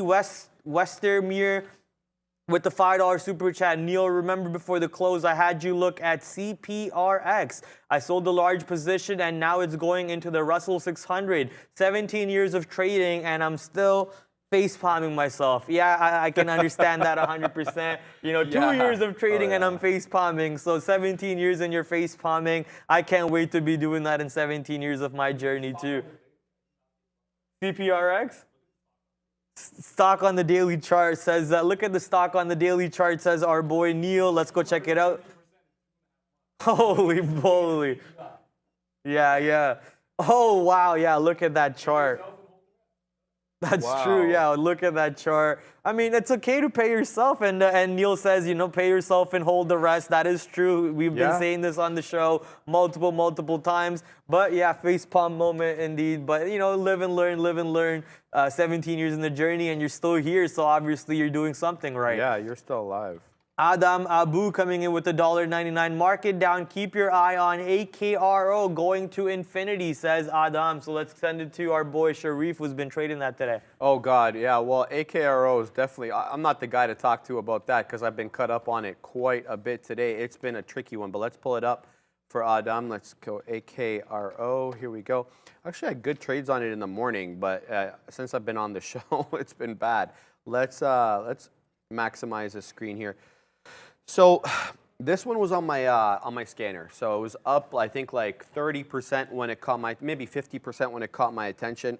Disregard these prints here at the 8 o'clock and the 8:30 area. These are dark pool prints. It's not actually how the stock moved. It's been a steady incline. So let's have a look firstly at the daily chart on this so we can get our levels before we talk about today's movement. So here we go. It's loading. Currently trading at $25, $26. Let's see when the last time it was at $26. Okay, so the last time we were at these levels was November of last year.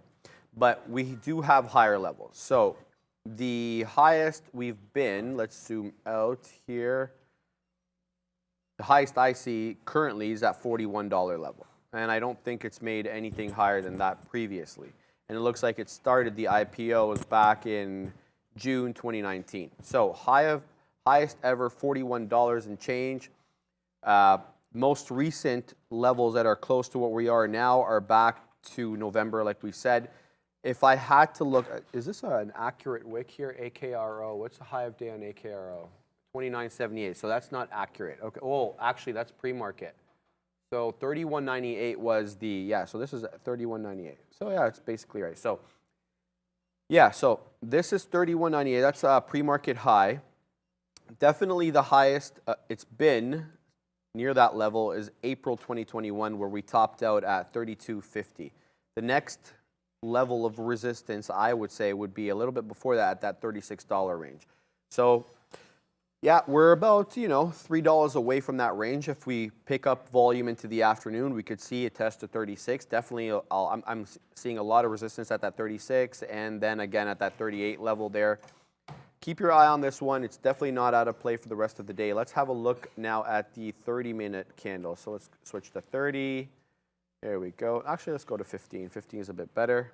And zoom in a bit so we can get a better idea. Okay, so if we had to look for some levels here, okay, not bad. So that 25 level seems to be holding. I'm looking at this particular moving average here at the 20 moving average around that 25. It's been holding. If a break of that 20 moving average may seem significant on this one, it's definitely below VWAP. So, if it's below VWAP and it's a small cap crapper, it's definitely not my favorite play. I like that above VWAP, so a lot more traders are looking to initiate longs on this one. But for now, I'm going to lay off. The break of 25 may write this one off, though.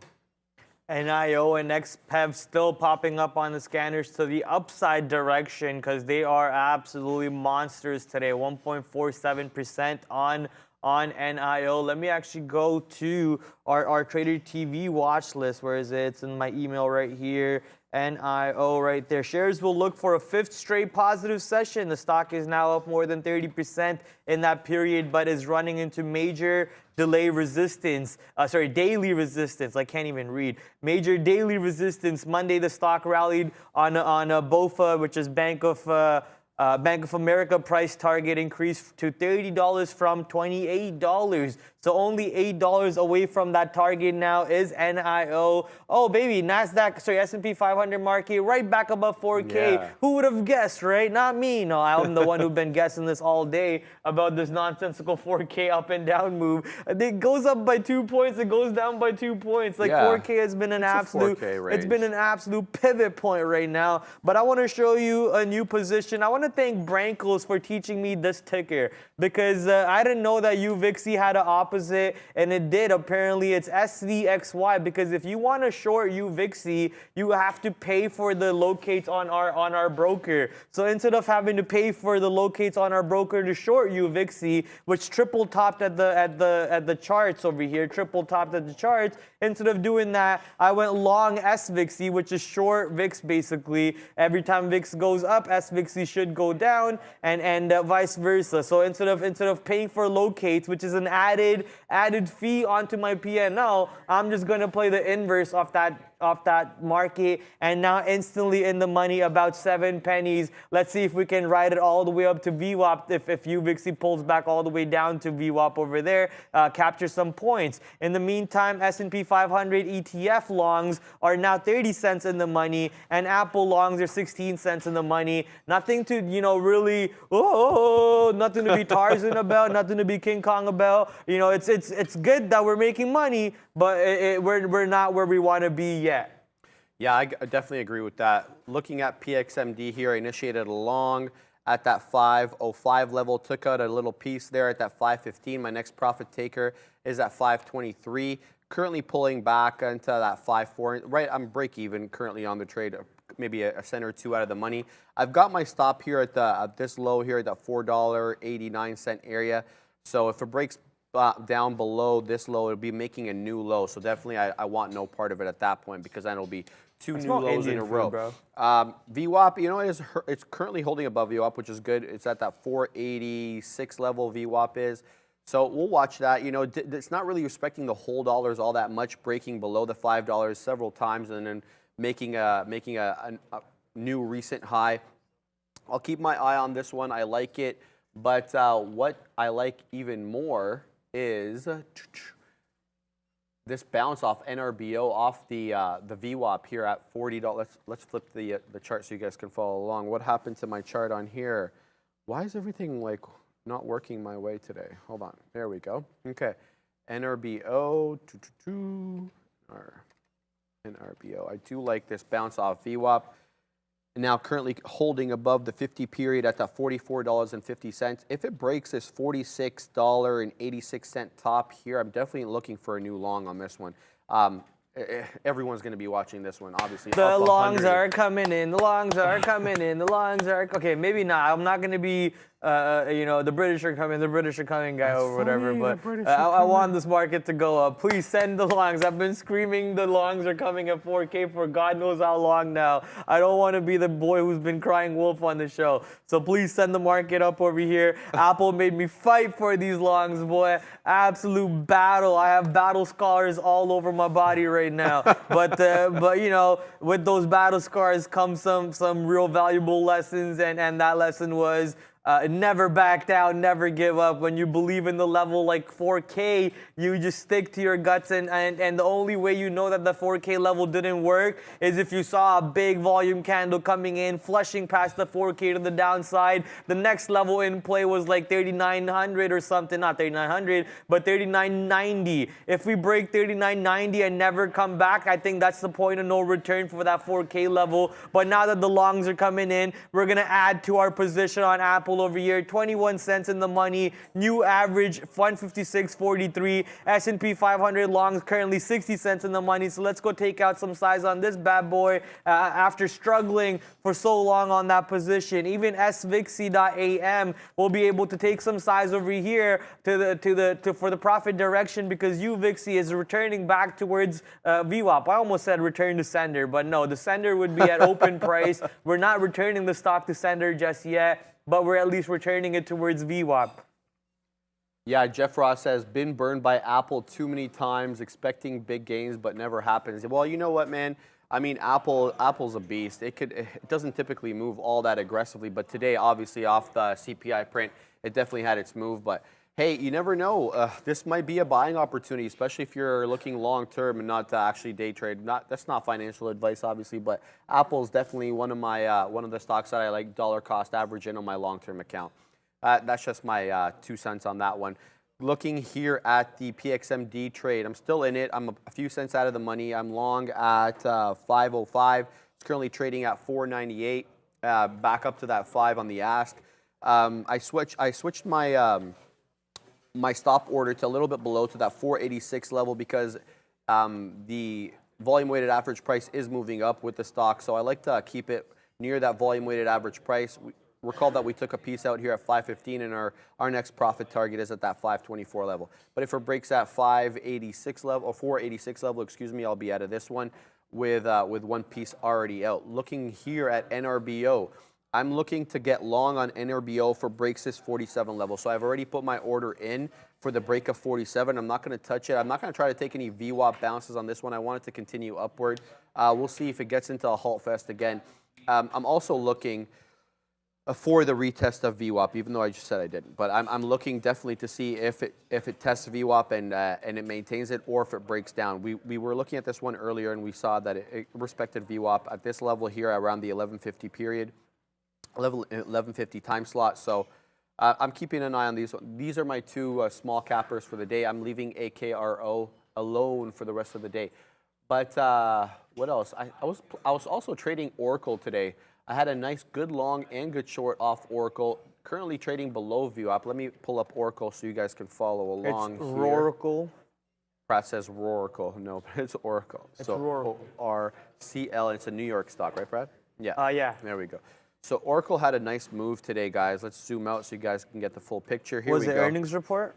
Yesterday, Oracle had a nice move off earnings yesterday. Now, I believe it was upgraded this morning. Brendo had it up on the upgrades board. I actually, you guys know, if you've been watching the show, that I trade earnings sometimes. So I didn't trade Oracle yesterday, but I was definitely watching it. I had it up on my screen, and I waited after hours to see how it moved, and it was brutal. Like, if I can show you, let me bring down my screen over here so I can actually show you the 1 minute on Oracle. It did nothing of note. So let's switch ENTB here to ORCL.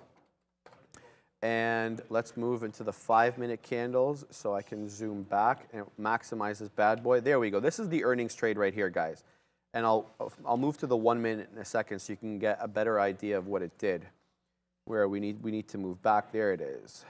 That's at 6. There we go. So typically these stocks choose a direction. So it shot down, shot back up, shot down, shot back up, and then it made new highs. So I'm pretty sure they missed, because I went to Brendo yesterday. I asked him around 405, 406. I'm like, Brendo, did they miss, or did they hit, or did they beat? And he's like, no, they missed. But the stock moved up anyway. So I don't know what the algos were doing, or if someone, a big hedge fund was coming in to buy there, but it definitely didn't move like it typically does off an earnings play. Usually it chooses a direction, and it goes, even if it fakes you out a couple of times. You know, the algos, sometimes they spike up and then they'll spike down. Then it'll choose a direction and go. But this one definitely didn't. It confused the hell out of me. Anyway, when I came in this morning, I saw that it was strong, so I definitely had my eye on it. Looking to recapture VWAP here. So looking at where we're at. We bottomed out at that 75.80, and now we're currently trading at 76.60. So I'm looking perhaps to recapture view up at 77.28 in and around this area, but we won't anticipate. We'll participate on this one. And just before I send it back to Brad, I want to shout out to the Hayes Records who sent a $1.99 super chat. He says y'all could leave a TNX SIBO chart. Y'all should leave a TNX SIBO chart S&P inverse. Do you know what that means, Brad? I'm a little confused. You want to have a look at that super chat? TNX. Yeah. SIBO chart, S&P inverse. Not really sure what that is, but we'll have Brad look at that one for you. CBOE. CBOE is like SIBO, a market. yeah. Yeah. It's called SIBO? He says it's called TNX on the SIBO, yeah. I've never heard anyone say SIBO before. No? No. I always say SIBO, CBO. Yeah, I heard CBOE CBOE is a lot. always. It's a mouthful, man. I can't say all that. Fair enough, fair enough. Yeah, no, TNX, we can't pull it up on our platform. It's hard to have it up on over here. But you know, we talk about the SPYs and the futures all the time, so I don't know why we would have up an inverse. You know, the SPY and the futures are up there all the time, no matter what. Speaking of which, the SPY is now 80 cents in the money for myself, so let's go, baby. The longs did finally come in around the 4K. Actually, what Sharif was talking in my head, you know, if you pull back the stream a little bit, you guys will see me talking about catching reversal trades at 12 o'clock. Instead, I built into my first reversal trade at 11:30, 11:20, and I had to wait till 12 o'clock for that reversal. So obviously that was a little bit of a you know, timing the market play. I had to time the market a little bit for that reversal move, and I was just a little bit too early. But I'm glad that we're finally in this move, taking advantage of it. A part of that move burnt us on Apple, but Apple now 21 cents in the money. We have more sides on the board too, so we're absolutely destroying the reversals. We destroyed the longs too. Today's been a great day, man. It's been opportunities all across the board. But keep in mind, now that we're going into lunchtime, the volume naturally has to decrease. The volume has to go away from the market as people who have made money, those millions and millions of dollars that people made at 8:30. Millions and millions. They need to go get. No, I don't. Where's The that Rock, from? man. Oh, no. The Rock. I don't know. I've never heard them say that. Yeah, he always would go, the millions, and then he'd point the mic at the crowd, and then they say, and millions. All right, maybe pull I that don't up on remember that. My YouTube, memory man. doesn't People wanna remember see that. that. That's crazy. And I'm I used getting to be that a right big now. Rock fan. You know, I used to walk around, do that little face. Like, Neil, you know, how's he going to say he's a... dude, but you gotta remember, this was back when WWE wasn't even WWE. This is WWF. I was a baby. Like, you know, you can't expect my memory to come in all the way from there till now. And then when WWE got outed as a fake show, I completely erased everything from my mind. No more Undertaker, no more Big Show, nothing mattered anymore. Everything just got Control-Alt-Deleted and Task. Control-Alt-Deleted and Task out of my mind. Empty the recycle bin. That's funny. I want to ask you a question about, you know, since it's lunchtime and my stomach's rumbling, I want to ask you about proper intake for food for working out. Because me and Luca were talking about this yesterday. Yeah. Like, my protein intake is not up there, and we were talking about how to properly get it. What would you suggest? You know what, man? It's just like, look at it from a macro perspective. Like, a lot of people want to, you know, they want to target certain times of the day. They say absorption is better, you know, in the mornings or at nights. Everybody's got their own theory. So I kind of like to stick to the basics here and just try to get in a certain amount of protein, certain amount of carbs, and certain amount of fats per day. Once you identify what works for you, have them as they come. And I know, like, especially with a job and being on the show, we can't always eat the exact times that we want to eat. So don't worry about that. As long as you have your proteins. What I do is I eat a whole bunch of eggs in the morning, right? Yeah, I eat a whole bunch of eggs, and I have a whole bunch of vegetables too, because I always get my greens in. And then I'll bring like a pre-made, everybody in the office knows it, a pre-made like big container full of chicken and mixed vegetables, and I'll have that throughout the day. I won't have it all at once, because you can't eat that all at once.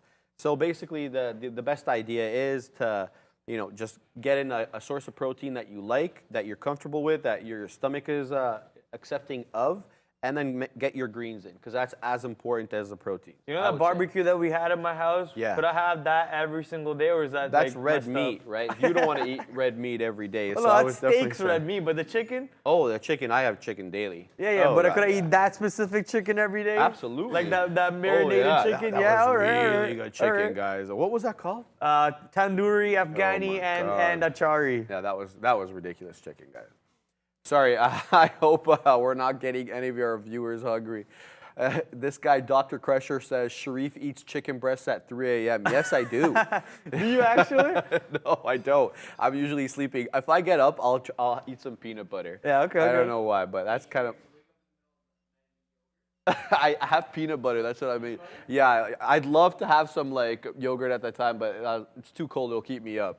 Luca over there just asked the question, do you wake up in the middle of the night and eat yogurt? I'm not sure what that question means, but okay. No, because there's protein in Ah, yogurt. okay, right? okay. That's why. So Got it. good. So if you're about that, Greek yogurt's high in protein. If you like cheeses that are high in protein, The and belly low dance fat, yogurt, Activa or whatever Yeah, it's called. there Ding, you ding, go. ding, ding, ding, ding. the yogurt that makes women go poo poo. There you go. Plain Greek yogurt. Okay.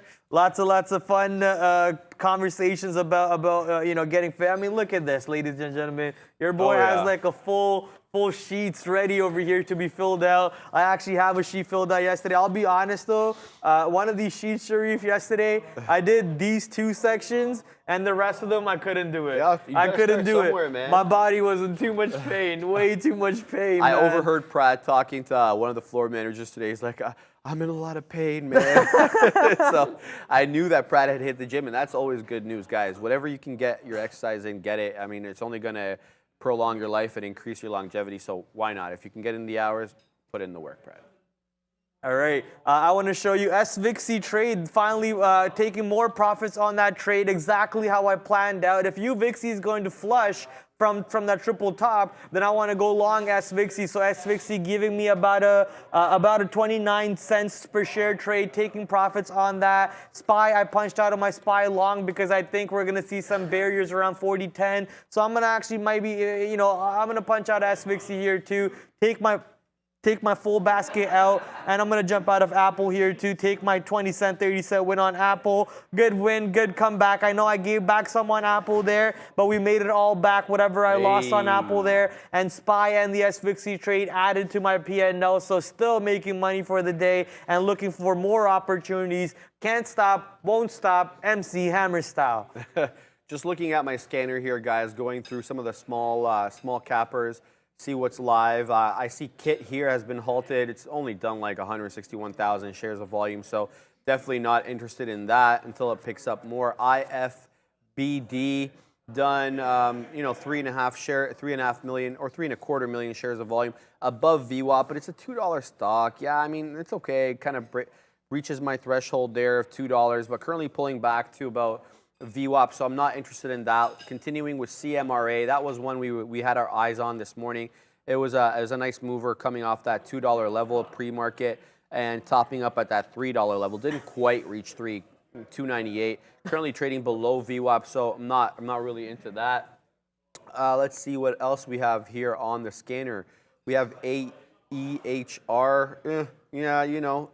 Good, decent volume, 1.9 million shares, but in the last 5 minutes, it's only done 35,000 shares of volume, so not interested in that one. VNet is also showing up on my scanner, up 31% on the day. This one might be in play because it is holding VWAP quite nicely on my chart here, around that $6 area. Bounced from $5.24. We made a high of $6.29. The range is kind of, it's okay.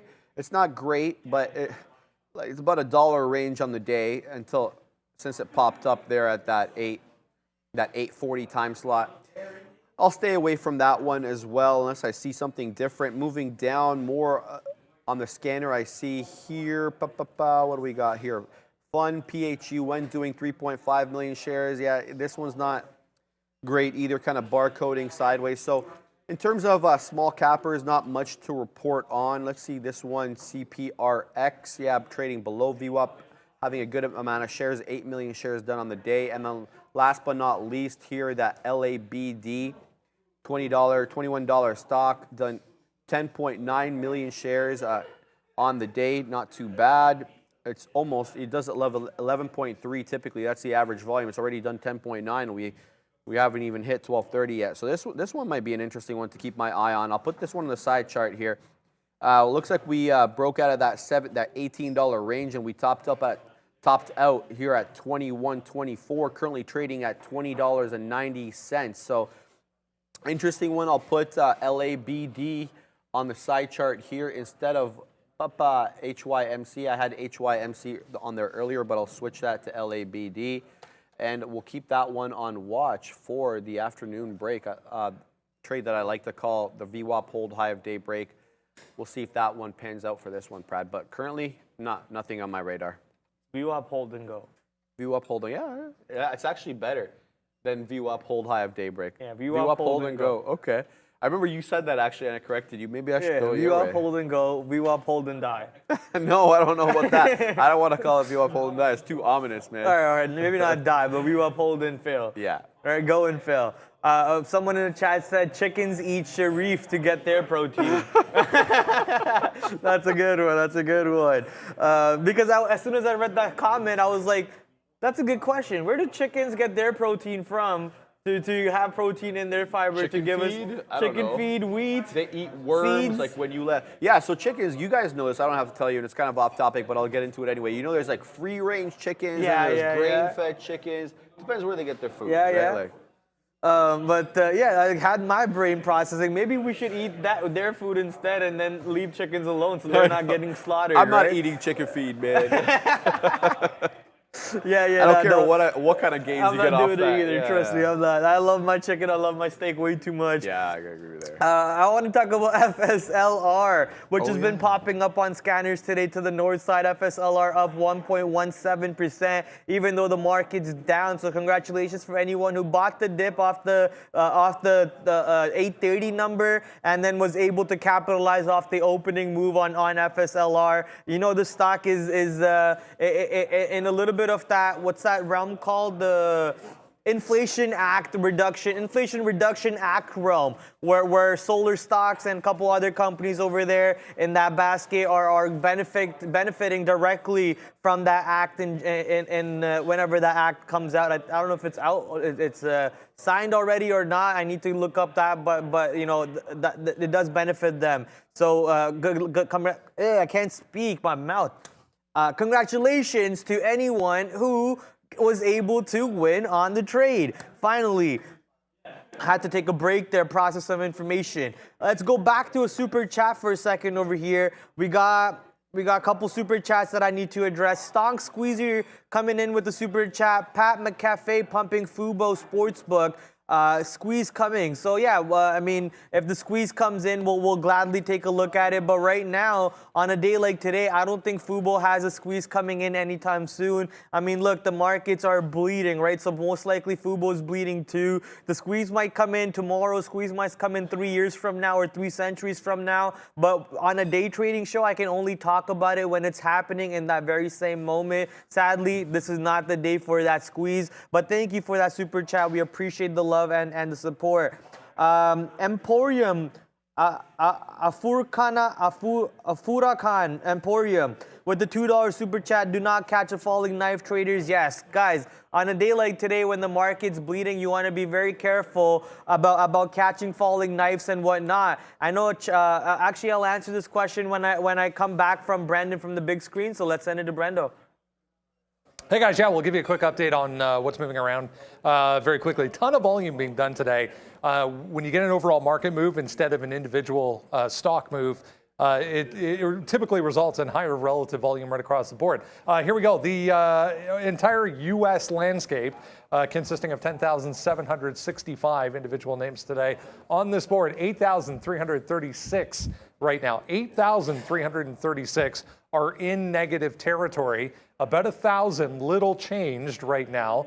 44.03 million 1.3 or 1,375, I should say, in positive territory, just over $1 billion worth of volume there. Again, 42.7 million volume there, and 4 billion to the downside today. Individually, if we break it down even further, it's going to be the ETFs here at the top of the list. TQs, SQs, already both of them over 100 million shares traded on the day. ADTX, little penny stock, 65 million on the day. There's UVXY. Mentioned a few times on this show already, 58.5 million. AVCT, another penny stock, and on and on. Apple on here for the second day in a row. 50 million shares for Apple so far. SPYs here, NIO, HYMC. NRBO, the top gainer, 150%. What a move that's been so far today. Crazy halts. Again, coming off a 1-for-30 split. It runs up to the moon off of that news, 119% there for AKRO, guys. Tons of volume and volatility, which traders kind of like. Back over to you. I'm just going to answer this question. Sure. Actually, yeah, he just mentioned AKRO, so yeah, go for it. Speaking of AKRO, we got into a baby long here. I wish I took in more shares, but we got in 27.40, scalped out a piece here at 27.52, another piece here at 27.68. My stop is going to be break even on the rest. If it goes 1 penny below my entry at 27.40, I'm out. I've been cut up on this one already, so I don't want to take any more paper cuts. But definitely looking for that 28 break. We're like 30 cents in the money on this one already, but you know how this one moves. It could go against you in a hurry. So definitely looking for that. Oh, there we go. Come on. Can we print some 80s here? Print some 80s. Let's go. We're in the high 70s here on the ask. We're looking for 80s, and we'll take another piece out. But you know what? Maybe it won't hit us now. Brad, what do you got? Yeah, so as I was trying to address a question from earlier, the question was basically, why are you going long on Apple instead of just shorting the pops on a day like today? You're not wrong. You know, on a day like today where the markets are down 4 and 3%, why are you trying to build a long? The idea is the 4K level is a significant level for the S&P 500. If you pull back on the dailies, you'll see how big of an important level that 4K level is. And Apple pulling down to on the daily chart, Apple pulling down to what looks is the 200 period EMA on the downside, close to 155.59. This is the daily chart right here. That's the yellow line that I'm talking about. Also look at the support around these areas, 154.70, 153, 152.67. I'm expecting this range of area to have support in Apple. Obviously, the key word that I'm using, expecting, and I'm anticipating, which is something that you're not supposed to be doing. You're supposed to be participating, right? But without anticipation, you cannot come up with a theory. You cannot come up with the plan and the setup. So I'm anticipating my plan. I'm anticipating my setup, but I'm participating within my rule set and my plan. I'm not deviating from my plan. I know where I'm taking my fills. I know where I'm going to add at the worst. I know where I'm going to get out. I know where my targets. So my participation comes from the plan and actually reading the level 2 and the tape. For example, just now, I saw a bunch of size pop up on an inverse gateway on the bids for Apple, a bunch of buying coming in on Apple, the market bouncing off of 4K. This is participation levels coming in based off of an anticipation, that theory that I created, that the market should not go too much further than 4K. The market's already down 3%, 4% today. If the NASDAQ market goes down, I think 7%, is it the halt breaker?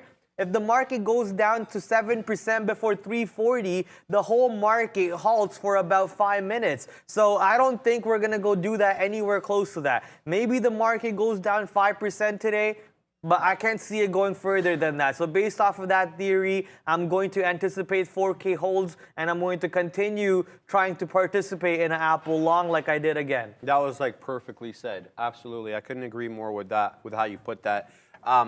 Guys, reporting on AKRO, we got a little bit of revenge. Not enough to break even on this stock yet, but hey, whatever. We'll take the W's when we get them. Entered in at 27.40. First pop out here, 27.51. Second pop out, 27.69. Third at 27.78. Fourth at 27.82. And then we got top wick here at 27.90. So happy about that. It tested that 28. It didn't break it. I think it went up to 27.98 or so. So yeah, well, a little bit of revenge on this one. Happy I scalped in. I wish I had a bit more size, but hey, that's how she works. But now it's back on my radar, and you know, but the tricky thing is I don't see any really good levels. I mean, looking to the south side here, what we see is a 25 level that was held. Okay, that happened back at 950. Looking at this level here, 25.75, that held and it popped back up. And then the last little dip here was also off that 25.50. So I guess you could make a theory that anywhere in that 25 area between 25 to 26 is a buy zone. Not really sure. I mean, this one's been super tricky to trade. It hasn't really respected any of my indicators, whether the EMA or VWAPs. Let's see. We do have a top here. This might be an interesting level. So we definitely have a top here earlier from 11:10, so that early 11 o'clock hour at 28. It hasn't broken 28 yet. The top wick here was at 28.18, but it didn't close above that, and it wicked really quickly and then shot right back down, which tells you that either a lot of people are shorting or taking profits at that level. So looking for, I guess, thinking about this out loud has allowed me to identify a clean break of 28. And then we push into the high of days at, I believe, 29, I think 31 or something was a pre-market high. So look for that clean break of 28 on AKRO if you're looking for a really sustained long. Otherwise, you're going to have to do what I did here and take these breakouts and punch and pray, I guess. Right? Let's see what some of the people are saying here. Prad, be careful. Market can go down to 7% in the next few days. I think what Prad was talking about, and this is by an individual. Intraday. Yeah, whimsical solid. Whimsical. I love that word. Sheldon uses it on the Big Bang Theory. Whimsical solid. Prad's talking about the market moving 7% within one trading day, not overall. It's not going to halt because the market moved down 7% in like 2 or 3 days. That's not what he means.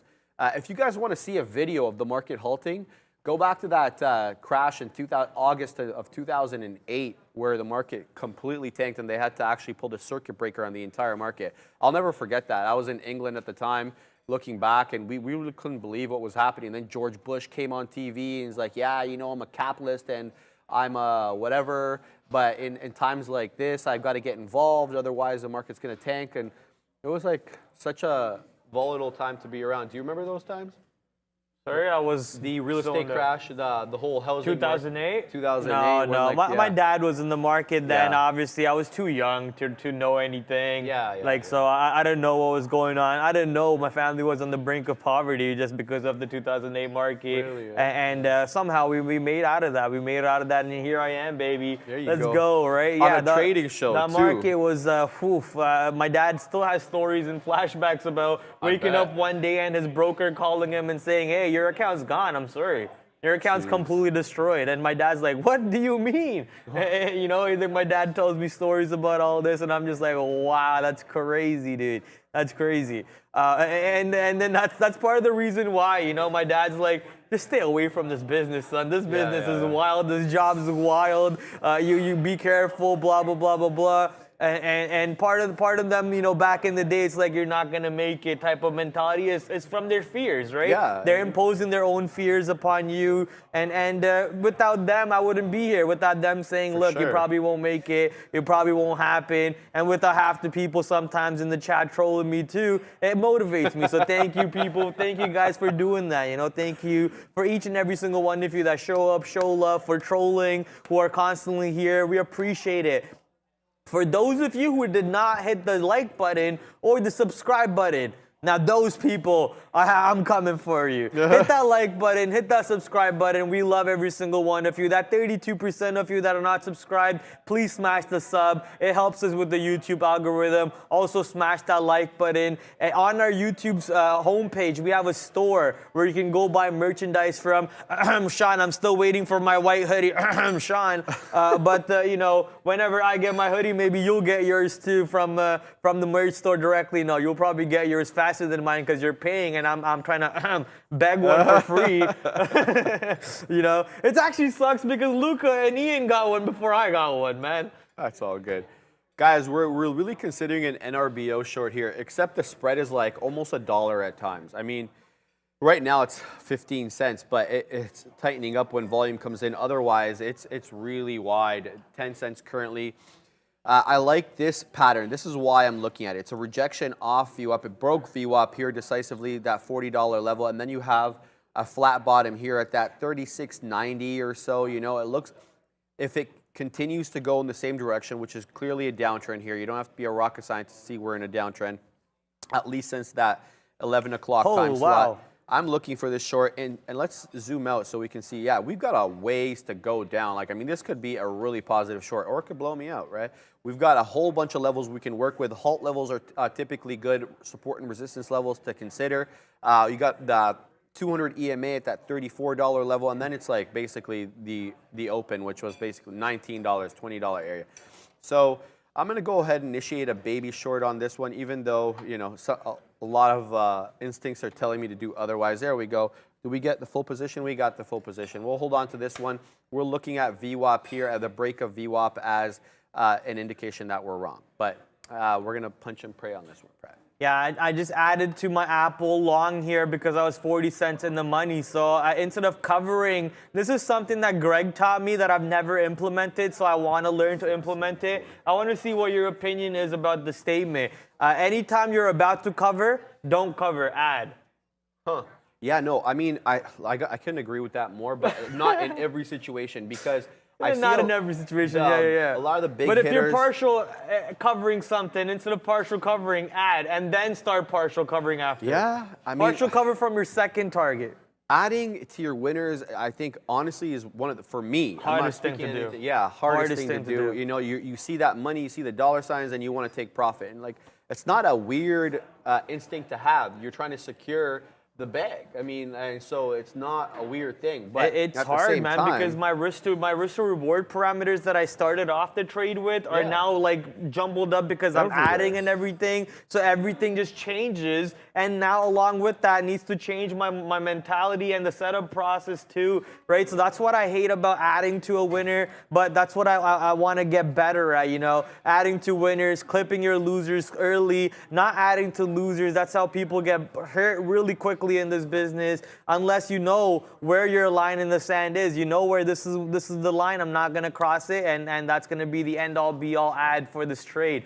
Are you looking at anything, Sharif? I'm just looking at NRBO. It's going against me here, but look at AKRO starting to make moves. That was a nice little breakout there. Pulled back for like a 5-minute pullback, moved down to that 27.60 and broke out right there at from this level, the 27.80, and now we're at the 28.20s area. So the nice little move on NRBO. It looks like it's back in play. Volume definitely coming back in play here after a little bit of a hiatus from that 11.15 to, I want to say, 12.15. So about an hour of low volume, and then looks like it's spiking back up. But we'll talk a little bit more about that after we get back from Brendan, who's at the big board for social sentiment. Hey guys, yeah, quick update for you on social media time and what is being discussed right now. Speaking of that NRBO, a few notable changes on this board since last we showed it to you. There it is, NRBO, one of the biggest on the green side right now, getting even more and more mentions as the afternoon goes on. HYMC, AKRO above that. HYMC obviously got to kind of put it in the same group as AMC APE as well, back in positive territory as far as sentiment is concerned, not on the day. SQs to the upside, DWAC, NIO, AREB, and there it is. APE, as I mentioned, back to the upside. The Qs, the SPY continued to be the main story of the day. Just noticed AMC did go red once again. The market itself, obviously the main story of the day. Still a ton of mentions on the SPY. Excuse me. Tesla as well, back to the downside. It did briefly go to positive territory, but no longer. AVCT and Mullen. Interesting move on Mullen today on this board. It was teeny tiny. It was one of these ones up here in the corner initially this morning. We're growing to the downside right now. Mullen on the negative side, guys. Back over to you. Thanks for that, Brendo. Yeah, I'm still looking at just adding to here on my NRBO, trying to average in, but I'm definitely keeping my eye on AKRO here. Nice little move upward, and we were talking about that 28 break here because there was a clear resistance level off that 28 that we actually got caught on last time, rejected clearly here.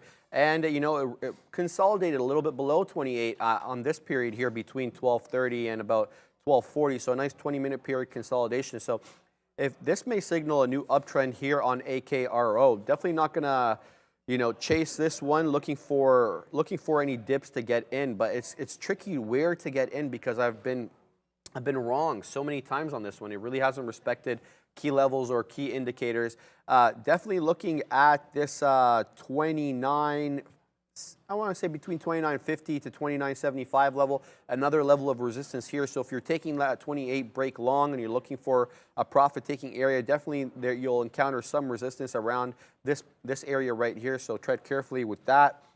What do we got here? NRBO continuing to, you know, touch around VWAP. Looks like it might go upward. Who knows? But we've got our stop here at that 41.50 area. These are super baby longs. They, by the way, like not big size at all. So the reason is because it's so volatile and the spreads are so wide. So getting cut up on this one is really easy. So took small size on this one. Averaged in here at 38.86. Initial short was at 37 level. So definitely out of the money on this one. And if it breaks that 41.50, I'm definitely out of this one. But look, let's see what we got on our side screens here. Anything to talk about? PXMD pulling back. Not the LABD is still doing stuff. Let's pull up that on the other chart here on the AKRO LABD. No, I don't have shares. I guess it's a New York stock. Here we go. LABD. NY. Did I type that wrong? LABD. What is this?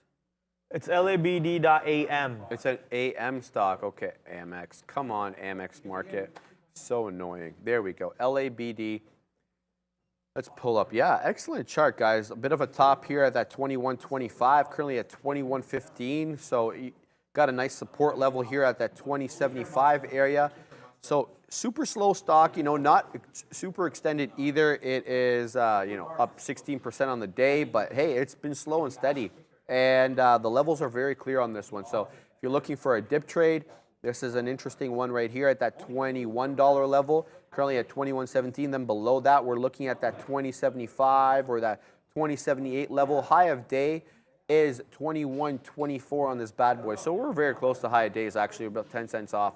So I'll keep this one on watch because I do like this. I kind of forgot about it, getting caught up with AKRO and all the other bad boy stocks. Brad, what's Hood up to? Yeah, I'm looking at Robin Hood. It's breaking the low a day, and I was trying to build into a short, but you know, the stock still doesn't have any free shorts available. Like everyone in the world is just holding on to their shorts and they're not covering, and then Kathy Wood is just soaking up every single share and is not selling. So there's no shares available in the pool to look for to shorts over here, and I'm not paying for shorts middle of the day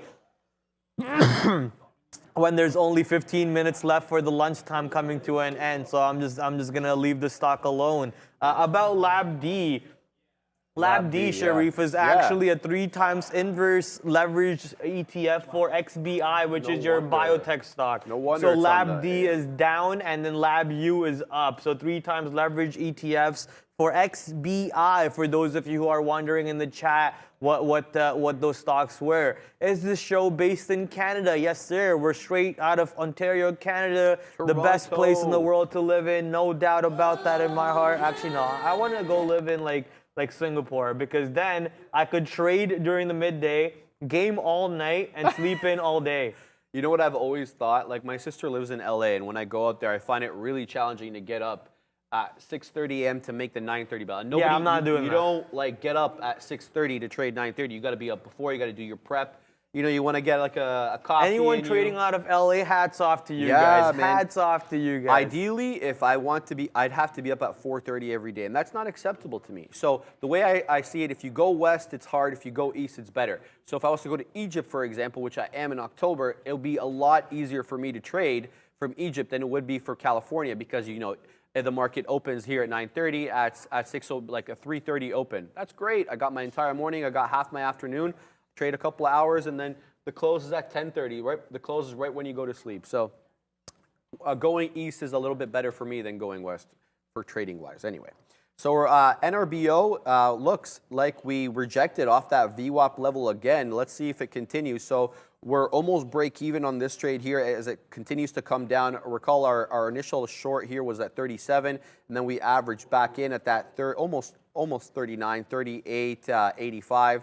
Currently trading at 38 even, but the spread is opening up on this bad boy as the volume drops off, Brad.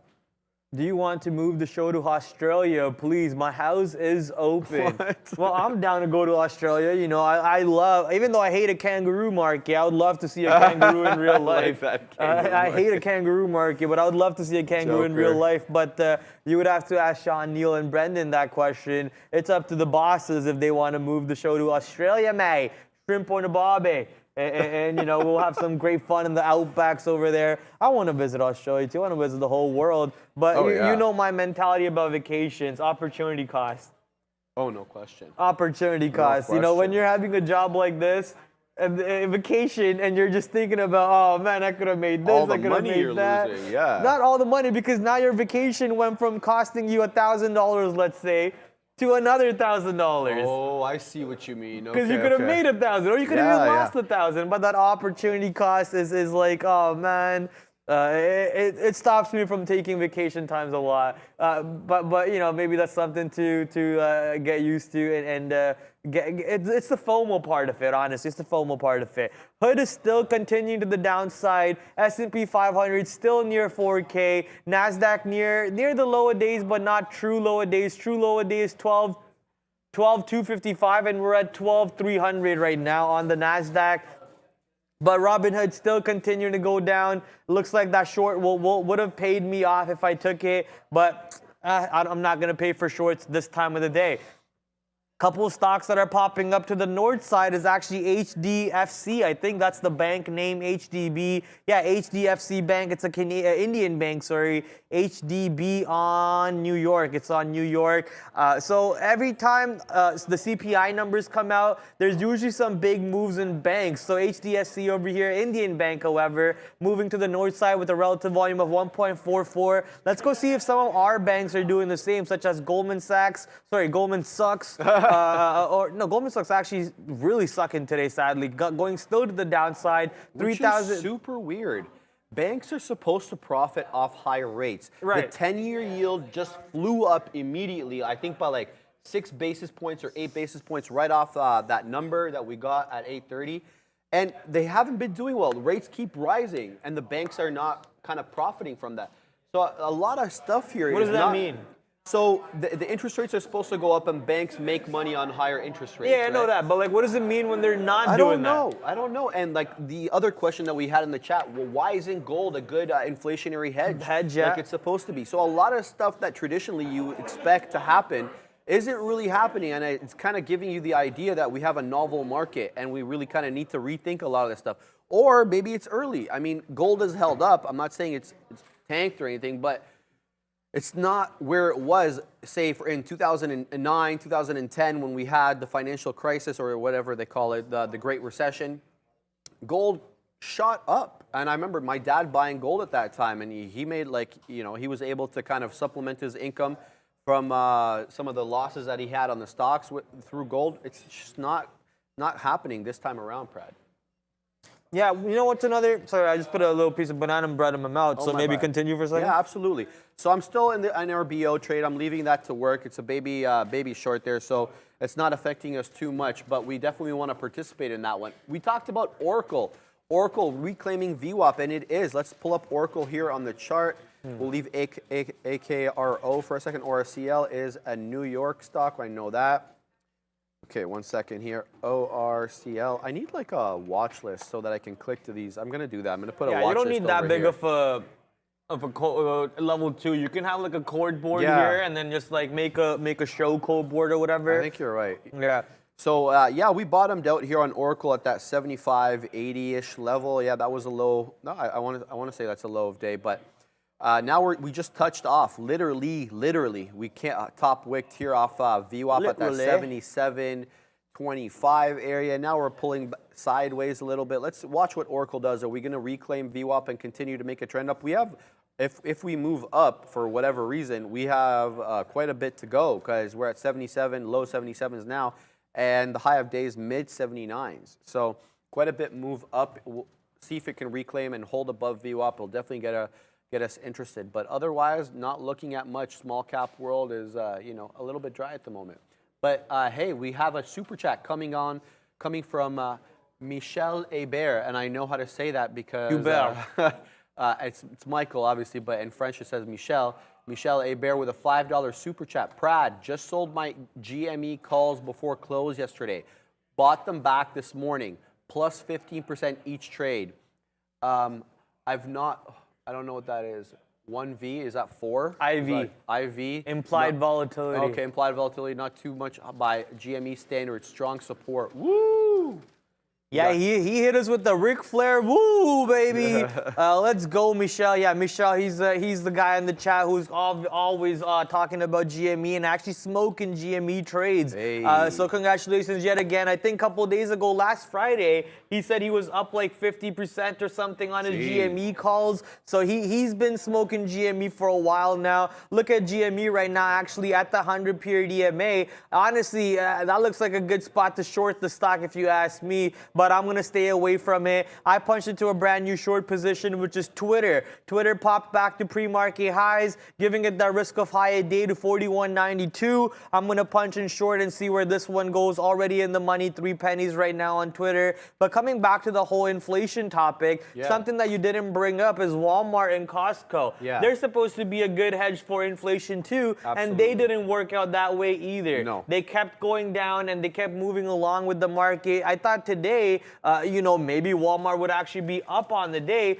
based off of the 830 number. Looks like I was wrong on that once again. Walmart's down 0.71. Following the market to the downside a little bit, but at least it's not bleeding like the rest of the market. It's holding itself out near relative levels, right? I see it bouncing off the 100 period EMA on the daily chart. I see it trying to stick around VWAP on the 5-minute chart today. It's actually above VWAP, which means that, like, you know, the momentum is changing to the upside for Walmart. Let's go check on Costco and Target. The reason why Costco, Target, Walmart, these companies are kind of a hedge for inflation, or at least an idea, is because no matter what the cost of food is, you're still gonna go buy your chicken, your lamb. Look, Sharif needs to get swole. He needs his X amount of protein every single day. It doesn't matter if that chicken costs him $300 or $30. He needs it, he's gonna get it. There's a lot of people like that. Obviously, they don't need, you know, a ridiculous chicken intake and a steak intake like all the bodybuilders,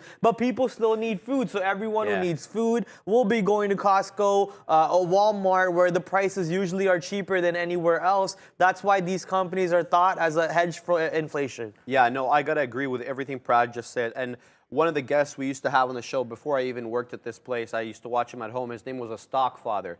And Sean asked him one time, you know, what kind of stocks are you looking for long term for inflation? This was at the time back in October, November, when the inflation started becoming an issue and Papa Powell went on the Hill and started testifying, and then the market kind of turned for the worse from that point on.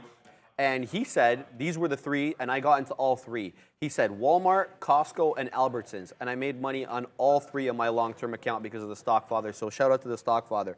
But I remember later on when, you know, Costco moved up quite a bit. I got it in the mid-400s, and you guys know that it topped out at 600 or so. I didn't sell it there, but it made its move. Walmart was more of a stagnant type stock. It moved sideways for a long time. Then after I sold it, of course, it made its move up, I believe, into that 160 areas. But the thing I want to talk about is they came out later and that they said their margins were getting squeezed. Walmart, Costco, and, and the like, because of the gas consumption or the cost of transportation. You guys will remember shipping containers was ridiculously expensive for a long time. That's come down 50%. Fuel was ridiculous also in, you know, the March, February, April, all those times around then, ever since the initiation of the war.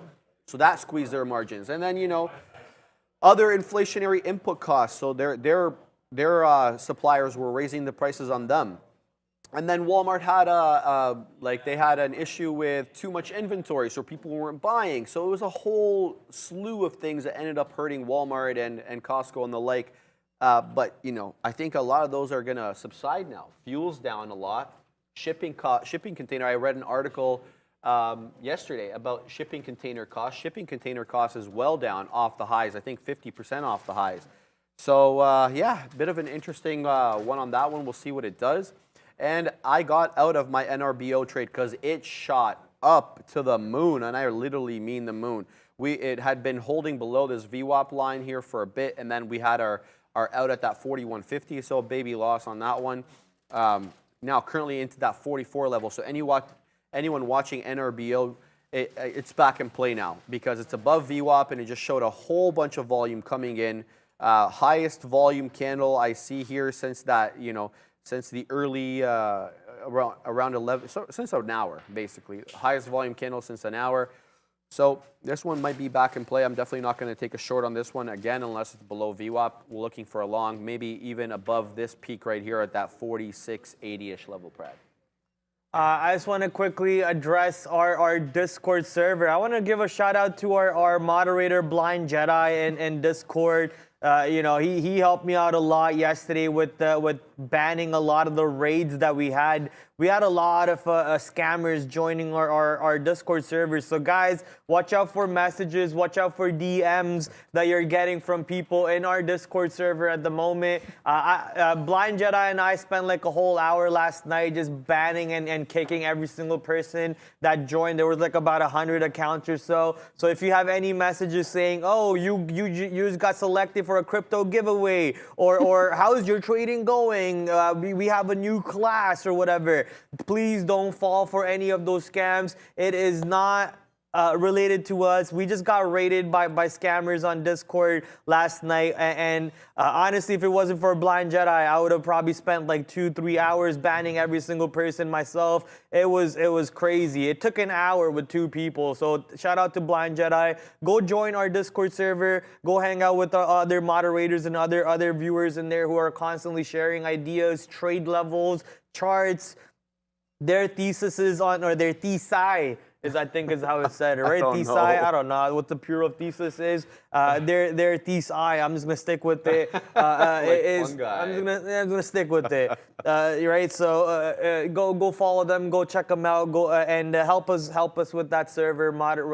If you see anybody spamming, scamming or anything, report it to Blind, report it to myself, and we will go in there and ban that person immediately. Why can't I join Discord? You should be able to. Just do !Discord in chat. You'll get that link. But once again, please be careful for any DMs, not only on Discord, but DMs on Instagram, on Twitter, or anything where people are pretending to be us. We will not message you first. If you do talk to us, though, there's a good chance that we might reply. Yes, sir, especially in the chat. We'll try to get to as many questions in the chat, obviously, as we can. We'll also see the super chats a lot easier, and Bears versus Bulls, we'll message Prad that, and we'll get to them by the end of the show for sure. So let's see what we got the chat coming up to here. I know someone was asking Prad a question, but I'm not sure where I found it. I'll get back to it after. Yes, Oxy is going up, someone in the chat says. Let's have a look at Oxy, New York stock here. That one is Uncle Warren's favorite stock as of late, but we'll talk a little bit about that. Maybe NU is his favorite. Yeah, NU, possibly. We'll talk more about that once we get back from Brendan, who's at the big board with Energy Update, is it? Yeah, right on cue, guys. Let's give you a look at what's happening so far in the world of oil and natural gas. This is a interesting chart, and I bring this up simply because of what happened this morning. This is a dated chart, so going back to the last CPI reading, if you look at the middle section of this chart, this is inflation X energy and food. So if you take out energy and food, good reminder here, we got a downtick on the last reading. Not the case today. That was the one that still went higher on this reading this morning. So the headline just suggesting the fact that, yeah, we're probably going to get a higher interest rate increase coming up on the 21st. In fact, it's now up to about 30% versus 70% on the 100 basis point hike on the Fed funds tool versus a 75 basis point hike. So 75, 25, depending on when you look at it, in favor of a 100 basis point increase. Here's a look at the chart of oil. Yeah, downtick there on Oxy. Might have been because there was a downtick there on oil as well. Basically right back to day lows, 2.25% now to the downside. This was the number. CPI comes out, we get absolutely flushed on oil, grinding along 85.50 now for crude. Guys, back over to you. Let's go, baby. Yeah, Twitter now 11 cents in the money, taking some profits, but sadly Apple is pulling back too with the rest of the market. That 4K level coming back into a little bit of a questionable state. Are there buyers? Are there sellers? Are we going to break? Are we going to push even more? Are we going to bounce? So lots of questions coming in. Apple right now a little bit out of the money, so I bought more dips. Obviously, that's what I'm going to do at the moment until that 4K level really shows me weakness. I'm not going to weak myself out of this Apple long. And I want to ask my boy Sean, are you in Apple longs? He just bought more at 11, so that gives me more confidence because that's where I was buying too. So let's go. If Sean's on Apple longs and I'm on the Apple longs, there's a good chance that we might actually end up catching some good moves to the upside and some money off of that trade. Hopefully Twitter shorts don't start reversing back to the upside with this move on the market. Ooh, market actually bounced off of 4K over there pretty nice, and this is probably the best bounce that the market's had off of 4K. The volume coming back into the market. Look at that volume candle, the 5-minute volume candle, larger than any of the last 5-minute candles since the past 30 minutes or so. So volume slightly coming back. We still got some levels though. Look at the ask on the Apple just tanked again. Yeah, Apple just moved right back to the 10s. There is some size on the ask for the ES. That's what I'm seeing on the ask. So that's like a wall almost for these for the futures to punch through. They got to punch through all of those contracts and push to the north side. Apple has a lot of inverse gateways. Actually, no, that's just a bug on my thing. So let's go to Apple here. Apple now at 156. It's about to most likely break 156 again. It says the low of day is 155.92. I don't think it actually is. I haven't seen it break 156 today. So let me go confirm. Oh, it did. Okay, yeah. So it is 155.92. That is the real low of day. And I held it to that. So I think that gives me more confidence, a little bit more confidence. Yeah, just sitting down here, guys, noticing the insane move on the futures. What was going on here? Let's have a look. A lot of big candle spikes up and down. That's really interesting. Looking at some levels here, looks at that recent high is at 40.11 level on the ES. So looks like we didn't even come close to that. But I just looked at CNBS and they've got their little red marker saying market sell-off. So they're feasting off of some people's miseries at the moment, it looks like. But I don't have much to report on here. AKRO above VWAP, so it's definitely in play. Flirting with that 28 level. Let's pull that up so you guys can have a look. AKRO, NASDAQ stock. Flirting with that $28 level again, a little bit below it now at 27.80. We were looking for the break of that 28, but now it looks as if, I don't know. It hasn't really been respecting levels, this stock, to be honest with you. It's consolidating at 28, so maybe you could say it's respecting it. But the high here is at that 28.40 level. And now currently we're about 60 cents below that. So not much to report there. NRBO, we got stopped out of our baby trade on that one. Below VWAP, it consolidated below VWAP for a while. And then bounced aggressively into that 45 and actually broke 45. NRBO. New York stock? Yeah. No, it's not. Bro, you've been trading this stock. How do you not know? Yeah, right? NRBO, there we go. So, yeah, tough day. Not my best accuracy day, I'll tell you that, to be honest. But we're trying to limit the losses here. Highest little wick on NRBO recently has been that 47 level, now currently trading at 43, but the spread is insane on this one. It's currently 60 cents. Sometimes it opens to $1.50. So I'm going to tread carefully on these ones. It probably would be better if I focused more on the mega caps here because there is more of a directional trend, even though we're moving sideways now a little bit on the ES. ES, wow, bounced from that Of 39 course it level. bounced, because Sean and I are long. Hey, Duh. obviously you guys are market movers. So yeah, keep your eye on that. What's the chat up to? Let's see. Diddy says, Sharif, stop taking baby trades, bro, and put on that grown man size. Well, it's really not my money, Diddy, so I got to really be careful here. It's the firm's money, and if I want to keep my job, I got to make sure that we don't get blown out. Everyone's just waiting for the market to rip back up again. Very boring, says QB's Mo 85. Yeah, you know, trading isn't all like excitement at every point in the game. You gotta let things consolidate. You gotta let things pull back depending on what your bias is. So definitely, you know, there's gonna be these lulls in the market, and currently we're in one. But we had a hell of a move this morning, that's for sure. And that CPI number is always super exciting. We'll have another super exciting day once the FOMC meeting comes out and Papa Powell comes out at that 2:30 time slot, and we find out what it is at what interest rate they're increasing by or at that 2 o'clock time slot. So there'll be more excitement next week. When is the FOMC? 21st September. 21st. So, okay. So a week from today then, huh?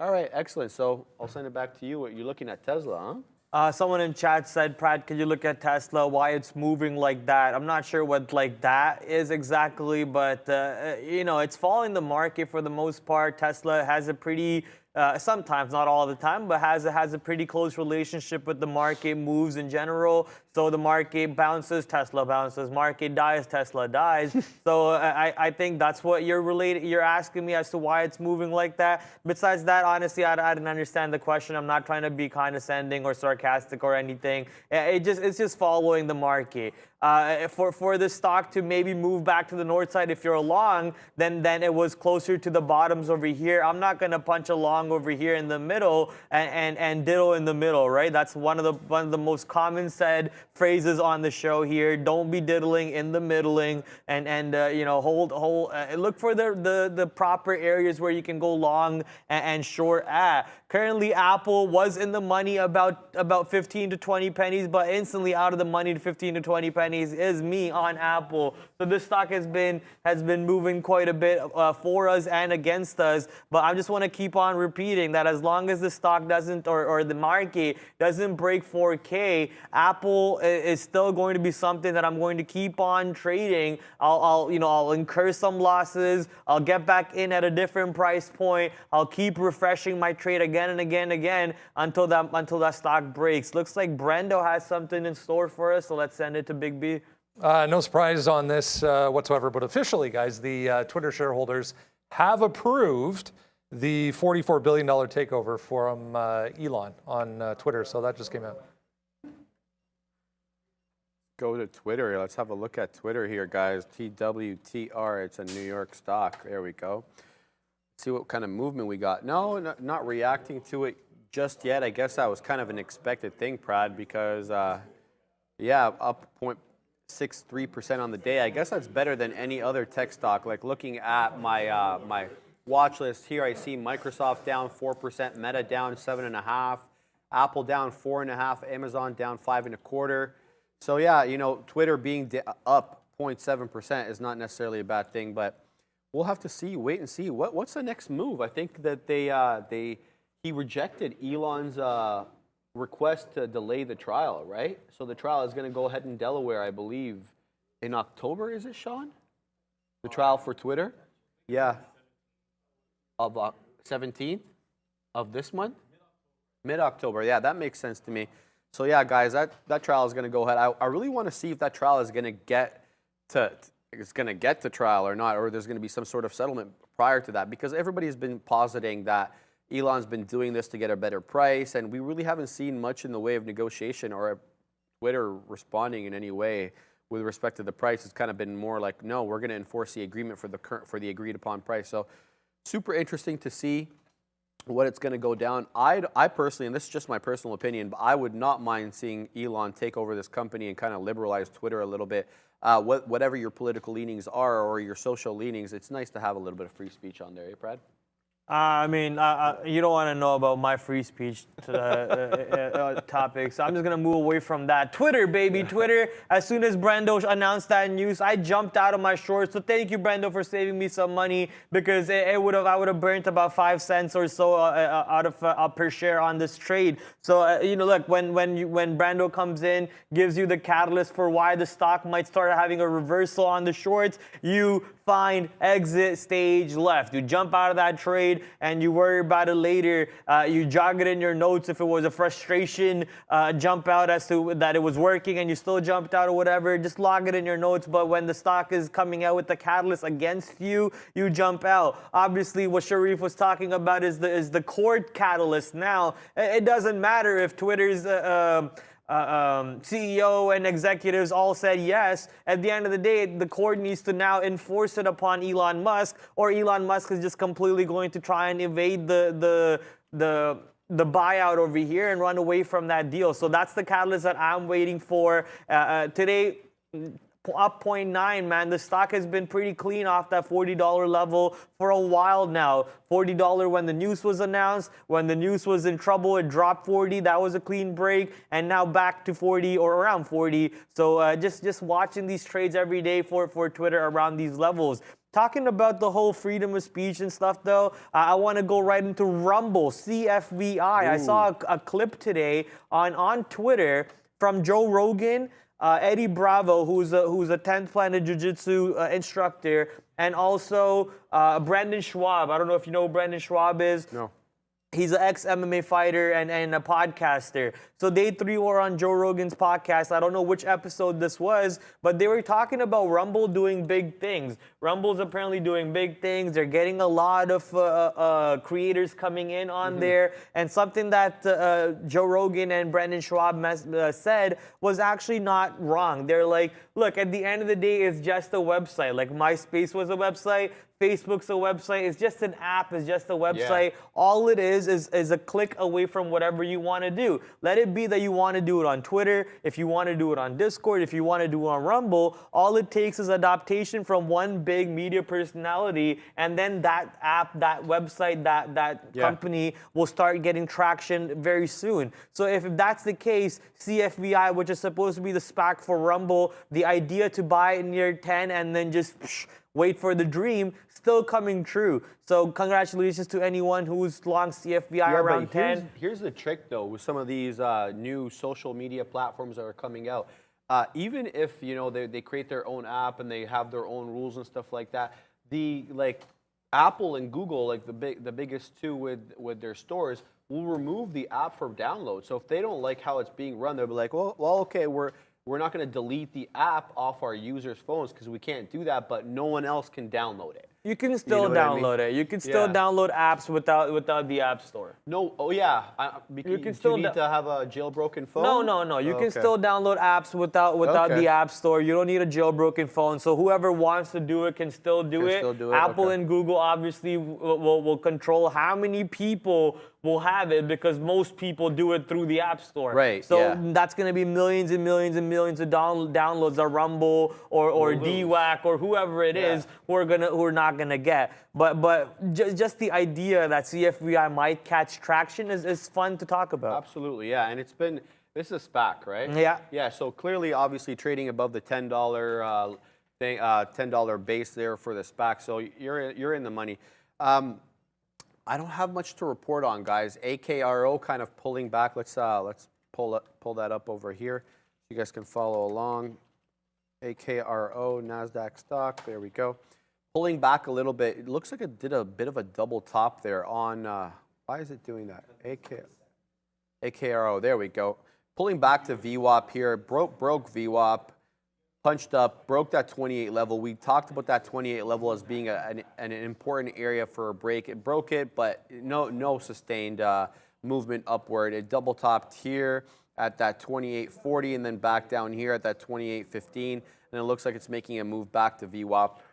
This was an interesting support level that it broke as well, that 27.36. It's not below it by much, but anyway. AKRO, super hard to trade today. Not respecting levels, kind of doing its own thing, and geez, it's been a tough day. For me on small cap world, NRBO is all the hype right now. Let's switch to NRBO because that one is making its move. NRBO back up aggressively now. Looks like we double topped also on this bad boy at that 47 level. Why am I seeing weird numbers here? Oh, there we go. Let me zoom in a little bit. There we go. Looking at here, we had two top wicks on NRBO at around that 46.90 and that 46.75 level. Maybe we'll make a move back down to VWAP. There's a key support level here at that 42.60 with the bottom of this trough right here. Otherwise, not seeing much. Gonna keep my hands off the keyboard at this point. Taking a lot of hits, and the money that I made, I don't want to lose any more money on. So what we'll do is we'll see what's tried and tested here with the ES. So let's switch to the MES.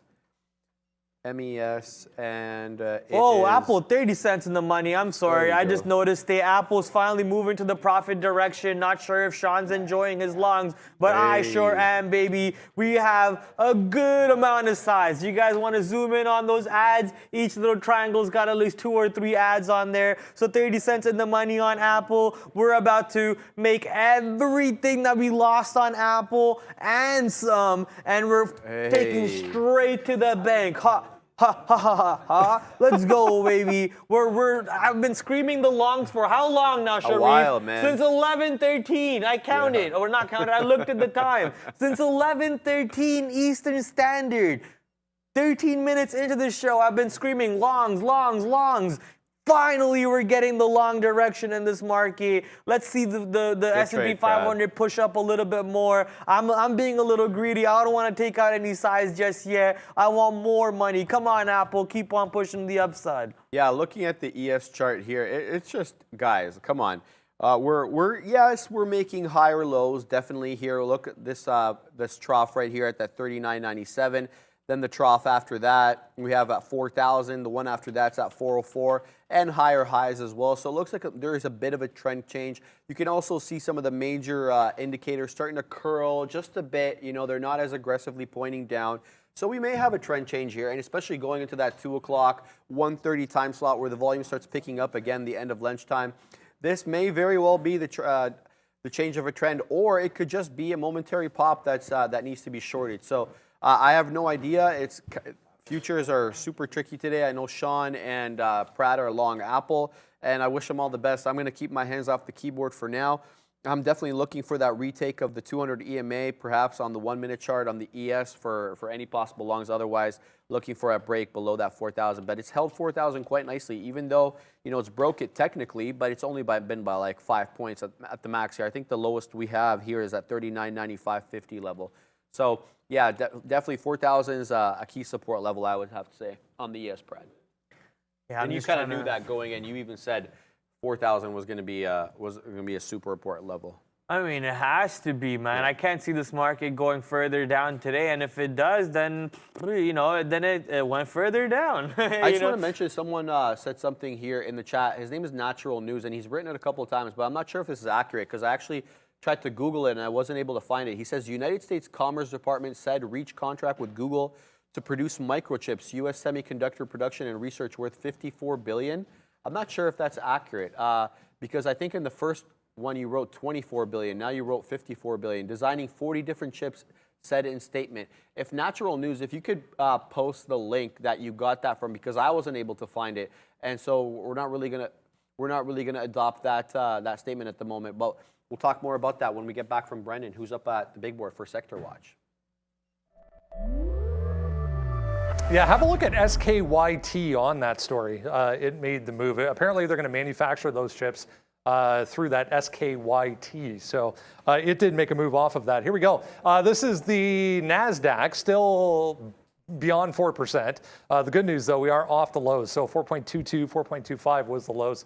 4.03 currently to the downside. Still all of these, though, grinding to the downside. Datadog, this is the software group here. Datadog, top of the list, closely followed by DocuSign, DOCU, downside as well. So 6.5, 6.7 to the downside. Zscaler here, Zoom, they're all here. Zoom down 5.5 today. Adobe, there was multiple downgrades and multiple negative notes on Adobe once again, talking about demand going forward.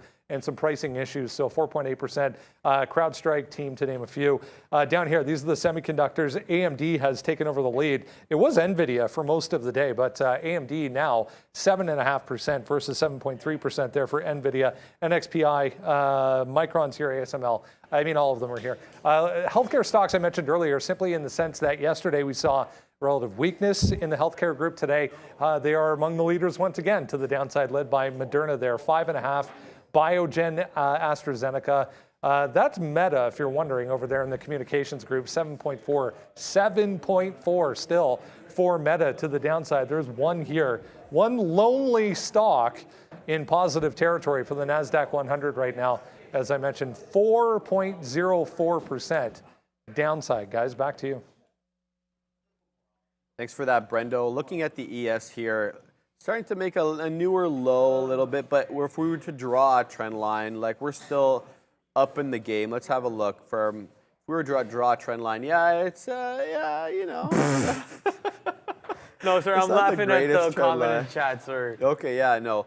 Trend line's still there. Let's see what it does. If it makes a newer low, definitely, you know, you're still in that consolidation area. But the top peak here at that 40.11 was only broken by like a point or two at that 40.12 1/4. So, yeah, ES still super tricky. Might be just time to take up my hands off the keyboard. Period. Stocks and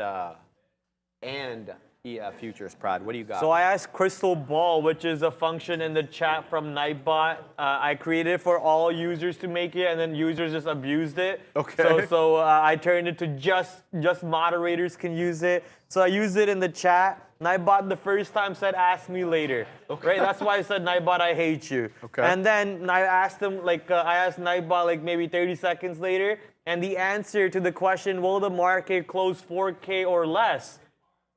It said yes. It was going to close under 4K. I see. So the SPY is going to close under 4K. We got Neil who sent out a poll in the chat, which is basically asking, where is the S&P 500 headed for this year as a bottom? 2,400, 3,600. So 2,400 is crazy, says chat. We got a lot of people voting for the 3,600. Yeah. I actually voted for 2,400. Did you really? Yeah. I think you're just trying to pump the numbers. Well, you know me. Like the poll numbers, yeah. I don't know, guys. See, 2,400 seems like a ways away.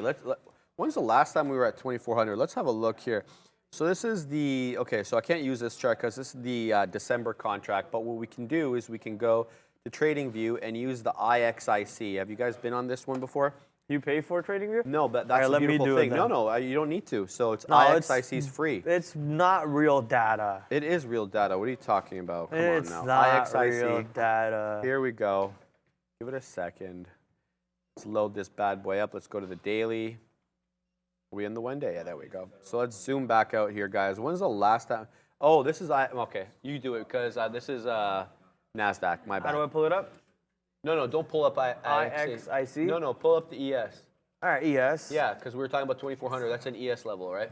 All right. When's the last time we were at 2,400? Oh my God. The March The 2020? 2020, the COVID lows. Yeah, the March 2020. Yeah, that's a tough ask. I gotta tell you I think we could see the COVID lows. Yeah. I think we need to test the COVID lows to see if there's actual buyers there, You're a or was the buyers only from the COVID what's that, stimulus pump?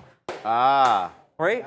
To see if there's actual buyers or was it a stimulus pump? I mean, Apple, I've been taking profits on Apple. Apple now 27 cents in the money. Sean reminded me to take profits. I have some orders already layered out to the upside, so I don't have to worry about it. You know, I can. Starbucks 86 long. Let's go, baby. I know Valeria is loving Starbucks right now somewhere. Starbucks 86 long, says Sean. Let's go check out Starbucks. Oh, baby, bottom wick 86. Did not even break 86, but he got filled 86. No, he got probably filled 86. I know, I was just joking. He probably got filled around 86.07s, 86.10s or so, and now he's riding it. 100 period EMA break also on Starbucks. So looks like the trend is not done anytime yet. And with the market pushing back upside, with the #1 weighted stock in the market, Apple pushing back to the upside, I can only expect Starbucks to continue its ascent a little bit more. So let's go, Sean. You're Sean. Next time you punch, let me know too, bro. Let's go, Sean. Guys, we got it. Oh, okay. Nice. Oh, damn. We got into a little baby long here on the futures. On that volume candle? Yeah, I got in at 407. Where did I get in at? 407.50.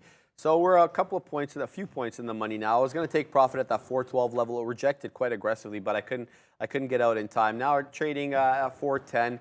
You know, we'll give this one room, but we are making higher highs and higher lows. So despite the fact I want to keep my hands off the keyboard, I'm going to take this long because it just looks like it's the right thing to do at the moment. Let's zoom out a little bit and see what other levels we can identify. Definitely that 412 level here on this peak here was broken, but you know, we're not breaking too much above it. The next level I'd say above that is this support level at that 40.19, but you also have the 200 EMA at 40.16. So a couple of levels to look at. You know, we'll watch this one. We're well in the money on it, so we're not gonna pull the trigger, taking profits too early. We're looking for that break of 412. If we can get the break of 412, maybe we'll even add a contract onto that. Who knows? Maybe we'll add to our winners pad. We've been talking about that for a while. We haven't been doing it though. Well, I'm not talking about you. I'm talking about me when I say we. We know me. Yeah. Man, Twitter is now at almost $42. I wish I flipped into a long instead of just being like, oh, close your shorts, run away before it burns you. Before doing that, I could have just flipped into a long after covering my shorts. So that was a little bit of a whoopsies type of move on Twitter. But what a move on Twitter! Looks like that catalyst of shareholders accepting their a proposal from Elon was all it needed to turn the day around for Twitter today. So congratulations. And that's what our boy Sharif mentioned too in the morning, right? He said, it's about 11 o'clock. You want to be careful. The meeting's starting. Or sorry, did you say 10 o'clock was the meeting? The 10 o'clock was the meeting. Yeah, he came on at 11 and he mentioned that the meeting was already on. So you might want to be careful because we might get news catalysts at a random point. Thankfully, we had Brendo over here to cover that news catalyst, which allowed me to jump out of that trade. Only way I would have known about that news catalyst is by getting stopped out and then probably get back in and then stopped out again and then stopped out again. So sometimes having that Brendan next to you, obviously you can't have a Brendan next to you if you're trading by yourself, but you got to figure out how to get Brendan next to you. And how do you do that? Watch Trader TV Live every single day, 8:30 till 4 a.m., but also pay for news channel services like an Icon Terminal or a Bloomberg Terminal. Mateo, what was that news service you were talking about at golf? The Quiffin?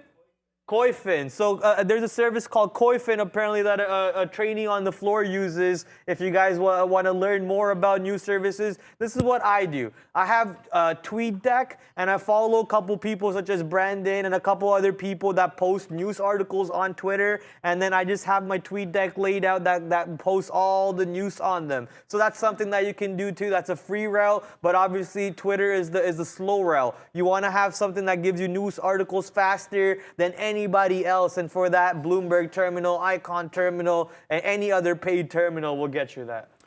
Yeah, this is an interesting question. Fed Chef says, what's your opinion on funded accounts, guys? Those you pay $100 and you get $100K to trade. Please, I would like to know what you guys think about that. I thought it would be a chance to trade big. What's your opinion on these type of accounts? Nothing wrong with it, man. Nothing wrong with it. I mean, in a way, we're funded accounts. We are funded through the firm over here. We're all trading on firm's money at the end of the day. But thankfully, you know, we don't have to put up any of our own money first. But nothing wrong with having to put up your own money. It's kind of like putting some skin in the game for yourself over there. But you're getting a way bigger margin account to trade with. Here's the problem that I believe a lot of people fall into is even though I have $10,000 in this funded account, I only paid $100 to get $10,000. Let me go lose $10,000. Don't think of it that way. Think of it like, you know, it's actually your money. Because as Sharif put it, it's not my money, but I want to have this job for the X amount of years that I want to be here for. So you want to be thinking about it the same way, right? You don't want to go out there, blow up your account and never be able to get another funded account. True. You want to be able to learn the right practices, trade properly, and apply proper risk management, even though if it's a funded account. There's a lot of funded accounts in our chat. There's actually people on the floor who come from previous funded accounts and have short that, you know, they are successful doing that and now got an account on our floor. So multiple ways to do it. Maybe go look at prop firms in your area. The number one prop firm in America makes you pay for the seat. Did you know that? No, I actually the didn't know. YouTube prop firm, the Interesting. YouTube prop firm, the 3-letter YouTube prop firm. Yeah. They actually charge you money to sit at their table. Well, I'm but not over surprised, here, which is not the American prop firm, but this is the world's best prop firm out there. They trade the world. Sadly, it won't exist in America. But if you're anywhere outside of America, go to daytradetheworld.com. But look up how to open up an office and everything. And if you do open up an office, maybe one day we'll see you here for training. Yeah, absolutely, guys. Just wanted to mention WTI making a nice move here off this 85. Off this 85 bottom here at, what was it, 130 or so, not even, like a few minutes ago, basically. We're at that 85 level, and we're now at 87.20. So nice move on oil there. I'm not talking about Brent, I'm talking about WTI. If you guys use the ticker US oil in TradingView, you'll be able to follow that along. Say it again? So Sean says Biden reserves? came out and said that they're refilling reserves. I guess the American National Strategic Oil Reserve or whatever it's called. So it looks like they're getting into that, and they've been using that for a while. I mean, I think they've. Yeah. So Sean says they're currently down to 1984 level, so they're going to have to fill those bad boys up if they want to have anything for security there. So that nice, interesting one. U.S. oil definitely making a move on that one. WTI, West Texas Oxylon? Intermediate. Guys, the futures are moving. We're now making higher highs, very clear higher highs and very clear higher lows. So do we have a trend change here, at least for the time being? Like VWAP on the ES, on the MES, is at that 40.36 level, at least on my chart. 40.37 on my, 40.36. So we're currently trading at 40.13. So could we possibly make a move back into that VWAP level? That'll be interesting to see into the afternoon. But definitely curling bottom here. You don't have to be a super chart reader to see that this U shape here, that it's curling. So we're definitely touching the 200 EMA. The 200 EMA was at that 40.16 level. And again, to reiterate, 40.36 for VWAP. So nice little curl there on the ES, and I'm sure there must be a nice little curl on the big tech stocks as well, if that's happening. You know it, baby. 32 cents in the money on Apple. Our average price is now 156.08 instead of 156.30s or so. What's up? Money. Yeah, spin the money, baby. That's what I like to see. Can't wait to see a bigger pop on Apple if we do get that pop in the market that Sharif was talking to all the way to VWAP. Right when Sean and Sharif were talking about the oil, what's the word that you use again? Refill. Wow.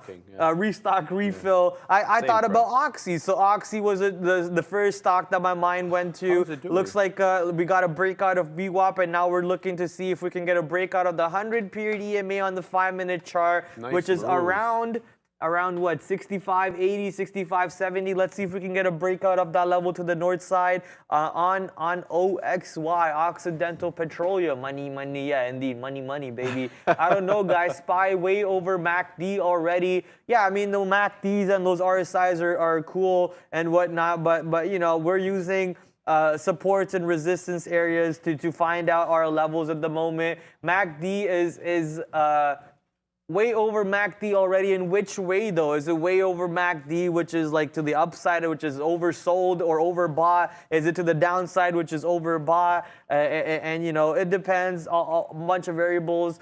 At the end of the day, if you're able to find a trade for yourself using those tools, more the merrier. For myself, most of my trades come from finding supports and resistance areas, and 4,000 was the support area that I've been using for God knows how long now. And it helped me out today to find a nasty long on Apple. Apple ready to be my number 2 stock of the day. Number one stock of the day is actually Unity. So let's head over to Unity, see if I traded that properly, and I did. Looks like I had the bottom wick exit and the top wick short on Unity today. So I am absolutely happy with that trade. I want to also go take a look at Nike, because Nike was a pretty good trade for me until it wasn't. I want to see if I traded that well, and I did. So here's my trade setup. I took the lower day breakout around 107.50. I added on the 107 break too, but the 107 break did not have any continuation move left in it, so I punched out right here. I lost some on the 107 break, but I made money off the 107.50 break. So at the end of the day, technically only made about 25 cents or so after giving back a good 10 cents on that trade. And I think I made the right decision, as this stock pushes well above my average price, now above VWAP, and is trying to see how it can play near the 50-period EMA on NKE. Yeah, JG in the chat there says check PSNY, which we all know is Polestar. So No, it's PlayStation. yeah. So here's a chart on PSNY. Nice little bounce off that $7. Actually, we had the low of days exactly off $7. And this is the 15-minute chart, guys. Now we're pushing that $7.60 level. The pre-market high was $7.80, but right after the open, the high is $7.63. So we're very close to day's highs on PSNY. Not really sure what the catalyst is on this one, and what is the move. We're only up 0.26% on the day on PSNY, but definitely a nice move off the bottom there. Definitely outpacing the market in terms of a rebound. Let's have a look at the 1-minute chart there. Yeah, you know, baby candles, I like to call them. So, but definitely a trend move, a move to the high side on the trend here.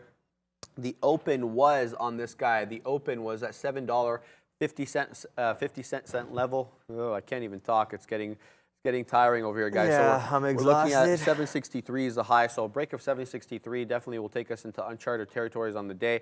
Let's have a look at the daily candle on this one.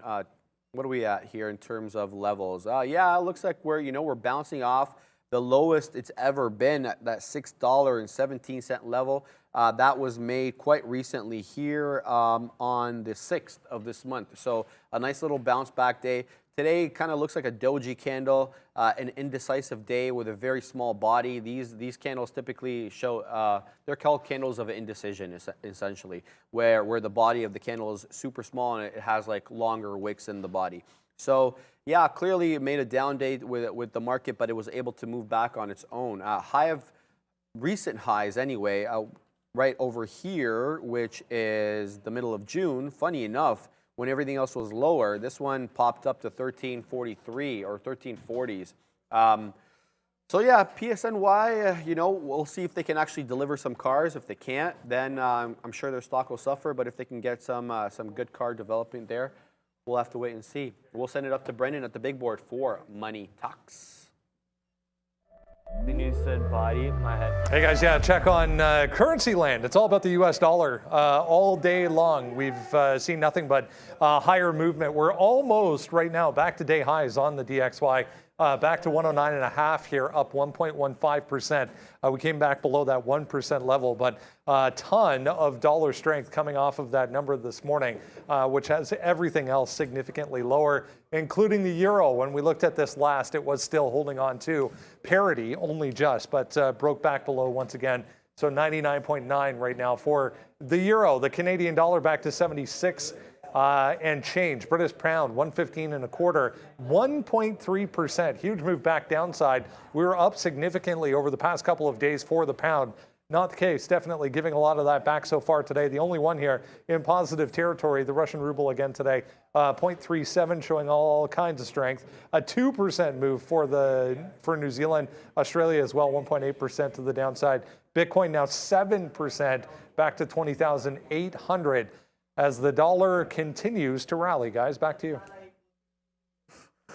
Yeah, Pratt and I just making jokes here. Guys, it was an interesting little bounce off the ES here on the 200 EMA. Look at this, guys, right at that 40.16 level. That was top wick, essentially, and then we're pulling back down. So, yeah, the ES respecting levels a lot more than the AKRO did. AKRO marches to the beat of its own drum. The ES is a little bit more respectful. We should know is that we're looking at some levels here. So interesting level on the ES. Let's see if it continues to make higher lows though. Right now, just the low of this particular area here was at that 40.08 level. Prior to that, it was at 40.04. So definitely higher lows, continuing to make a new trend. I like where the ES is going. If you're looking to trade the ES or any corresponding stocks like the Big Tech 6, then yeah, keep that in mind. 40.16 level, 40.15 level now on the 2200 EMA, Prad. No, the volleyball is canceled today. Why is it raining? Yeah, because the weather's bad. We were supposed to go play beach volleyball today. Oh, no. man. Well, that sucks. Looks like you know, more time for me to be here in the markets then. And enjoy these markets for a little bit longer. Let's see where the markets are going to go to. You know, we're still, as Sharif pointed, higher lows, higher highs from that 4K level on the NASDAQ. So things are looking a little bit greener for us. What's actually amazing is Rivian. Rivian up 1.5% today. It's popping up on my scanner to win its first race of the day. Hey. It has another 3 minutes to win that race. So let's see if it can do that. But what a monster move on Rivian off of the low of day. Off the pre-market lows, man. The 830 flush brought it down to 36.60, and then it just said, yeah, we don't care about the 830 move. We care about what we want to do. And it just launched right back to that 830 number where it was, broke out above it, and has been green the whole day. So monster move on Rivian. Congratulations to anyone who was involved in that bad boy. I want to talk about UVXY next, because UVXY is now finally trading under VWAP, which is exactly what you want to see when the market's going to the upside. If UVXY somehow manages to get back above VWAP, then that means this market is getting ready to most likely break the low a day at some point and continue going to the downside. We want the power hour today to not be sour hour, and if sour hour does kick in, that means the closing number today is going to be big. That Twitter number that you guys are always talking about in the chat, it's going to be absolutely monstrous in my opinion. Talking about the RB number? The financial juice number. Oh, yeah, okay. Definitely the buy and sell number. The financial juice number. I'm not sure. Anyways, but that number, yeah, imbalance number. Imbalance numbers, yeah. Guys, Oxy's still continuing to make a consolidation here. It's above VWAP. Let's pull up Oxy on the chart so you guys can follow along. Where's my chart? 1 second here. Where is it? Okay. Yo, pink sweater. Okay, let's pull up this one. Here's Occidental. No, that's PSNY. Why is it doing that? Here we go. So here's Oxy. I like Oxy going in here. If it can hold this level, let's zoom in. If it can hold this level here above VWAP, currently, Sean, your light's on. Currently above that 65.50, we have a range between 65.50 and 65.70. I like that nice little move off the bottom here, off that 64.80. So move the dollar like in a matter of minutes. If we can continue to move up on the oil futures, definitely Oxy will follow, looks like at this point. But looking for some levels on Oxy itself, it looks like the open price, the pre-market open price was 66.80, so that's basically high of day. We won't look at pre-market highs as any indicator here because volume there was so sparse. So yeah, definitely looking for that 66.80. You know, we're about $1.30 away from it now. So if it holds VWAP and breaks above this level here, then it might be an interesting long, considering taking into account the oil futures. Let's look at the actual futures themselves. Yeah, I'm pulling back here. Now it's making lower lows. That's the problem. So we had this trough here at that $40.08, and now we've made a newer low. Did we make a newer low? No, we're at 40.09. So technically we're still, higher lows, but it looks like that'll break any time now. If we break that 40.08 level, technically it'll be a newer, lower low. Yeah, trend line still intact. Let's continue to watch this, see what happens, Prad.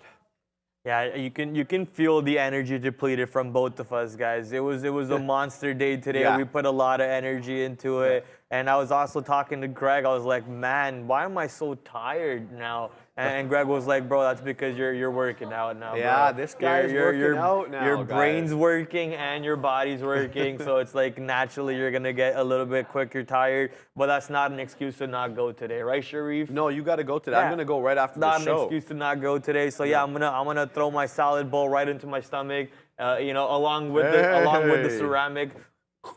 just pop it right in there. Yeah, we're gonna go hit the gym a And I little gotta bit. shout out this guy too. He asked me earlier. He's like, "Should I do legs today?" Usually people are running from legs. They don't want to do legs because they know the pain of like what happens after you do legs. But this guy was all about it. So I gotta shout out Brad, man. He's definitely taking the right page. I love that. Once I make my mind up for something, you know, the only thing stopping me from going through the full route is death. Right, the only thing stopping me is death. So until I'm dead, I will continue pursuing my dreams and my goals. That is, being healthier looking, so I can go to India and you know. Nah, I'll just shut up. I'll just shut up. Exactly where you're going with that. I'll just shut so up. funny, yeah.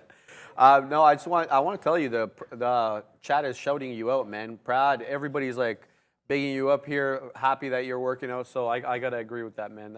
It's awesome.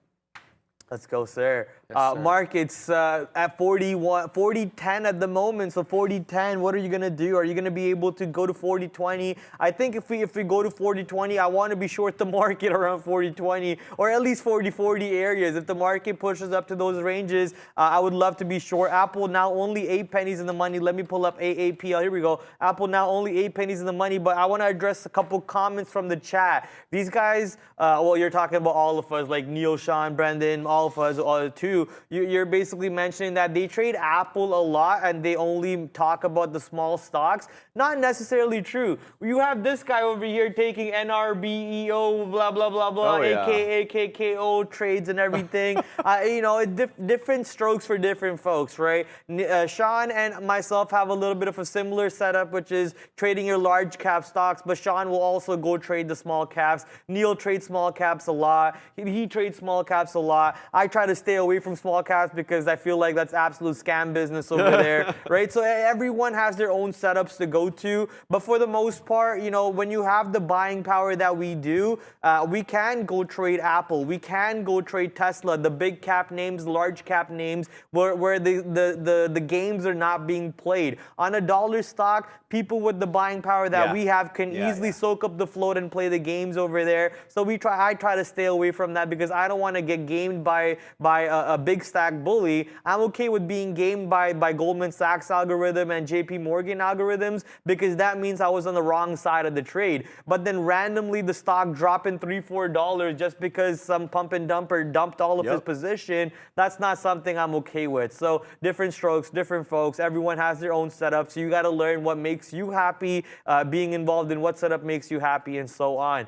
Next comment from the chat that I wanted to address, if I can remember the question right now, is maybe I have to scroll up, so we'll leave this to Sharif. And I wanted to add what Prad was saying. Absolutely, he's talking about essentially big buyers with a lot of moving power can come and manipulate the stock, but when the stock is a big cap stock, it's obviously a lot harder to move and therefore less susceptible to manipulation. But I also want to add on top of that when we trade these stocks that show up randomly on our scanners, like let's pull the scanner down and show you guys what I'm talking about. So these scanners here will show you what's moving on the day, right? Like, and what's big on the day. So I have here percent change since open. I have the volume, I have the average volume, and then the 5-minute volume. And then the gap. This is super important, especially in the morning. Not so much right now, but the gap percentage is super important. It shows you what percentage it's open, what percentage it's higher compared to yesterday's close. So these stocks are not good stocks. Typically, they're usually stocks that are moving on news and they're being pumped by traders, day traders, whether they're algos or people. They're not actually being bought up by large institutions, hedge funds, pension funds, sovereign wealth funds, what have you. These stocks are for a day trade only basis, and I would never hold these either for a swing. I'm just talking personally here, either for a swing trade or in my long-term portfolio.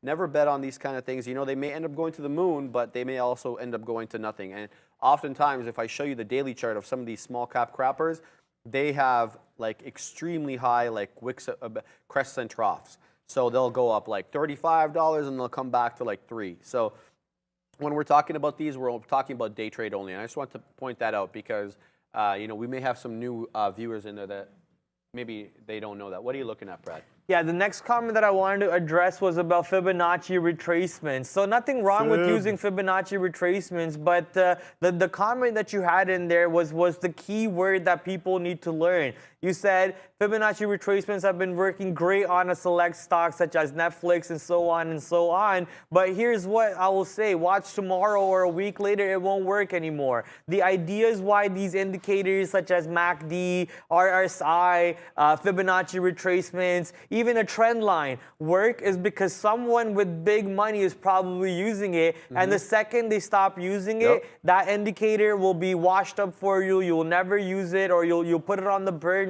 So you got to understand that it's not because you drew the line that the stock is respecting it. The stock doesn't know you drew the line. The stock doesn't know you're drawing Fibonacci. The stock doesn't know you're using MACD. But more people using it, more people incorporating that onto a chart is what helps you on that trade. So with Fibonacci's, you maybe on that date people were using it on Netflix. Maybe in 3 days from now people will not be using it on Netflix, and then you will watch it not working out for you. End of the day, you wanna understand the reason behind it. There's a reason why we use VWAP. Every single trader in the world that I know has VWAP and at least the 50 and the 100 period EMAs on their charts. That's because hedge funds, big money, uses these EMAs and VWAPs to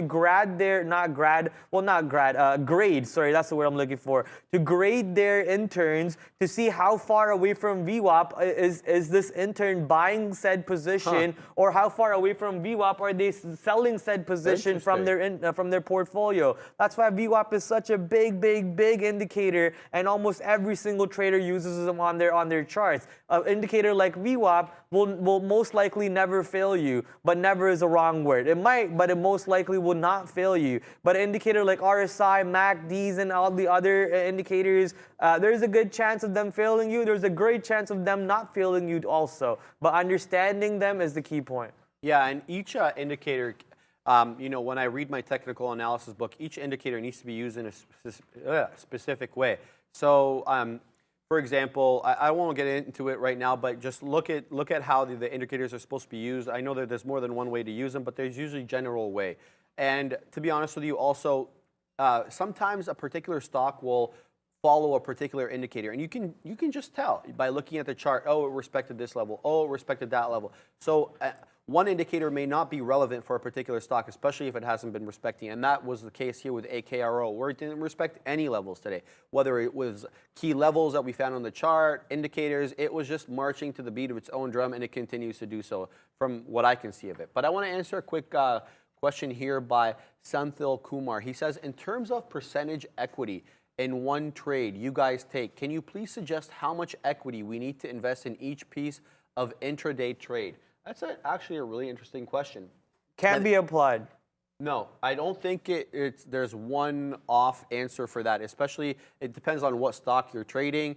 Depends on the size of your account. Depends on your experience. Do you want to add anything to that list? I mean, the way we do it over here cannot be applied to personal trading, guys. Everything that we do is very different. We have to literally be precise with our entry based on time, based on price, based on sizing and everything, because we have a shutdown. Some people on the floor can't lose more than $50, and that means if they want to be trading from 9:30 till 4 o'clock, they can barely even give a stock $5 of risk. Yeah. Barely even give a stock $5 of risk. Imagine that person trying to trade Apple with 50 shares. They're probably losing 5 cents in a second, right? So you got to understand what type of stock you're trading, how much risk can you allot per stock, and so on. The way I explain to brand new traders is maybe put yourself, your mindset as a prop trader mentality, which is give yourself a certain. I'm going to close my Apple trade here because we broke the low a day. If you can give yourself an amount of money that you're willing to lose every single day and you're going to stick to it. Let's say you want to start with 50 or 100 or 250. Out of that 250, you take a percentage of your 250 shutdown, and then you put it on your bets. You grade your trade. Is this an A+ trade or a B+ trade? If it's B+, why am I even bothering my time and my money with it? Absolutely. If it's A+, I will give it 15 to 25% of my shutdown. Maybe I will even even go as high as 35% of my shutdown. Then if I lose on that trade, I know my next trades from here on out need to be less and less percentage because I need to take more trades. I'm a day trader. Not every single trade I get into is going to be a banger, is not going to be a multi-dollar winner. I'm going to have to take some losses. I'm going to get in and get out multiple times. So because of that, we have to really calculate our entries and be very precise. That's a luxury that you guys have. That's a benefit that you guys have by not having to worry about it. But have a number that you're willing to lose and risk a percentage of that number into multiple trades. And then once you get better, you start looking and identifying, oh, that's an A+ trade. I'm going to put 35% instead of 10%. Oh, that's a B+ trade, but I don't see any other trade right now, so I'll take this B+ trade, but instead of giving it 10%, I'll give it 5% of my shutdown. And then you have to basically, calculate your size based on your stop, based on your thing. The basic risk management methodologies then apply into it. So just maybe if that helps you, then good. If not, then I don't know. Yeah, no, I couldn't agree more with any of that. That's very well said, Pratt. I just want to point out here a bit of a divergence between these big cap stocks. Apple continuing to sell off. Meta's already taken it on the chin, so it's consolidating sideways. Amazon, moving up a little bit. But here's the kicker, guys. Tesla seems to be making a more aggressive move up than any of the other stocks above VWAP.